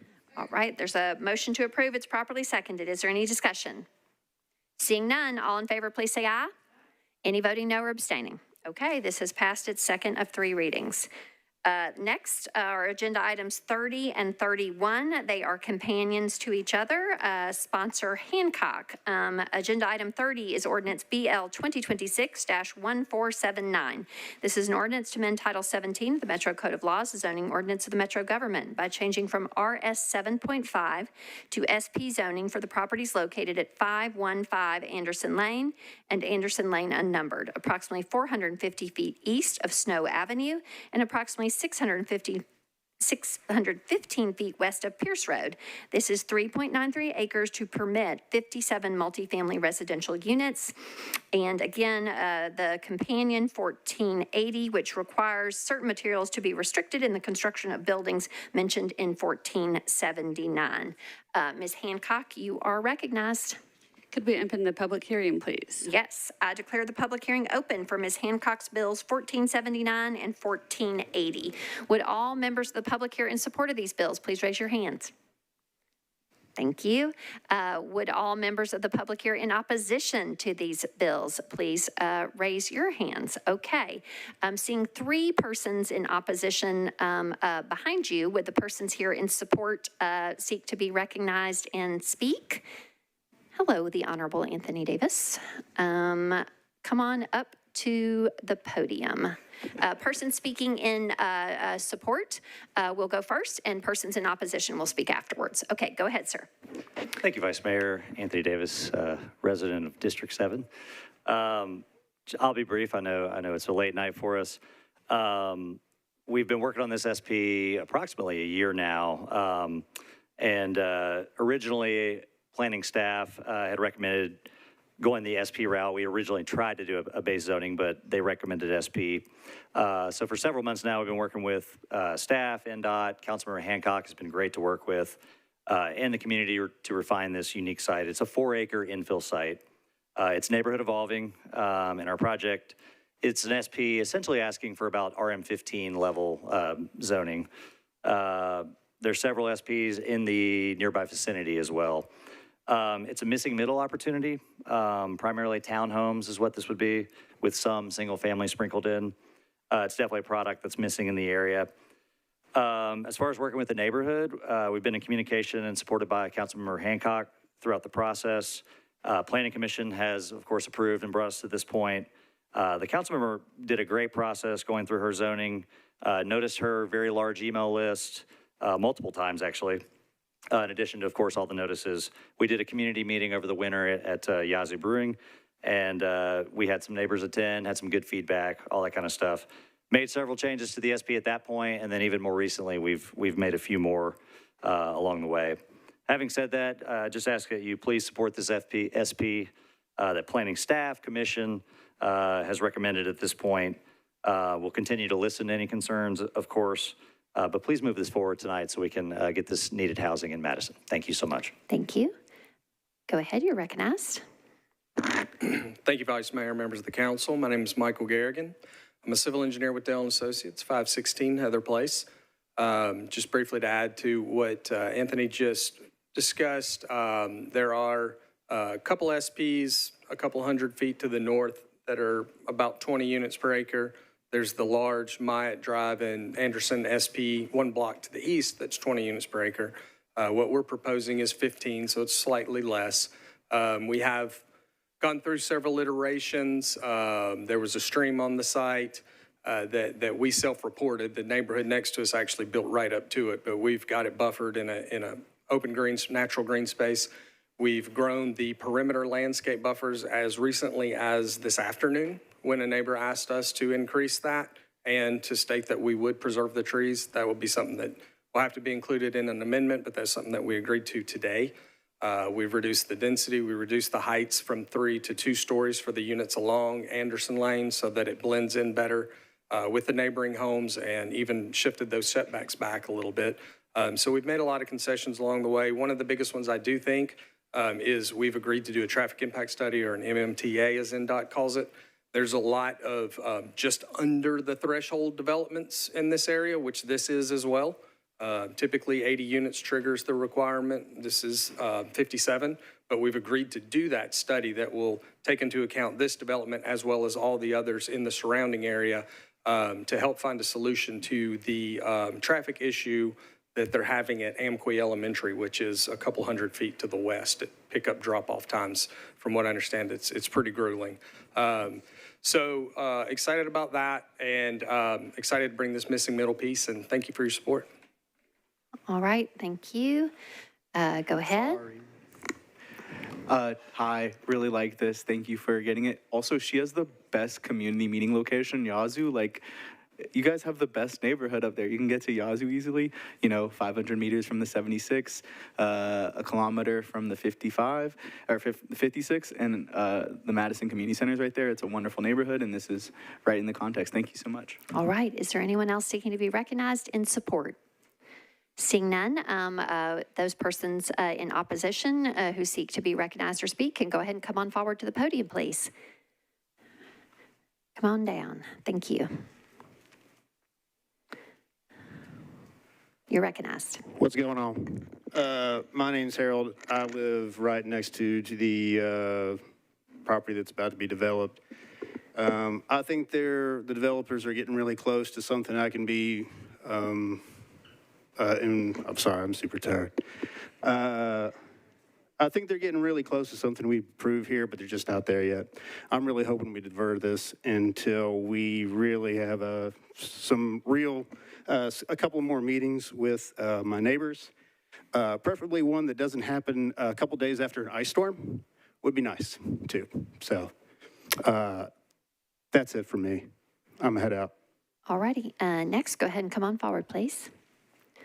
You're recognized. Thank you, Vice Chair. Thank you, Metro Council members. My name is Josh Wagner. I live on the cul-de-sac immediately adjacent to this proposed development. One of the concerns that myself and my neighbors have, of course, is the traffic. So I also vote with my neighbor, would ask for a deferral of this proposal or this because we would like to see and review some of that traffic study. The Pierce Road does become a one-way street 2 times a day, making in and out traffic to our subdivision very arduous and timely and time-consuming. And then this is going to be a much more denser fabric of homes than what is currently there in the immediate adjacent neighborhood where you have one home on one lot. We understand that Nashville needs more density. We are not against density. We're asking for smart development and highest and best use, not maximum use. So thank you for your time. Thank you. Go ahead, you're recognized.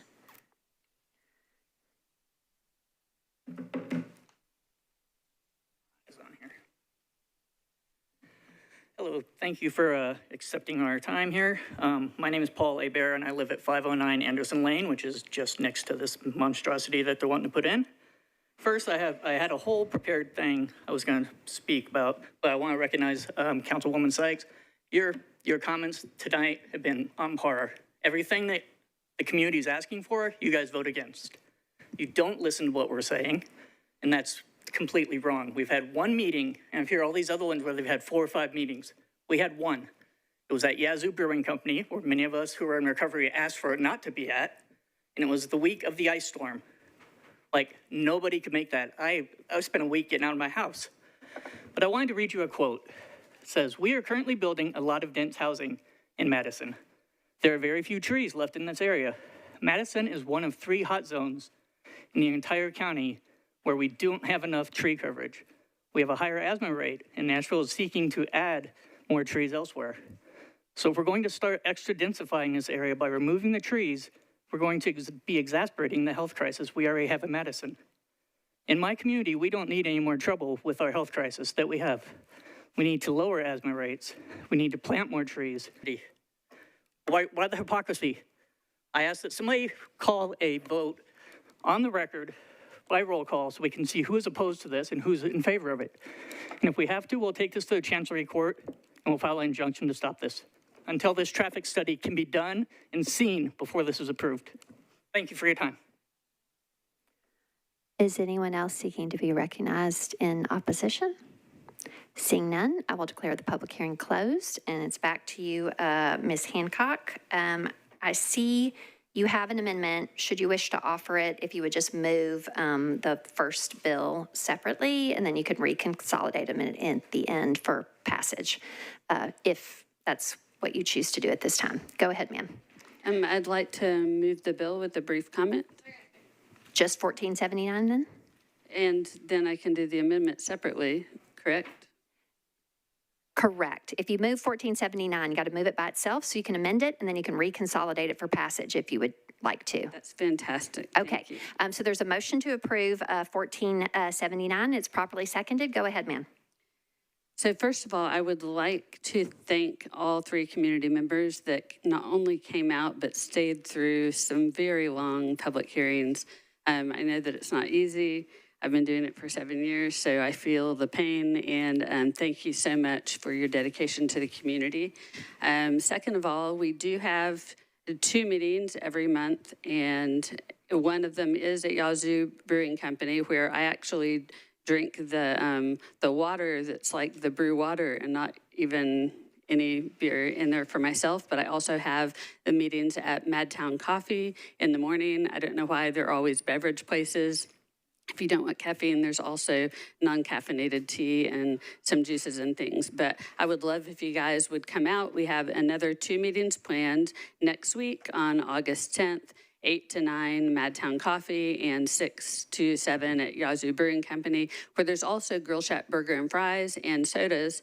They have some really cool cherry Coke and some nice root beer in the jars, so they're kind of fun. My son likes to come out and enjoy that. It's a great family atmosphere.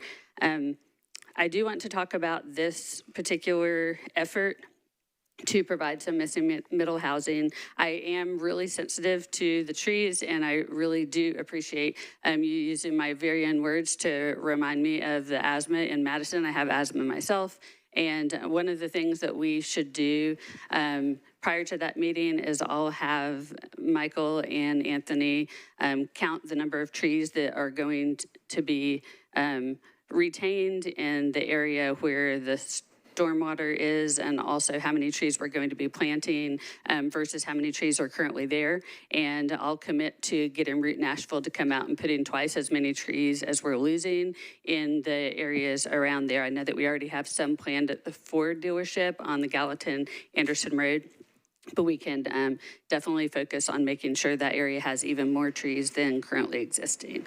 As far as the traffic study, we do have an amendment that I'm about to run that will require a traffic study. Now, I understand that the community would love to have the traffic study prior to this, but the nature of the beast of zoning is that we can put a traffic study into the SP, and then once the SP is approved, then the traffic study has to be done before anything can be built. So we will get that traffic study done and then make sure that we know exactly what needs to be done based on not only this particular development, which does not technically on its own qualify for a traffic study, because I think you have to build 80 to have that, but also the fact that we have other developments that are coming along. Can someone else get in the queue and yield your time to me? I'm almost done. Ms. Allen, do you seek to yield your time? Go ahead, Ms. Hancock. Thank you. So in addition to the traffic study, and I just probably lost my train of thought, and where am I right there? We are going to consider another couple of considerations in tree height and buffering between the new development and the streets, Ellie and Sarver, that are behind it. Some suggestions from the community came up, so we'll add those into another amendment on third. But for right now, I would like to move the amendment that I have today for the traffic study. There is a motion to amend. Is there a second? Okay. I believe you've already described the amendment.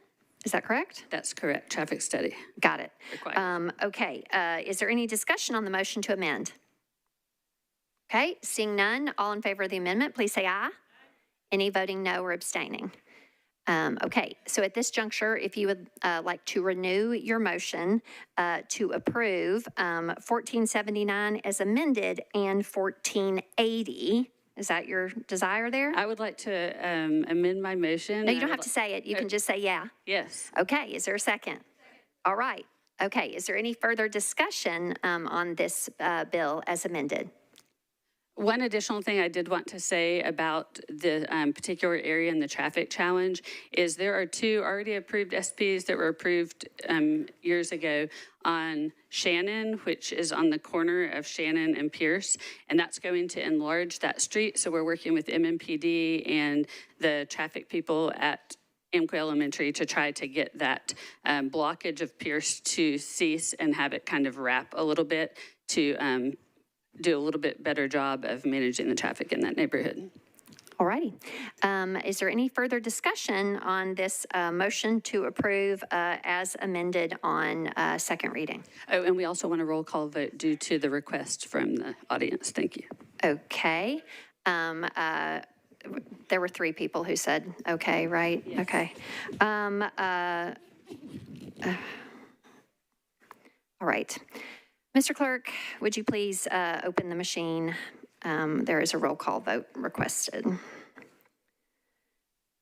There is a motion to approve 1479 as amended and 1480 and a consolidated motion on second of 3 readings.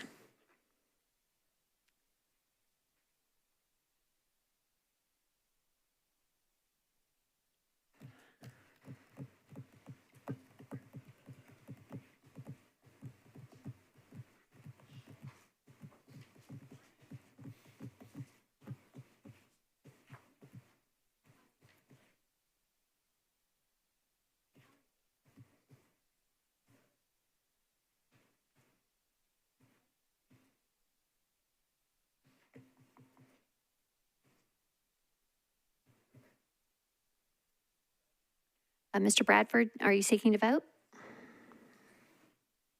All votes are in. Mr. Clerk, please show the vote. All right, this motion has passed with 32 votes in favor, 0 against, and 1 abstention. All right, next is agenda item 32. Ordinance BL 2026-1481, sponsor Kimbrough. This is an ordinance to amend Title 17, the Metro Code of Laws, the zoning ordinance, the Metro government by changing from RS10 to R10 zoning for property located at 1814 County Hospital Road, located approximately 215 feet northeast of Doak Avenue. This is 0.54 acres. Ms. Kimbrough, you're recognized. Thank you, Vice Mayor. I'd like to defer this to the September 1st meeting due to lack of notice. All right. Properly moved and seconded. Is there any discussion on the deferral motion moving this public hearing to the September 1st meeting? Seeing none, all in favor, please say aye. Any voting no or abstaining? Okay. Next are agenda items 33 and 34. They are companions to each other. 33 is ordinance BL 2026-1482, sponsor Taylor. This is an ordinance to amend Title 17, the Metro Code of Laws, the zoning ordinance of the Metro government by applying a historic landmark overlay district to property located at 3411 Albion Street at the corner of 35th Avenue North and Albion Street. zoned RS10. This is 0.69 acres. And again, agenda item 34, which is its companion ordinance 1483, which requires certain materials to be restricted in the construction of buildings mentioned in 1482. Mr. Taylor, you're recognized, sir. Thank you, Vice Mayor. I'd like to open the public hearing, please. All right, I declare the public hearing open for Council Member Taylor's bills 1482 and 1483. Would all members of the public here in support of these bills please raise your hand? All right.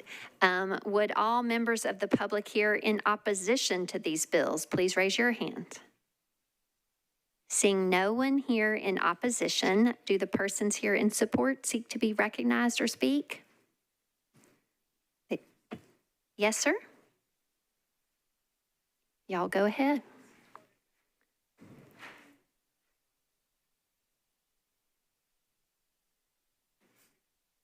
Welcome. Go ahead. You're recognized, sir.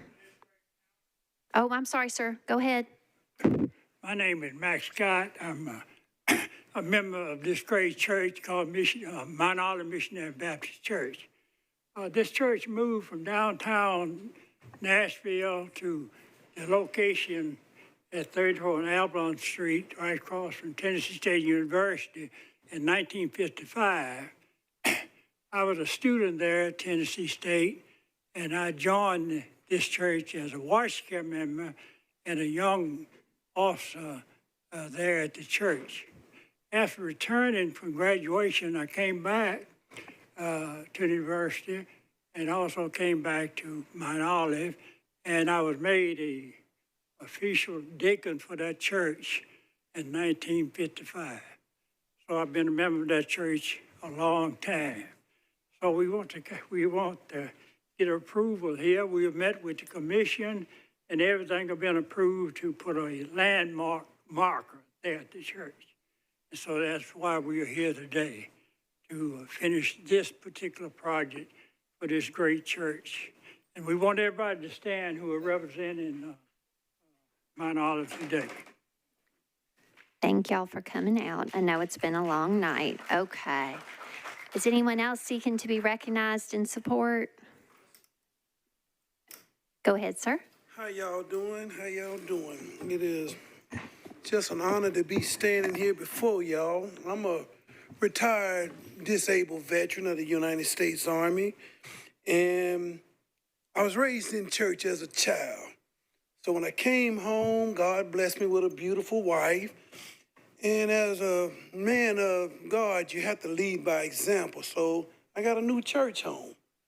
I'm a deacon, and that just let me know God is able to do all things.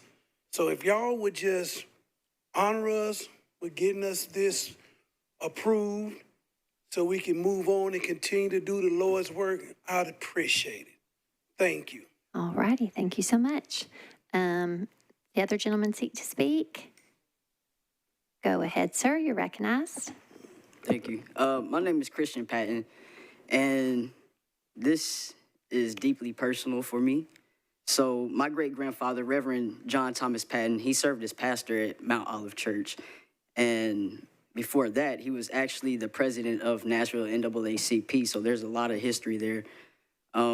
His life was dedicated to faith, service, leadership, and the betterment of the community. Because of him, this church has been woven into my family's story for generations. But this isn't just about my family's story. This is Nashville's history, right? Mount Olive is a historic church that stands in the heart of historic Jefferson Street neighborhood, which has a rich and beautiful history. For well over a century, this church has been a place where families have gathered to worship, celebrate, grieve, grow, and support one another. Many of those families still attend this church, and new generations continue to walk through our doors. That's what makes Mount Olive so special, and it's just not preserving its history, but it's continuing to make history. This church has also been home to remarkable leaders whose impact reached far beyond its walls, like Reverend Henry Boyd, which some of you might know that last name. He was the founder of the National Baptist Publishing Board and Citizen Savings Bank and Trust Company, helping create opportunities that strengthen Nashville's Black community for generations. Leaders like Reverend Boyd and my great-grandfather remind us that Mount Olive has never simply just been a church. It has been a place where faith inspired leadership, where service transformed lives, and where hope became action. And this church continues to be that place. So this means a lot. Again, I want to thank each and every one of you for giving us the time to come up here and represent our church. Thank you. Thank y'all very much for coming out. We appreciate you and know you had to be very patient this evening. Thank you for sharing that with us. Seeing no one else seeking to be recognized in support, I will declare the public hearing closed. And it's back to you, Councilman Taylor, for a motion. Thank you. I would like to move for approval of both item 33 and 34 with a brief comment. All right, go ahead, sir. All right, Brother Christian stole all of my thunder, so I'm not going to say much. You did a good job. He did an amazing job. Doesn't need to be repeated. Amazing job. Just really quickly, just the historic nature of this area. It's an area called College Hill, one of the first neighborhoods that Black people could live in and buy their own homes in Nashville, built by a strong family that still builds homes now called McKissick & McKissick. Not sure if you ever heard of them, but if you haven't, I'm not going to tell you about them because I'm actually looking it up because I got to go fast because we're here very late. But this is a great opportunity for us. This has been many conversations about this neighborhood in this area to preserve history. They just shared vibrant history. We have history in the room tonight. I'm a deacon of a church since 1955 in the same area. And so we want to put a landmark overlay. We'll also be having, we'll have a historical marker added here at the location about College Hill. There's a number of things that we're doing to preserve this, and this is hopefully just a start of preservation in this area and a very strong history for Black Nashville, Black history right here in our city to be extremely proud of. So thank you all for staying late and coming out. Stephanie, thank you so much for the work that you've done on this. And I would like to invoke Rule 12.3 of the body. And just to let you guys know that everyone that votes in the affirmative will be added to the bill as a signer. Okay. I'll renew my motion. Thank you. All righty. All righty. There is a motion to approve 1482 and 1483 on their second of three readings with 12.3 applied, such that all those voting in the affirmative will be signed on as co-sponsors for this bill. Is there any objection to that amended motion? All right, I heard a second for it. Okay, is there any additional discussion? All right, seeing none, all in favor, please say aye. Any voting no or abstaining? All right, this bill has passed its second reading. Thank you all again very much for coming out. Okay, next is agenda items 35 and 36. Again, they are companions to each other. The first is agenda item 35 is ordinance BL 2026-1484, sponsor Styles. This is an ordinance to amend Title 17, the Metro Code of Laws, the zoning ordinance of the Metro government, by changing from AR2A to SP zoning for property located at 12802 Old Hickory Boulevard, approximately 148 feet southwest of Logistics Way.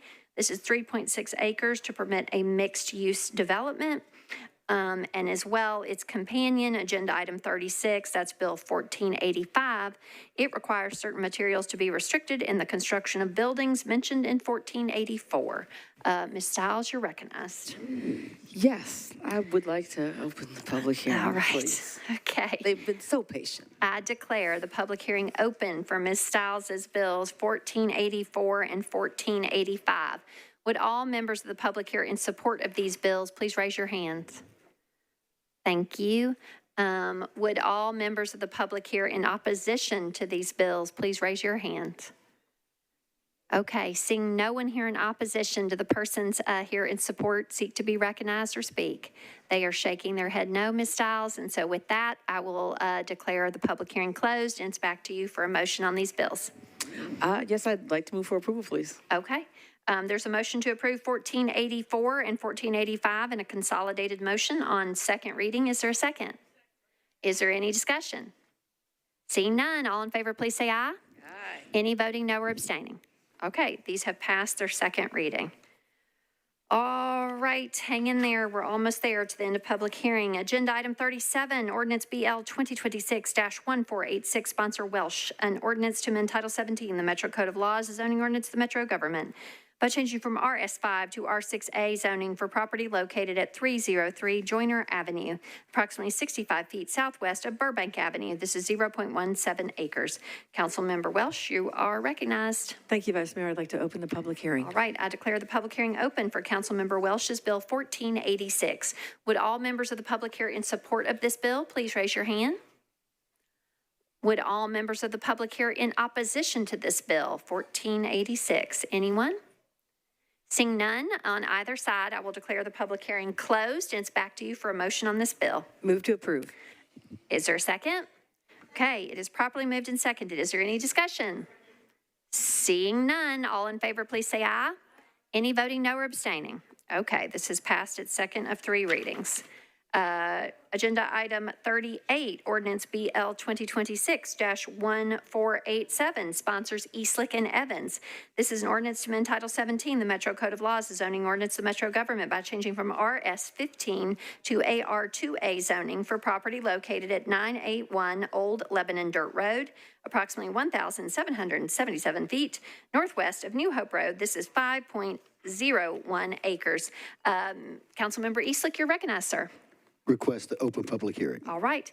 I declare the public hearing open for Councilmember Eastlick's and Evans's Bill 1487. Would all members of the public here in support of this bill please raise your hand? Would all members of the public here in opposition to this bill please raise your hand? Seeing no one here on either side, I will declare the public hearing closed, and it's back to you, Mr. Eastlick, for a motion. Thank you. I'd like to move for approval with a short comment from Aaron Evans. Okay. Councilman Aaron. Is there a second on the motion to approve? All right. Ms. Evans, you are recognized. Thank you, Councilmember Eastlick. I appreciate the support of this legislation. This is a bird sanctuary property, and they're preparing for the future because, of course, like exotic birds like parrots and macaws and cockatiels and all of them, they all live to be very long, age. Like tortoises. And so anyway, this is part of that preparation. So I appreciate Councilmember Eastlick for helping move this project forward, since it was in my district last term and then transitioned to District 11. Did any of these birds get loose in your district and you had to No, search I them wish. down at I any do juncture? have pictures of me holding the birds and stuff, and Councilmember Eastlick has not been yet, but I can't wait to have a bird picture with Councilmember Eastlick for my, memories. Okay. I'm thinking we may want to get a group picture there. All righty. So we have a motion to approve. It's properly seconded. You've heard a little bit more about this legislation. Is there any further discussion? Seeing none, all in favor, please say aye. Any voting no or abstaining? Okay, that has passed its second reading, and now this is our last bill on, our last bill on public hearing on second reading, and then we're going to have one more bill on public hearing that is on third reading. So agenda item 39 is ordinance BL 2026-1488, sponsor Horton. This is an ordinance amending chapter 17.08 of the Metro Code of Laws to modify the zoning district land use table to reflect recent amendments to the zoning code.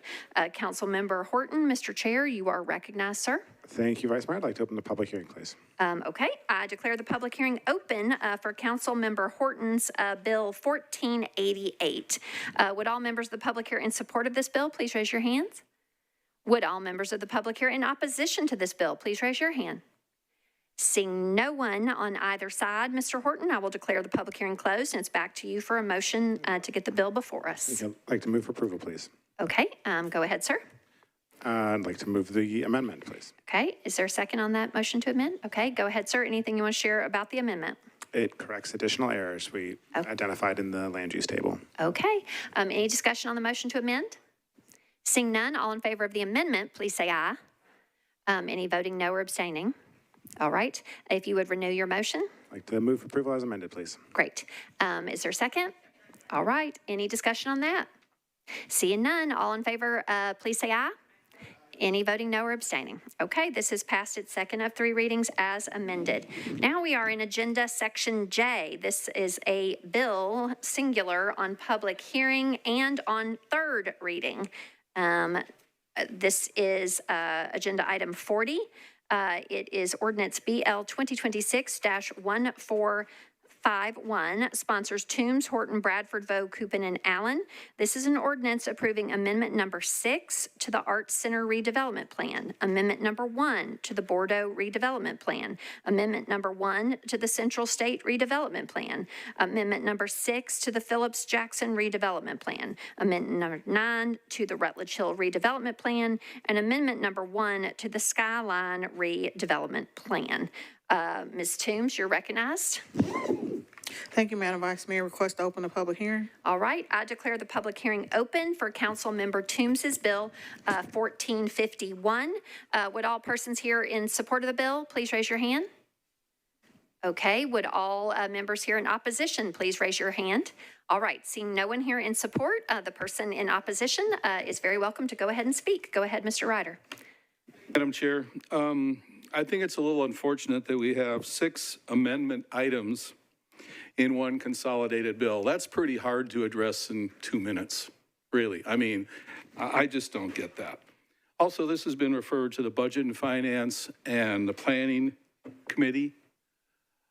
What this body really needs is a housing committee, because anything that I address to you, I don't think many people here understand the redevelopment districts and how they really operate. I go to MDHA meetings on a regular basis. But we need to have a housing committee so that I can address my concerns to a body that understands what I am even talking about. So I know this is going to pass, but my request is to this body, we need to have a housing committee. There were so many people here tonight that talked about a housing crisis and affordable housing crisis. It's inexcusable for the Metro Council to not have a housing committee. We need one desperately, because the Budget and Finance Committee, with all due respect to them and the Planning and Zoning, you do not understand how MDHA operates and federal policies and regulations. Thank you very much. Thank you. Is anyone else seeking to be recognized in opposition? Seeing none, I will declare the public hearing closed. And it's back to you, Ms. Toombs, for a motion on your bill. Move for approval. Okay, it's properly moved and seconded. Now we're on to discussion. Councilmember Allen, you are recognized. Thank you, Madam Chair. I'd like to take responsibility for that 6 amendments and move Amendment 1, please. Okay, our guest proposed amendment. We already have Amendment Number 1 on the bill earlier. Yes, and that's so this correct. is the Allen proposed amendment. It's properly seconded. Is there anything that you want to share about this amendment? Yes, so this actually is fixing a problem that I created, and I'll apologize for that. MDHA's board has already approved this. I still want to add a notification requirement that MDHA has the ability to change the 75% payment on the TIF by previous legislation that was passed earlier, if their board has a written policy stating why they would make that change. And I made an amendment at the last time this came in front of us, requiring a written notification if they made that change. It doesn't give us the ability to approve their change. It just ensures that we realize that that happens. As it turns out, because they have already approved those amendments, it creates a problem if we make any changes to that. And so my amendment reverses the language that requires that written notification. I can handle that in Section 2 of the code, and I intend to work with MDHA and go back and do it that way, because I do think the council needs to be aware if they change that 75% payment. Okay. So with that, I move my amendment, which will essentially put it back to exactly what the MDHA board approved, and then that keeps us from having to send it back to them. All right. You have heard explanation of the amendment. There is a motion to amend, and it's properly seconded. Is there any discussion specifically on this amendment? Okay, seeing none, all in favor of the amendment, please say aye. Any voting no or abstaining? Okay, Ms. Toombs, do you seek to renew your motion to approve as amended? Move for approval as amended. Okay, all right. Is there any discussion on the motion to approve this on its third and final reading as amended? Seeing none, all in favor, please say aye. Any voting no? Any abstaining? Okay. This has passed its third and final reading as amended. And that concludes all of our public hearings. And next, we have our consolidated consent agenda at 11:25 in the evening. Okay.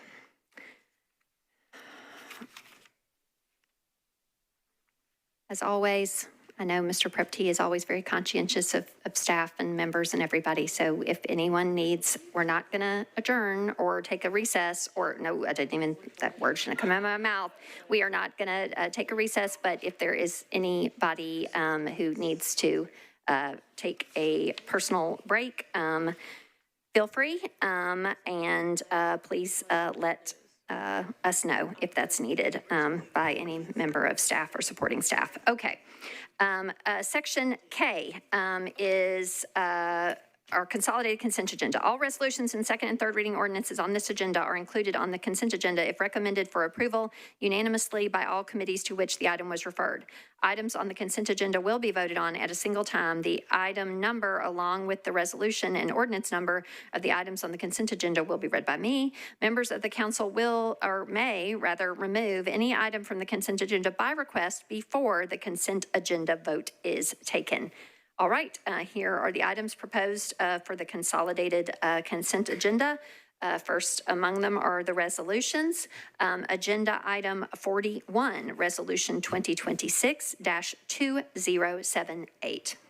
Agenda item 42, resolution 2026-2079. Agenda item 43, resolution 2026-2080.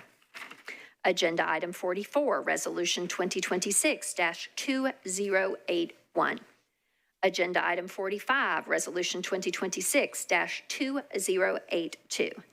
Agenda item 46, resolution 2026-2083. Agenda item 49, resolution 2026-2151. Agenda item 50, resolution 2026-2152.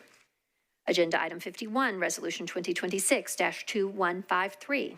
Agenda item 52, resolution 2026-2154. Agenda item 55, resolution 2026-2157. Agenda item 56, resolution 2026-2158. Agenda item 57, resolution 2026-2159. Agenda item 59, resolution 2026-2161. Agenda item 60, resolution 2026-2162. Agenda item 61, resolution 2026-2163. Agenda item 63, resolution 2026-2165. Agenda item 64, resolution 2026-2166.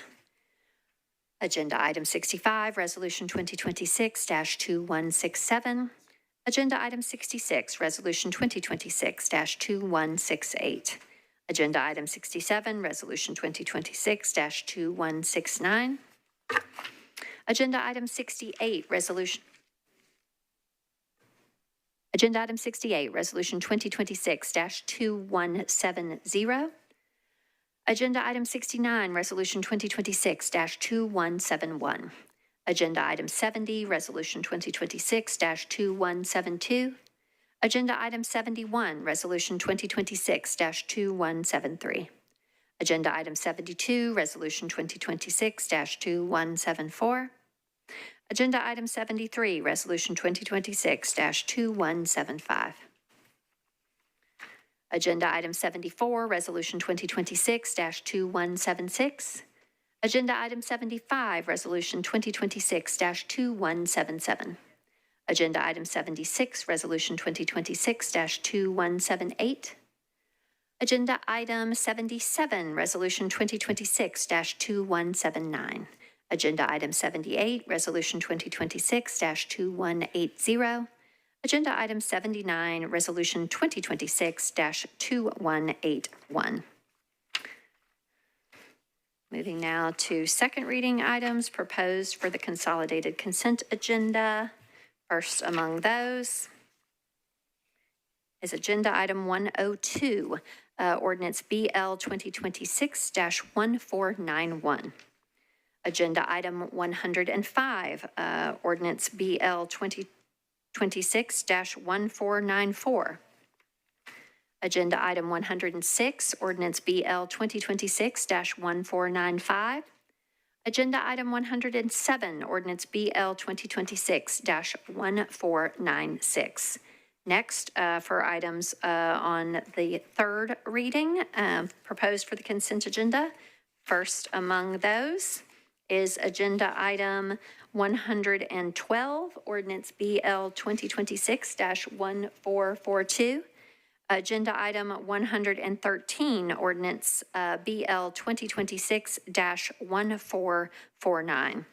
Agenda item 115, ordinance BL 2026-1454. Agenda item 116, ordinance BL 2026-1455. Agenda item 117, ordinance BL 2026-1456. Agenda item 118, ordinance BL 2026-1457. Agenda item 119, ordinance BL 2026-1458. Agenda item 120, ordinance BL 2026-1459. Agenda item 121, ordinance BL 2026-1460. Agenda item 122, ordinance BL 2026-1461. Agenda item 123, ordinance BL 2026-1462. Agenda item 124, ordinance BL 2026-1463. Agenda item 125, ordinance BL 2026-1464. Agenda item 126, ordinance BL 2026-1468, rather 1465. Okay. Agenda item 127, ordinance BL 2026-1466. And then lastly, agenda item 129, ordinance BL 2026-1490. Okay. Do any items need to be removed from the consent agenda? If so, if members would please join the queue to request that. Council Member Kimbrough, you are recognized. Thank you, Vice Mayor. I'd like to remove item number 61, RS 2026-2163.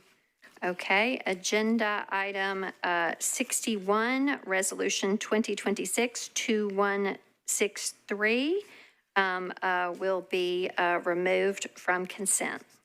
Items 125 and 126, BL 2026-1464 and BL 2026-1465. Okay, hang on, Ms. Kimbrough. Agenda item, you said 125? And yes. Okay.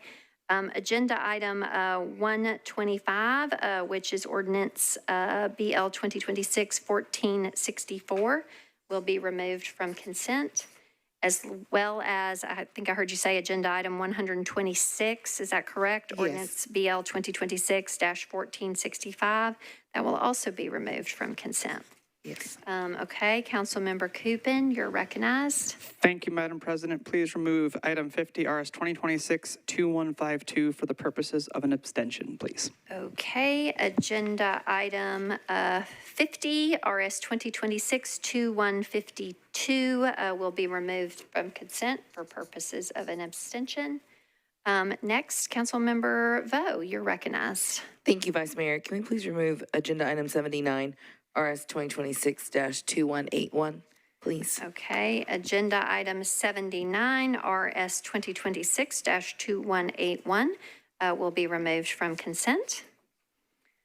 And last in the queue, Councilmember Stiles, you're recognized. Thank you very much. Agenda item number 78, which was the Humane Association. Yep, agenda item 78, resolution 2026-2180 will be removed from consent.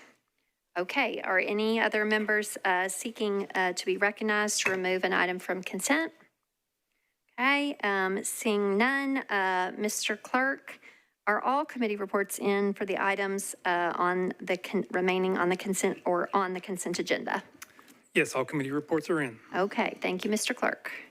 All right. Members, is there a motion for approval of the consent agenda? Okay. All in favor say aye. Okay, council has passed all items on the consent agenda. Now we will go back in agenda order to items that were not on consent.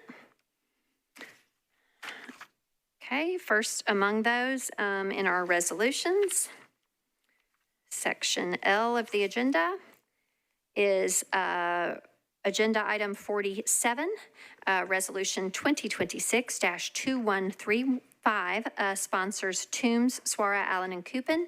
This is a resolution approving an intergovernmental project agreement between the Metropolitan Government of Nashville and Davidson County and the Convention Center Authority of the Metropolitan Government of Nashville and Davidson County relating to the financing and refinancing of the Music City Center. Councilmember Toombs, you are recognized. Thank you, Madam Vice Mayor. Committee reports. Budget and Finance voted to recommend approval, 10 in favor, 0 against, 1 not voting. Okay. And for the report of the Ad Hoc East Bank Committee, Chair Evan Siegel. I thank you, Madam President. The special counsel will have to correct me if my memory is wrong, as that agenda did not make it back to me, but I believe that we voted to defer, 6 in favor, 0 against, and 0 not voting. Yeah, it was a 1 meeting deferral, and then 6 in favor. 0 against, 0 not voting. 0 not voting. Okay, and with that 1 meeting deferral, it is Rule 8.1 applied. Such this will be deferred 1 meeting, and it will be taken up again at the meeting of August 18th. Okay. Next is agenda item 48. This is resolution 2026-2150. This is a resolution adopting a salary increase for the sheriff of the Metropolitan Government. Sponsors Huffman, Weiner, and Ellis. Councilmember Huffman, you're recognized. Thank you, Vice Mayor. Committee reports. The Public Health and Safety Committee recommended approval, 11 in favor, 0 against, 0 not voting. Okay, and for the report of the Budget and Finance Committee, Chair Toombs. Budget and Finance voted to recommend approval, 10 in favor, 0 against, 2 not voting. Okay, or 2 abstaining, not voting. Okay. Back to you, Mr. Huffman, for a motion. Thank you, Vice Mayor. Move for approval with a brief comment. Okay, go ahead, sir. Thank you, colleagues. I'll try to keep this as short as possible with giving you as much details as possible. The intention of this resolution is to address a compensation structure that really no longer reflects the sheriff's role. Today, the sheriff department has roughly 1,400 employees. He manages a budget of roughly $150 million. However, he and the department have gone above and beyond in a few areas. And I want to talk about first the statutory requirement that got us here. So first off, TCA 8-24-102. That is the state requirement or the state code that sets the compensation for the sheriff across the state. It states essentially that the sheriff must be paid at least 10% higher than salary paid to the general officers of the county. But it highlights that the county legislative body, i.e. the Metro Council, has the option to award the office with, to pay them for ex officio services. And by that, we have a sheriff that manages the workhouse. We have a sheriff that also now oversees the security of this courthouse and other Metro buildings, and also manages a prison population that has increased since the dissolve of the private prison here in Davidson County. So what we're trying to do here is really to right a wrong that has existed for about 15 years. Over the past 15 years, the compensation for the sheriff himself has increased at roughly half the rate of comparable metro departments. He currently sits at about 20th in overall pay. However, still manages the third largest department. So with that, I would ask for your approval. Thank you. All right, there is a motion to approve, properly seconded, and we are on to discussion. Is there any discussion on this resolution? All right, seeing none, all in favor, please say aye. Any voting no? Any abstaining? Okay, you have passed this resolution. Next is Agenda Item 50, Resolution 2026-2152, sponsors Toombs, Huffman, Welsh, Suara, and Ellis. This is a resolution approving the third amendment to the grant subcontract between the Metropolitan Government of Nashville and Davidson County, acting by and through the Juvenile Justice Center, also known as Metro Juvenile Court, and Youth Villages. Ms. Toombs, Madam Chair, you are recognized. Thank you, Madam Vice Mayor. Committee reports. Budget and Finance voted to recommend approval, 11 in favor, 0 against, 0 not voting. All right, thank you so much. And for the report of the Public Health and Safety Committee, Chair Huffman, you're recognized. Thank you, Vice Mayor. Public Health and Safety recommended approval, 10 in favor, 0 against, 0 not voting. Okay, it's back to you, Ms. Toombs, for a motion on your bill. Move for approval. All right, properly moved and seconded. Is there any discussion on this resolution? Seeing none, all in favor, please say aye. Any voting no? Any abstaining? Are you a no, Mr. Coupin? Abstention. We can just record that, right? Okay. Mercifully, we do not have to go on the boards. That's only for a no on a resolution. Mr. Coupin will be an abstention. Okay, this has passed. All right, next is Agenda Item 53, Resolution 2026-2155, sponsors Toombs, Huffman, Bradford, Welsh, and Hill. This is a resolution appropriating a total of $211,866 from the Metro government, acting by and through the Metro Board of Health to United Neighborhood Health Services, Inc., doing business as Neighborhood Health, Inc., and approving a grant contract by and between the Metropolitan Government, acting by and through the Metropolitan Board of Health, and United Neighborhood Health Services, Inc., DBA Neighborhood Health, Inc., for the provision of outpatient services for participants in the Ryan White Part A program. Ms. Toombs, you're recognized. Thank you, Madam Vice Mayor. Committee reports. Budget and Finance voted to recommend approval, 11 in favor, 0 against, 1 abstention. Okay, and for the report of the Public Health and Safety Committee, Chair Huffman. Thank you, Vice Mayor. Public Health and Safety recommended approval, 10 in favor, 0 against, 1 not voting. Okay, all right. So it is back to you, Ms. Toombs, for a motion on this resolution. Move for approval. All right. Is there any discussion on this resolution? Seeing none, all in favor, please say aye. Any voting no? Any abstaining? Oh, okay. Ms. Suara, you'll be recorded as an abstention. All right. Next is this resolution has passed. Next is Agenda Item 54, Resolution 2026-2156, sponsors Toombs, Huffman, Bradford, Welsh, and Hill.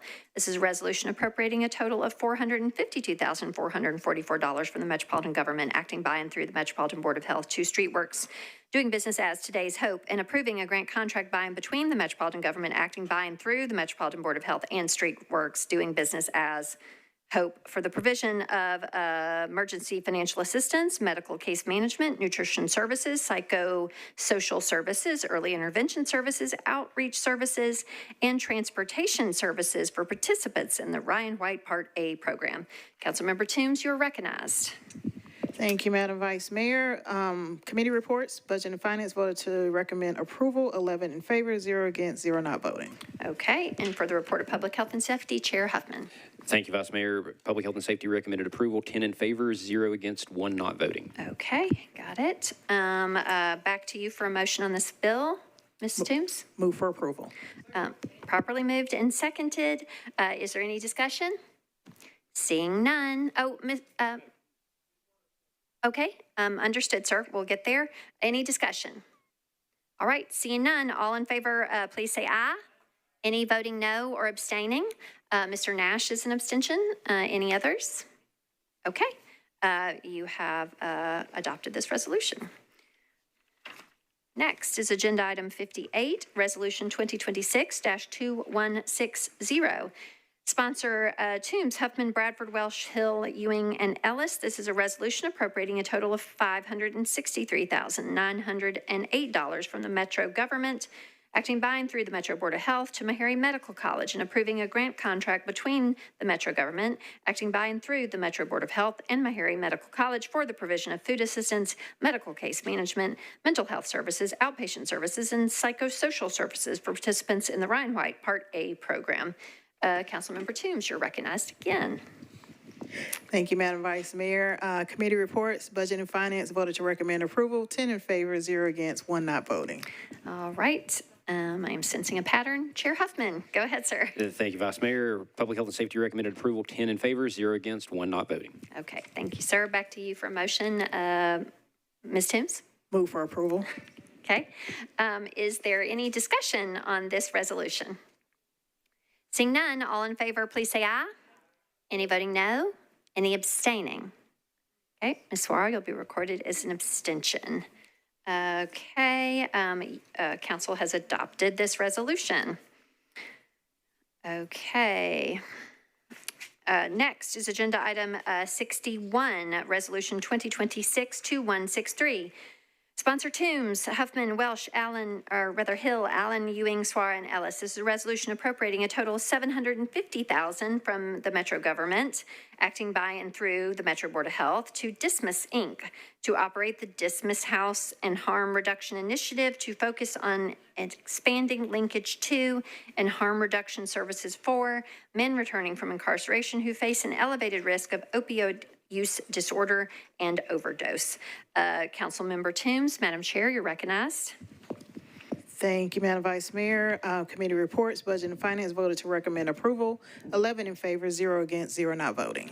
All right, and Chair Huffman, sir, you are recognized. Thank you, Vice Mayor. Public Health and Safety recommended approval, 10 in favor, 0 against, 0 not voting. Okay, thank you. Back to you, Ms. Toombs, for a motion. Move for approval. There's a motion. It's properly seconded for approval. Is there any discussion on this resolution? Okay, seeing none, all in favor, please say aye. Any voting no? Any abstaining? Okay, Ms. Kimbrough, you'll be recorded as an abstention. Okay. Next is agenda item 62. This is resolution 2026-2164. Sponsors Toombs, Huffman, Ewing, and Suara. This is a resolution approving Amendment 3 to an air pollution control program support grant from the United States Environmental Protection Agency to the Metro government, acting by and through the Metro Board of Health for the ongoing collection of data on ambient air conditions for fine particulate matter in Nashville, Tennessee. Councilmember Toombs, you're recognized, Madam Chair. Thank you, Madam Vice Mayor. Committee reports, Budget and Finance voted to recommend approval as substituted, 11 in favor, 0 against, 0 not voting. Okay. And Chair Huffman, I'm just not even pushing the buttons anymore. Just leave y'all both on. Go ahead, sir. That's a dangerous game. Thank you, Vice Mayor. Yeah, be careful. Yeah, Public Health and Safety recommended approval as substituted, 11 in favor, 0 against, 0 not voting. Okay, thank you, sir. Back to you, Chair Toombs, for a motion. Move for approval. Okay, there's a motion to approve, properly seconded, and we are on to discussion. In the queue is Ms. Allen. Go ahead, ma'am. Thank you, Madam President. I would like to move the substitute with a brief comment. Okay, go ahead, ma'am. Thank you. This just corrects the title to expand it beyond just particulate matter. This bill actually authorizes the collection of information on a number of pollutants, and that just corrects that. Great. Thank you for that housekeeping explanation. Is there any further discussion on the substitute itself or the motion to substitute? Seeing none, all in favor of the substitute, please say aye. Okay, and I assume, Ms. Toombs, you want to renew your motion to approve as substituted? Oh, guess what? It's Ms. Allen's bill now. Yep. Thank you, Special Counsel. Ms. Allen, would you like to renew your motion or the motion to approve as I substituted? move the bill as substituted. Okay. Is there a second? Okay. Is there any discussion on that? Seeing none, all in favor, please say aye. Any voting no or abstaining? Okay, this has passed as substituted, adopted as substituted. Next. Okay, agenda item 78, resolution 2026-2180. Sponsors Stiles, Swara, Coopin, Gregg, Vo, Nash, Evans, Siegel, Allen, Wiener, Gadd, Webb, Lee, Druffel, Benton, Bradford, Gamble, and Ellis is a resolution honoring the Nashville Humane Association on the occasion of its 80th anniversary. Ms. Stiles, you're recognized. Thank you very much. I solely pulled this off just to apply the Murphy Rule, Rule 12.3 to it. Okay, so there is, I believe you need to get a committee report Yes, committee from report. Chair Cash. We approve 500. Okay, and so if you would just make a motion, please, for approval with 12.3 applied, Ms. Stiles. I'd like to move for approval with the Murphy Rule / 12.3 applied, please. Thank you so Okay. much. It's properly seconded. 12.3 means that all those voting in the affirmative will be listed as co-sponsors. Is there any discussion on this resolution? Seeing none, all in favor, please say aye. Any voting no? Any abstaining? Okay, you have adopted this resolution.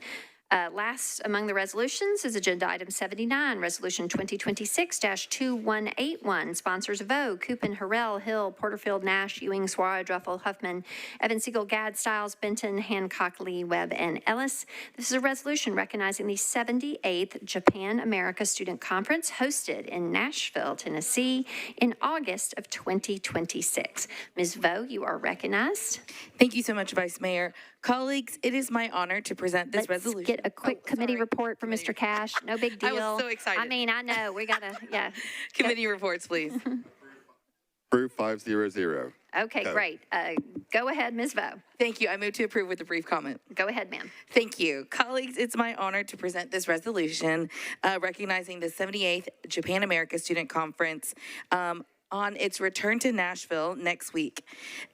This conference is more than a student exchange. Since 1934, it has brought together young leaders from Japan and the United States to build understanding, strengthen friendships, and foster the kind of relationships that last a lifetime. Nearly a century later, this mission is as important as ever. And this year, its return to Nashville is especially meaningful because 2026 truly is the year of Japan in Nashville. Just a few weeks ago, our city had the privilege of hosting Japan's men's national soccer team during the FIFA World Cup. Next week, we are excited to welcome outstanding Japanese and American college students who will spend time learning from our community and sharing their own perspectives. Then in October, Nashville will host Japanese businesses and government leaders for the Southeast U.S.-Japan Conference, further strengthening the economic partnership between Tennessee and Japan. These aren't isolated events. Together, they tell the story of a relationship that continues to grow through sports, education, business, and people-to-people connections. At a time when the world can often feel divided, international exchange matters. It reminds us that diplomacy doesn't happen only between governments. It happens between students, neighbors, entrepreneurs, artists, athletes, and communities.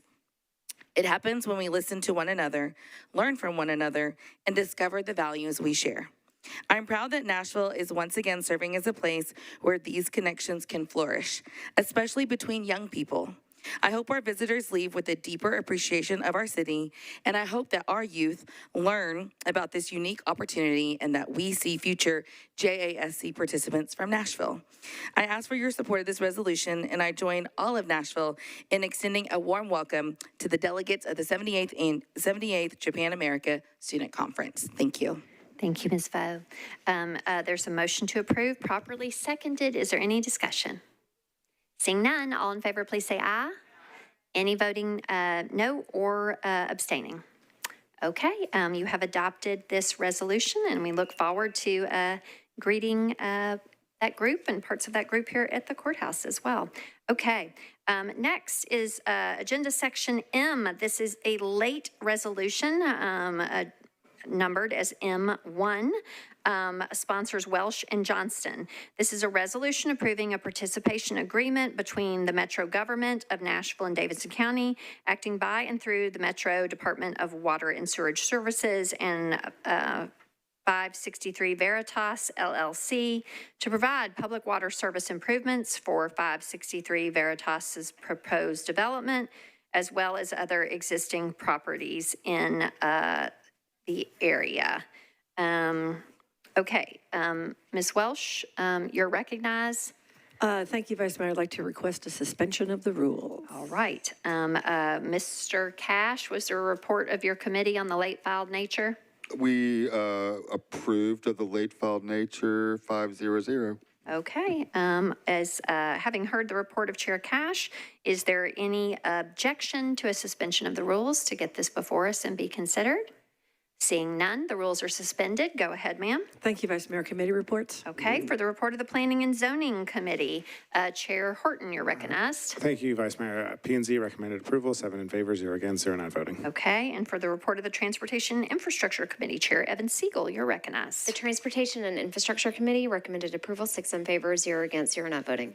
Okay, all right, it is back to you then for a motion.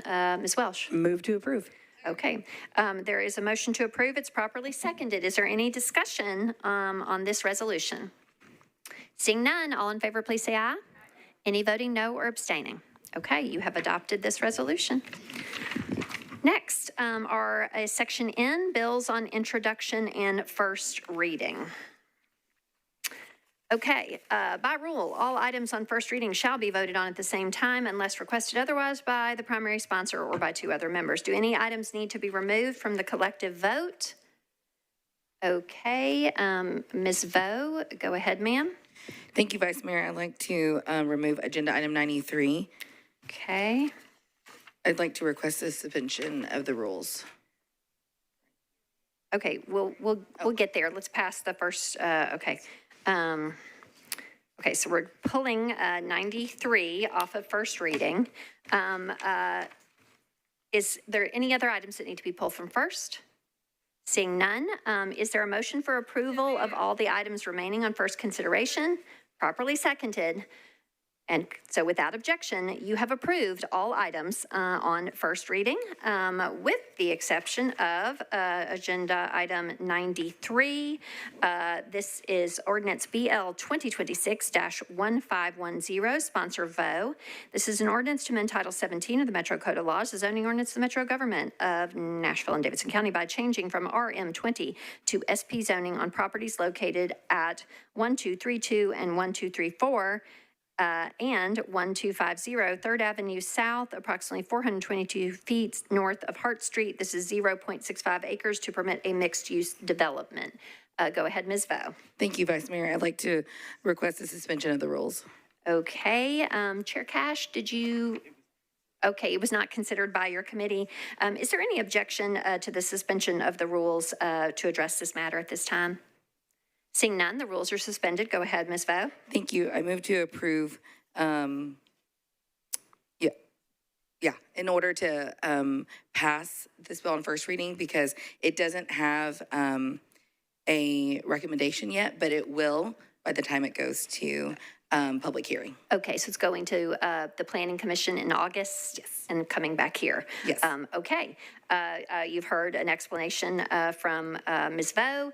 The sponsor, is there any further discussion on the motion to approve? So that's just a straight approval motion at this juncture on first. Is that correct? Okay. Is there any discussion? Seeing none, all in favor, please say aye. Any voting no or abstaining? Okay, this has passed its first reading. Okay, next we move into bills on second reading. We're getting closer.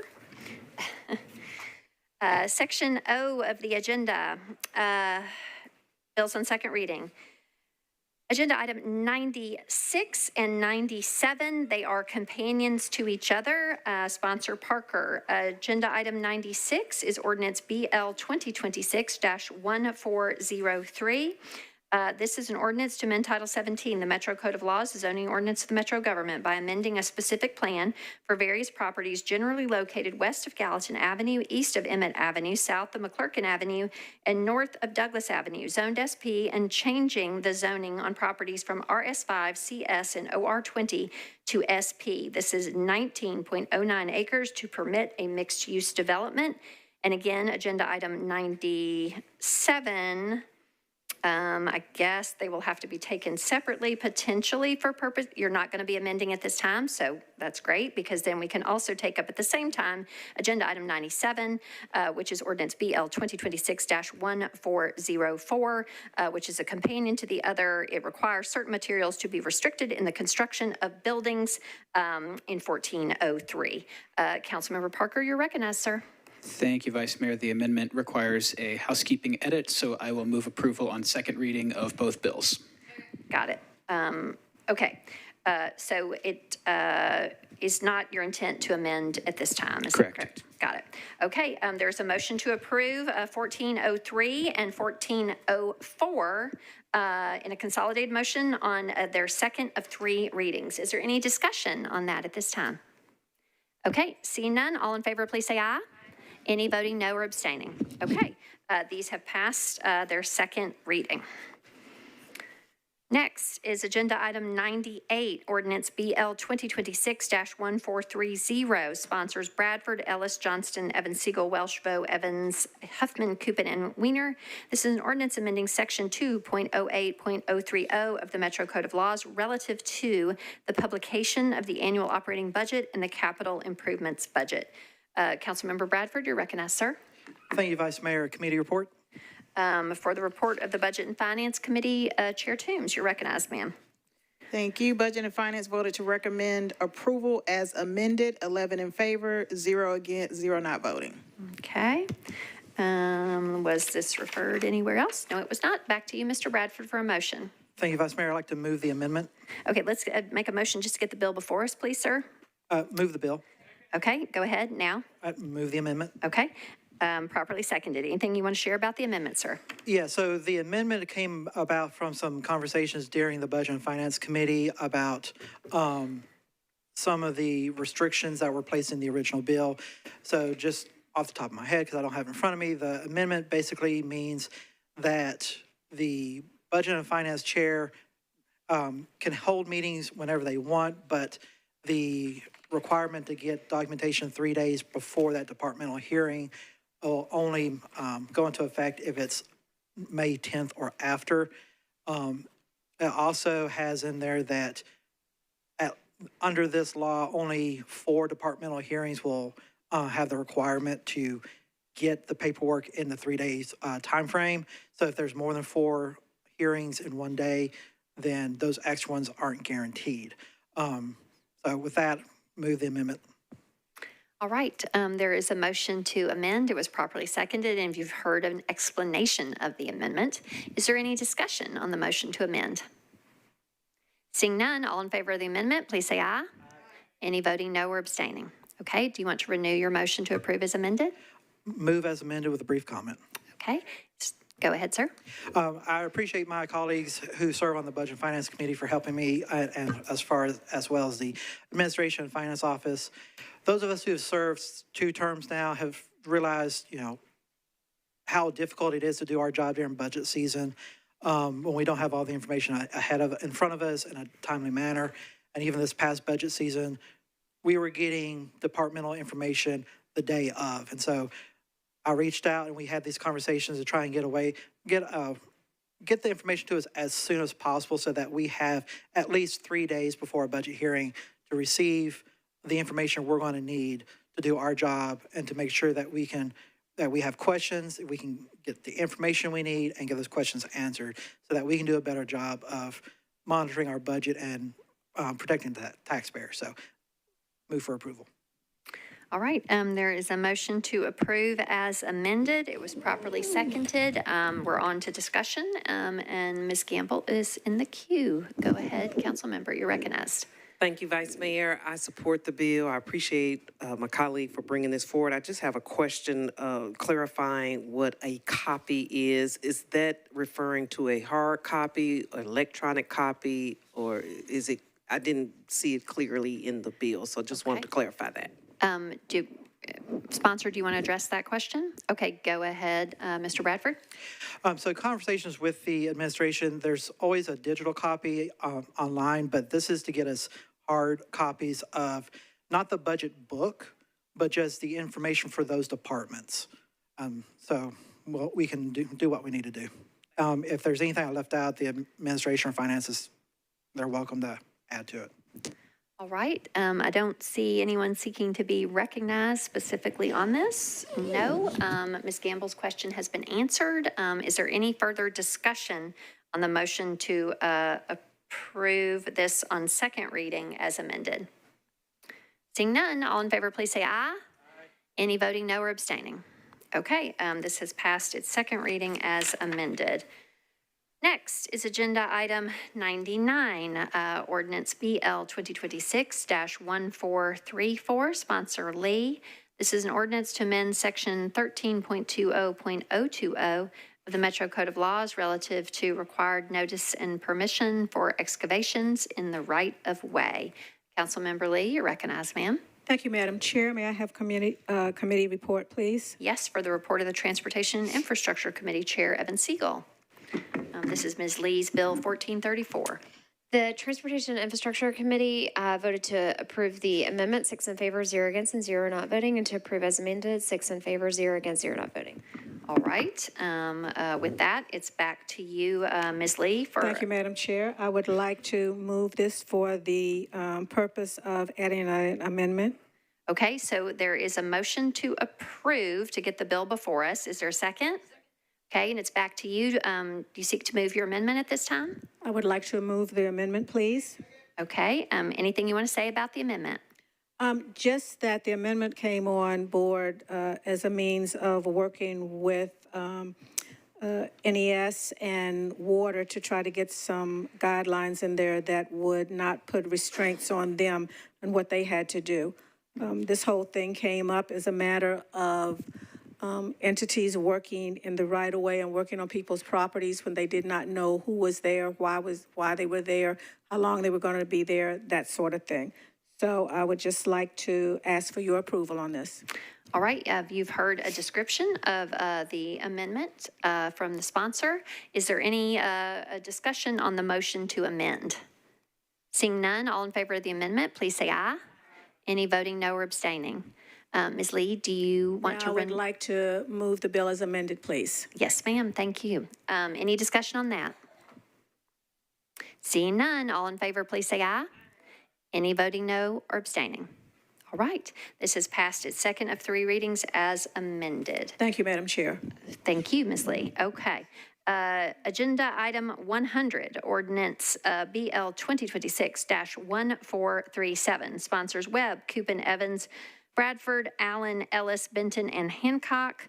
This is an ordinance requiring that all boards, commissions, committees, and authorities of the Metro government with financial authority or a fiduciary duty record and make publicly available the proceedings of their meetings. Mr. Coopin, you are the second sponsor, so I will recognize you, sir. Go ahead. Thank you, Madam President. Committee reports, please. For the report of the Budget and Finance Committee, Chair Toombs. Budget and Finance voted to recommend a 1 meeting deferral, 11 in favor, 0 against, 0 not voting. Okay. We know where this is headed now, but we still need to get the report of the Government Operations Committee, Chair Hill. No worries. Thank you, Madam Vice Mayor. We voted for 1 meeting deferral, 8 in favor, 0 against, 0 not voting. Oh, okay. Did you say 1 meeting deferral? Okay. Special counsel has shared with me that I guess due to the type of this bill, did you say 8.1 doesn't apply, sir? What'd you? Okay. 8.1 has already been used twice on this bill. So Rule 8.1 does not apply. So we have the committee reports. Both committees recommended a one-meeting deferral. So now it is back to you, Mr. Coopin, for a motion. Go ahead, sir. Thank you, Madam President. Move for a one-meeting deferral, please. Okay. All right. There is a motion properly seconded for a one-meeting deferral. Is there any discussion on that deferral motion? Kate, all in favor, please say aye. Okay. Any voting no or abstaining? All right. This has been deferred one meeting. Again, by a vote, not by 8.1. Okay. Agenda item 101, ordinance BL 2026-1452, sponsors Evans, Huffman, Spain, Ellis, Gadd, Suara, and Allen.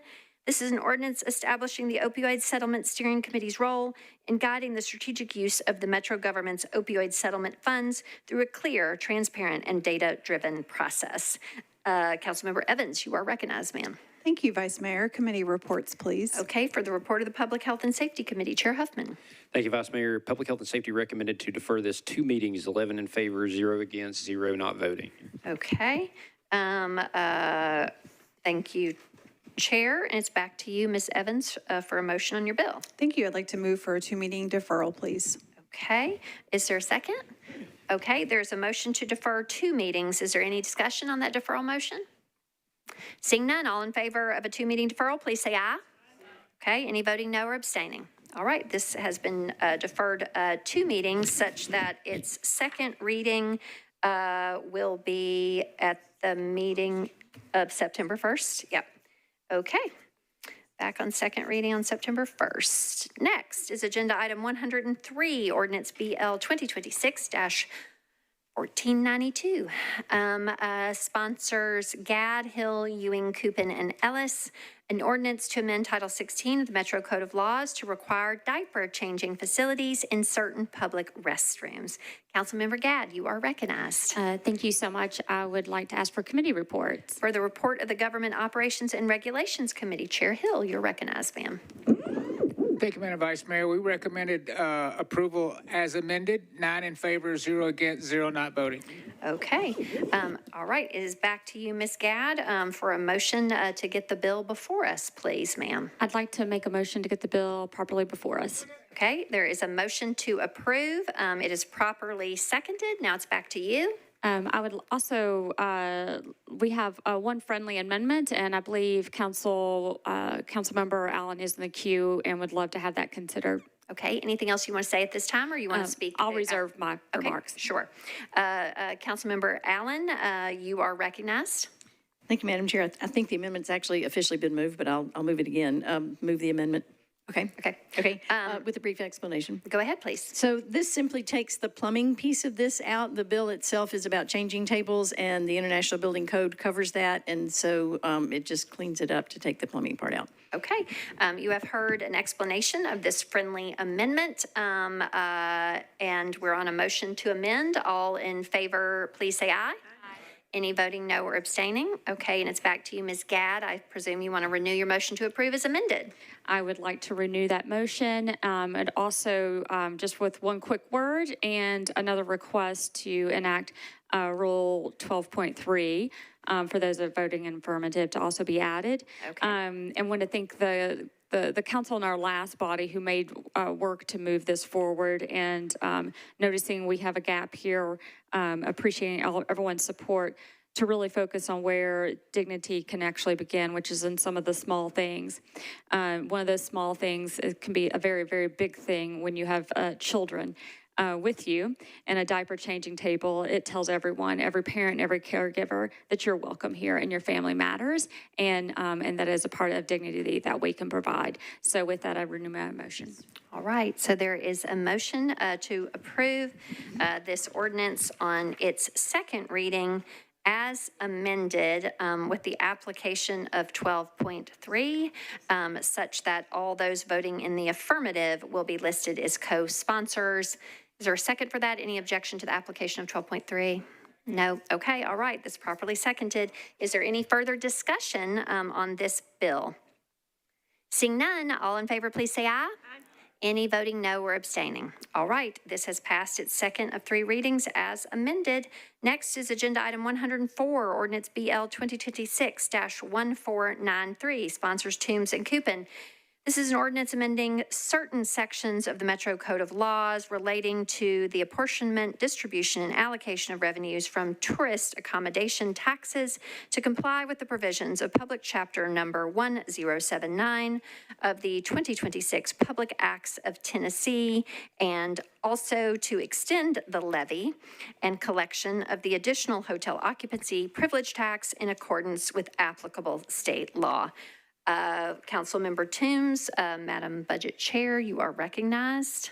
Thank you, Madam Vice Mayor. Committee reports. Budget and Finance voted to recommend approval, 11 in favor, 0 against, 0 not voting. Okay, and for the report of the Ad Hoc East Bank Committee, Chair Evan Siegel. The committee voted for a 1 meeting deferral, 6 in favor, 0 against, 0 not voting. Okay, and with that, Chair Toombs, that will invoke Rule 8.1,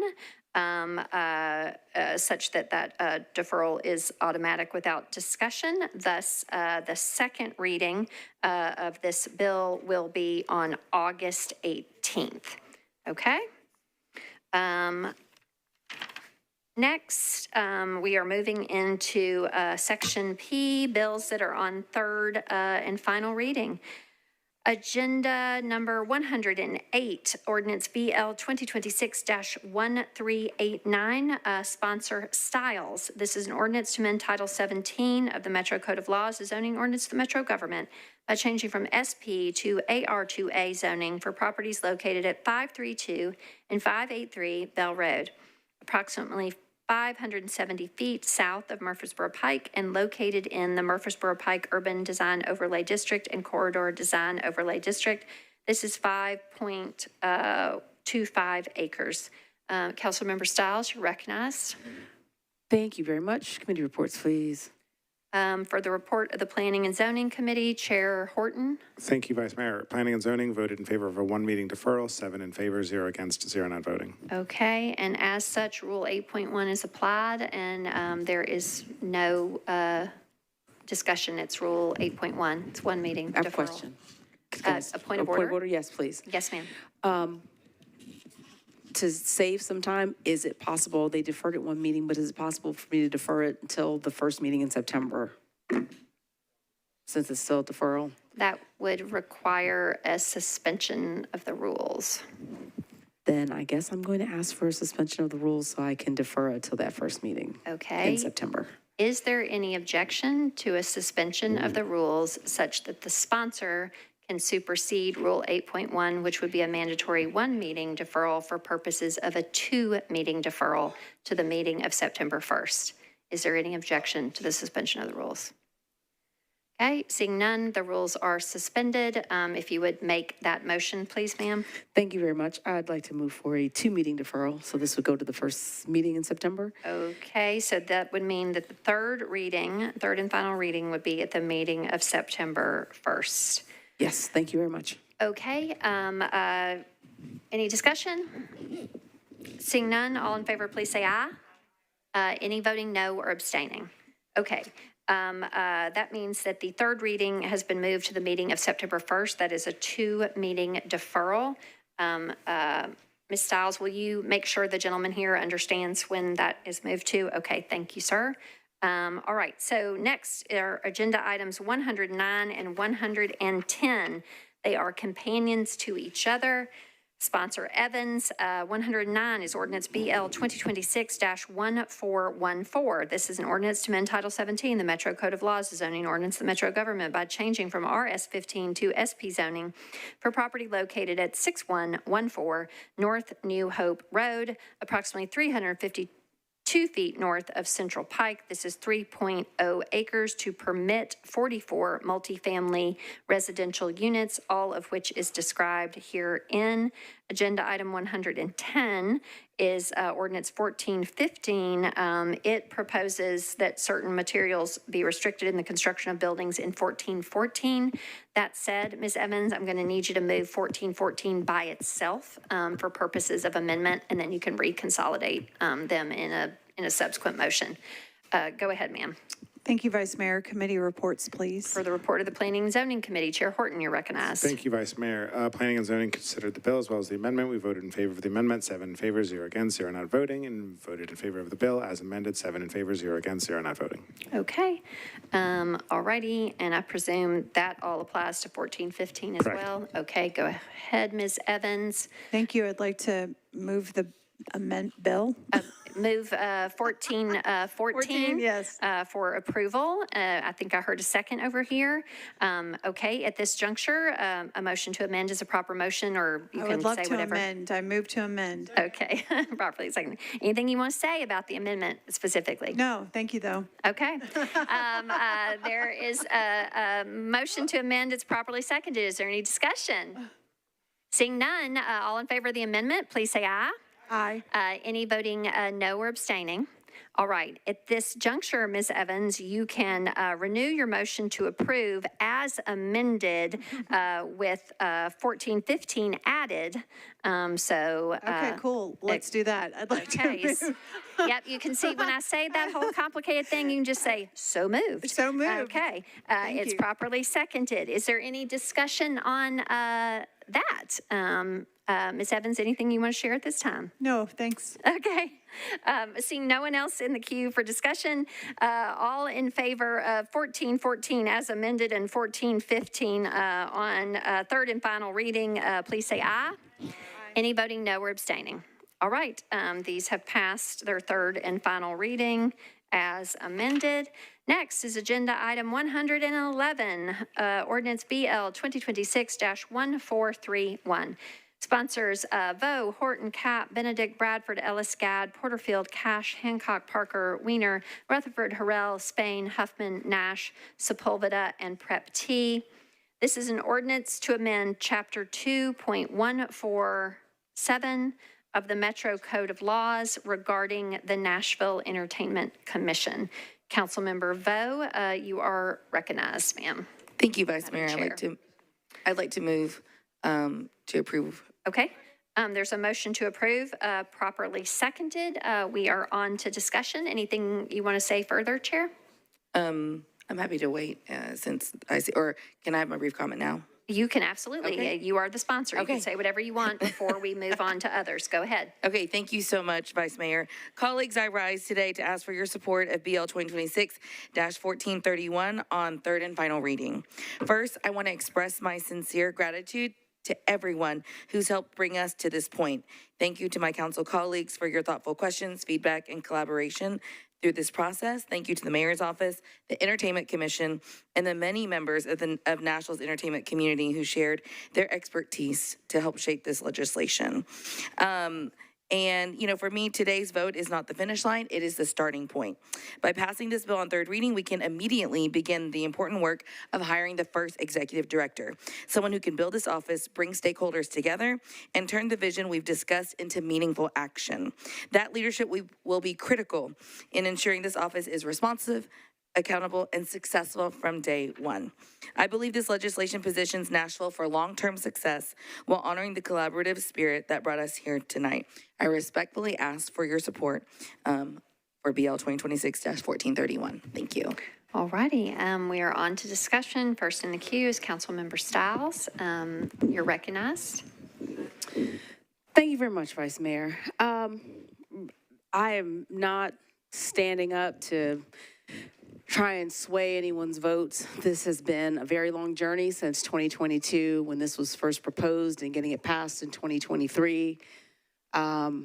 With many of the commissioners that are on the commission right now that are just exhausted. And at this point, you haven't heard from them in support of this bill because at this point, they all just feel like they just want something to happen, so they're willing to let anything happen despite the fact they don't want this mayor's office to have anything to do with this office, and rightfully so. They can't incubate anything. We still don't know what the Office of Youth Safety does. So we already lost one commission member during one of the former meetings in the last month. The one lawyer that we had, because of all the back and forth and machinations that this administration has done, only to get to the point of saying it's mine and I get to do what I want with it. And I think we should all be shamed. Everyone who signed on doesn't know exactly what the office does or the commission does. Because a year from now, I think we'll still be sitting here hoping that this can be on its feet. Some people said they spoke to commissioners, but when asked in meetings, they hadn't spoken. They left messages for folks. It is unfortunate. We are doing something against this entire creative community that has said having a mayor directly involved in hiring and firing has failed every single time, and somehow we think that this office can get it right. I'm embarrassed. It's unfortunate. Sure hope someone can prove me wrong. Doubt this group can, but, you know, I know this is going to pass. I just wanted to make sure I was on the record to say that this was a bad move for everyone that signed on to this bill. And creatives don't feel supported. And this is not a positive action. Thank you. All right, discussion continues. Councilmember Suara, you're recognized. Thank you, Vice Mayor. I was one of the sponsors of the other bill that Councilmember Stiles has. But I think it's important for us to not lose track of why we're doing this. There is an old African proverb that says that when two elephants are fighting, it's the grass that suffers. I think at the end of the day, it's about the creatives. It's about doing what we need to do for them. And I don't care how we get here. I think it's about moving forward and getting it done. So I wanted to stand up and say, I hope that we all support this bill and we vote for it so that the process continues. If it's about the creatives, then I think we should prioritize what helps them, and delaying anything or voting against it does not help that. So with that, I'm asking everyone to please vote in support because I think that moves the process forward. Thank you. All righty. Okay, there is no one else in the queue. This is on third and final reading. Will we have a no vote on this? Okay, and others? Okay, and for that reason, because it is an ordinance on third and final reading, Mr. Clerk, we need to load the vote. There is a motion to approve on third and final reading. We're going to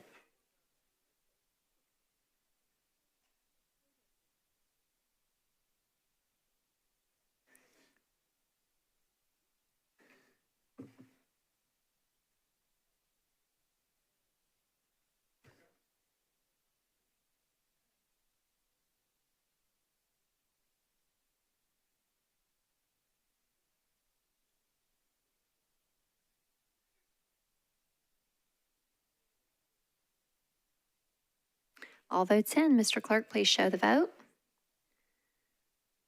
All right, this ordinance has passed its third and final reading with 28 votes in favor, 4 against, and 2 abstentions. All right. Next is, what happened with that one? 12. Okay, that was on, it did stay on consent. Okay. Next is agenda item 114, ordinance BL 2026-1453, sponsors Spain, Toombs, Horton, Evans, Siegel, Vo, Allen, Gadd, Welsh, Hill, Ewing, and Weiner. This 114. We good? Okay. This is an ordinance approving a greenway conservation easement between the Metro government through the Metro Board of Parks and Recreation and AHV Newsom BFR owner LLC for greenway improvements at 7800 McCrory Lane. Councilmember Spain, you're recognized, sir. Thank you, Madam President. Committee reports, please. Did we have a report from Planning and Zoning? I don't show. All committee reports are in, sir. Move approval. Okay. There is a motion to approve. It's properly seconded. Perhaps this was for purposes of an abstention, sir. I'm not sure. Is there any discussion on this bill? Anything that you want to say, Mr. Spain? No, ma'am. Thank you. Okay. All in favor, please say aye. Any voting no? Any abstaining? All right, it will remain a mystery. Okay, that has passed its third and final reading. Okay, Next is Agenda Item 125, Ordinance BL 2026-1464. Sponsors Kimbrough, Horton, Evans, Siegel, and Ewing. This is an ordinance authorizing the Metro Government of Nashville and Davidson County to abandon existing public water mains and easements and accept new public water and sanitary sewer mains, fire hydrant assemblies, sanitary sewer manholes, and easements for property located at 633 West Green Lane, also known as Hill Point Whites Creek Infrastructure. Councilmember Kimbrough, you're recognized. Thank you, Vice Mayor. I would like to move for one meeting deferral. Okay. For this and 126. Okay, I'm gonna have to take them separate, but, okay. Oh, actually, same address. Can I take them together? Okay, all right. So there's a one meeting deferral motion for 1464. Did I hear a second? Any discussion on that deferral motion? Seeing none, all in favor, please say aye. Any voting no or abstaining? Okay, so 1464, Ms. Kimbrough will be deferred to the meeting of August 18th. Now is Agenda Item 126, Ordinance BL 2026-1465. Also sponsor Kimbrough, Horton, Evans, Siegel, Ewing.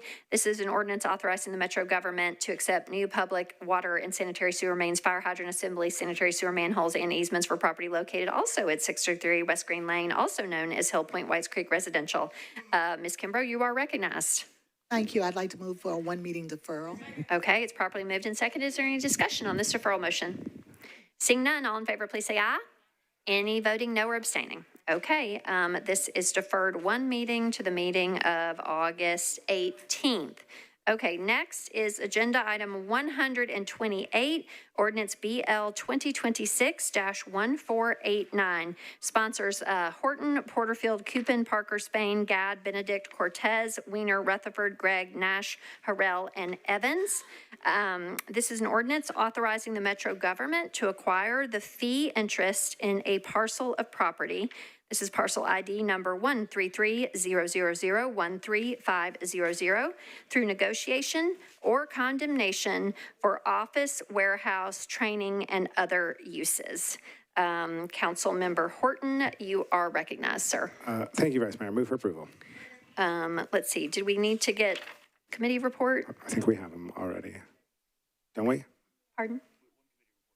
Okay, for the report of, did it get re-referred to Budget and Finance or something? I'm sorry, Okay. committee reports. Yeah, Councilmember Toombs, this is 1489. I believe it was re-referred to your committee.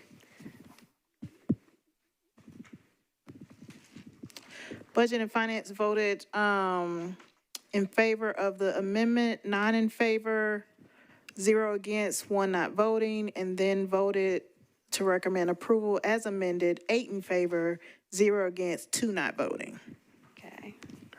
All right, got it. Okay, back to you, Mr. Horton. Thank you. Move for approval. Okay, there is a motion to approve, and it is properly seconded. And now we are on to discussion. First in the queue is Councilmember Evans Siegel. You are recognized. Thank you, Madam President. I would request to suspend the rules so that I can move my amendment. Okay, there is a request to suspend the rules for purposes of offering an amendment on third reading. Is there any objection to the suspension of the rules? Seeing none, the rules are suspended. Go ahead. Thank you. I would like to move the amendment with a brief explanation. Go ahead, please. Thank you. Colleagues, as it turns out, the state public records rule, which we are often told is broad and encompasses everything under the sun, turns out to not include appraisals that are used in condemnation actions. So the appraisal that we would produce and the appraisals the other side would bring back, those are not subject to public records requests, so that we can know what those are as this process unfolds. This amendment just makes it where the Director of Public Property or their designee has to provide any appraisals obtained or received to this body. This is, state law requires the minimum amount of any condemnation award to be the most recent appraisal, which for this parcel is $37 million. So in essence, tonight we are authorizing a condemnation that will be for a minimum of $37 million. And I think that as a part of our job and our oversight role, we should probably know if it's going to be any higher than that and have time to review that and ask questions and give the public a public process around what is one of government's broadest powers. All right, thank you for that explanation of the amendment. Okay, so there is a motion to amend. Does anyone in the queue want to specifically speak on the amendment? If you are in the queue and you want to speak on the motion to amend, if you would please raise your hand. Okay, on the amendment? Okay. Seeing no one in the queue, or rather raising their hand to speak on the amendment, we will move to the vote. All in favor of the amendment, please say aye. Any voting no? Any abstaining? Okay. I'm sorry? You're abstaining on the amendment? Okay. All right. So, Mr. Horton, would you please renew your motion, sir? I'd like to move as amended, please. Okay. All right. So now we are on to discussion on the motion to approve on third and final reading as amended. First in the queue is Councilmember Benedict. Vice Mayor, previous question. Okay. Ms. Benedict has called the previous question. It was properly seconded. That's non-debatable. It requires 2/3 of those voting. I am just, let's do this on the machine. Mr. Clerk, if you want to end debate on this matter, you would vote yes to call the previous question and move to the vote. If you want debate to continue, you would vote no. Requires 2/3 of those voting to end debate.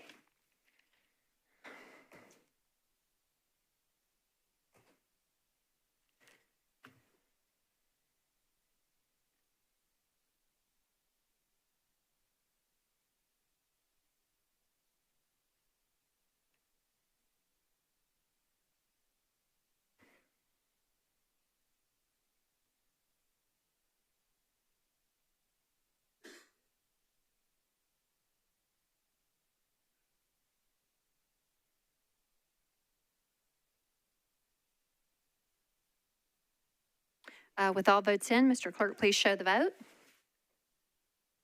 The motion to call the question has failed with 21 votes in favor, 11 against, and 1 abstention. So discussion continues. Next in the queue is Councilmember Johnston. You're recognized.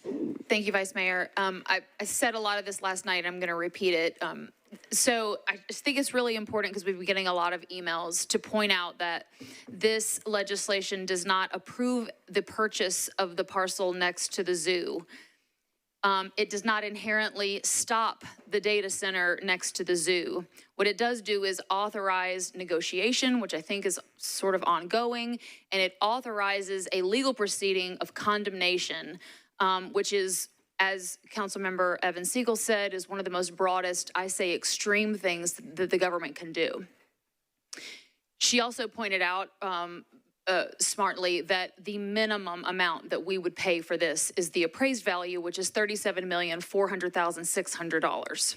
That's a minimum. There's been a lot of people that have been concerned about the blank check that we're giving the government or giving Metro Legal to do this, but the minimum, we know, that's the floor. And so people should understand that.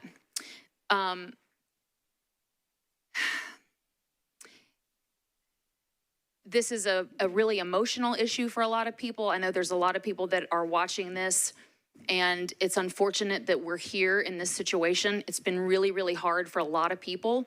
And I think there's a lot of things that are really important to people, and this is an important bill, but it is also one of the most consequential things that we've ever voted on, or that I've ever voted on in my 7 years. But I do want to make it clear that assuming this bill passes, this is not a direction for condemnation. This is an authorization, and it is out of our hands at that point. And so we are entrusting Metro Legal in the consultation with the mayor's office to make a good decision for everyone involved, including the taxpayers that will be writing the ultimate check. All right, thank you. Next in the queue is Councilmember Bradford. You're recognized, sir. Thank you, Vice Mayor. So I want to talk about the benefit to the taxpayers that is part of our job. One thing I've noticed over the 7 years is how much money that we pay in rent for office space for public offices. At the end of this fiscal year, we paid a total of $7.7 million in rent. Next year, it's $8 million. The year after that, $7.9 million. 2030, $6.3 million. So between 26 and 30, as a minimum of $37 million that the taxpayers will have spent on rent. That's money that we're throwing away because these are not our buildings. We are giving this money to private industry. So if this building costs $37 million to buy, in 4 years it's paid for. And then that money we save in rent can go back to the taxpayers. We can use that for other things in this city and not giving it away to private businesses. Any extra room, we could turn around and rent out to nonprofits or other entities and generate income. So for those in this body who are concerned about protecting the taxpayers, I'd say let's do what we can to provide a Metro-owned facility and stop paying and stop wasting our taxpayers' money on rent on buildings that we don't own. So I ask my colleagues to support this. Thank you. Right. Next in the queue is Councilmember Stiles. You're recognized. Thank you very much. I've been a no on the last two votes. I'll be a no again tonight. I think this bill just feels performative and kind of a Johnny-come-lately solution because everyone else was doing work coming up with solutions and the mayor decided to throw spaghetti against the wall. I think that if we are being good stewards, time and money and efforts and the people that elected us to sit here in this body, when we hear numbers like 37 million, we should be extremely concerned. And if we have a money tree that no one told me about, please let me know where it is. I'd like to pluck some money off of it as well. But this would be an insane use of money when we keep saying we don't have any. Where are we getting this money from, even if we were going to talk about it in the future? It's nonsensical. And we should vote no. All right. Next in the queue is Councilmember Welsh. You're recognized. Thank you, Vice Mayor. I rise in opposition to this bill. This is a gross misuse of the power of condemnation. Condemnation is generally for projects that we need a particular property for something very specific that it cannot be done in any other way. This is a gross misuse because this is simply taking someone's private property because right now there's a very emotional issue surrounding it. The fear is when you start going down this slope is that we will just start creating other emergencies and very emotional issues where we are going to decide that we have, as a government, have a right to simply take people's property away. It's just a gross misuse of condemnation as far as I'm concerned. This is giving, I've heard rumblings from my constituents who said, oh, some of my colleagues have said they don't really believe that they will actually go ahead and go through with this condemnation. This is a huge power and authorization that we are giving to Metro Legal and the mayor's office to do something that I think is just, again, a gross misuse of condemnation. I think we need to think long and hard about using this particular power for this situation. This is a very, very unfortunate situation that we are in, but the zoo is not our property. We own the property the zoo is on, but the zoo itself is a private entity. We would be saving money if we simply moved the zoo facility to another location. I just think this is a dangerous thing for us to be doing. It's a misuse of our power, and I don't think that we should start taking steps that in using power in a way that it's not intended to be used, because ultimately that will come back to harm us in very, very serious ways. So I ask my colleagues not to support this. Thank you. All right, next is Councilmember Eastlick. Go ahead, sir. Thank you. I love my colleagues' thought about owning instead of renting. And that makes me wonder, why don't we use one of the buildings that we already have that are empty at the moment? I know we have a list of them. We could move whatever it is that we want to move in there now. I get it. We're trying to save the zoo through the condemnation. And that makes me also believe if you're playing chess and we give you checkmate, it doesn't really matter if we move the rest of the pawns and rooks around. You've already won the game. You can quit it anytime you want. And I think that's very dangerous. dangerous for us. The condemnation doesn't mean that we can buy it without any residual consequences. We could end up back in court losing money, and the 37 would just be the beginning of it. All right, next, Councilmember Horton, you're recognized, sir. Thank you, Vice Mayor. I'd like to reiterate that the purpose of this legislation is to acquire this property for the use of office space, training and warehouse uses. Metro, as we all know, has a severe shortage of office space. That need is going to go even more acute with the looming closure of the Metro Southeast office complex. We don't have a surplus of empty office space sitting around. This parcel already has office space located on it, so it's ideally situated for to acquire for these purposes. I'd also say it allows us to acquire it through negotiation or condemnation. Condemnation is not a foregone conclusion. This also only grants Metro the right but not the obligation to acquire this property. And if the purchase price is unpalatable, Metro is free to walk away from it. And with Councilmember Evan Siegel's friendly amendment, we will also be informed of it. And there'll be a 3-week period where we can reevaluate whether that's in our best interest. And with that, I'd like to renew my motion for approval, please. All right. Seeing no one else in the queue and hearing from the floor that we will have several votes no, and this is on its third and final reading, so any no vote would require a roll call vote. Mr. Clerk, would you please load the vote?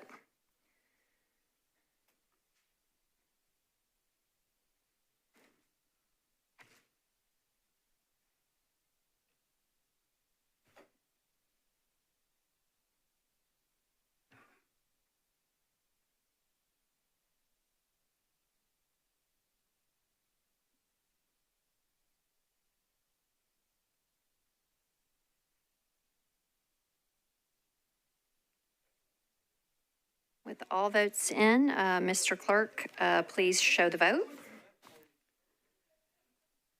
All right, this ordinance has passed on its third and final reading with 27 votes in favor, 5 against, and 0 abstentions. That concludes this evening's agenda. Our next council meeting will be on Tuesday, August the 18th. Is there a motion to adjourn? Motion to adjourn. We are adjourned.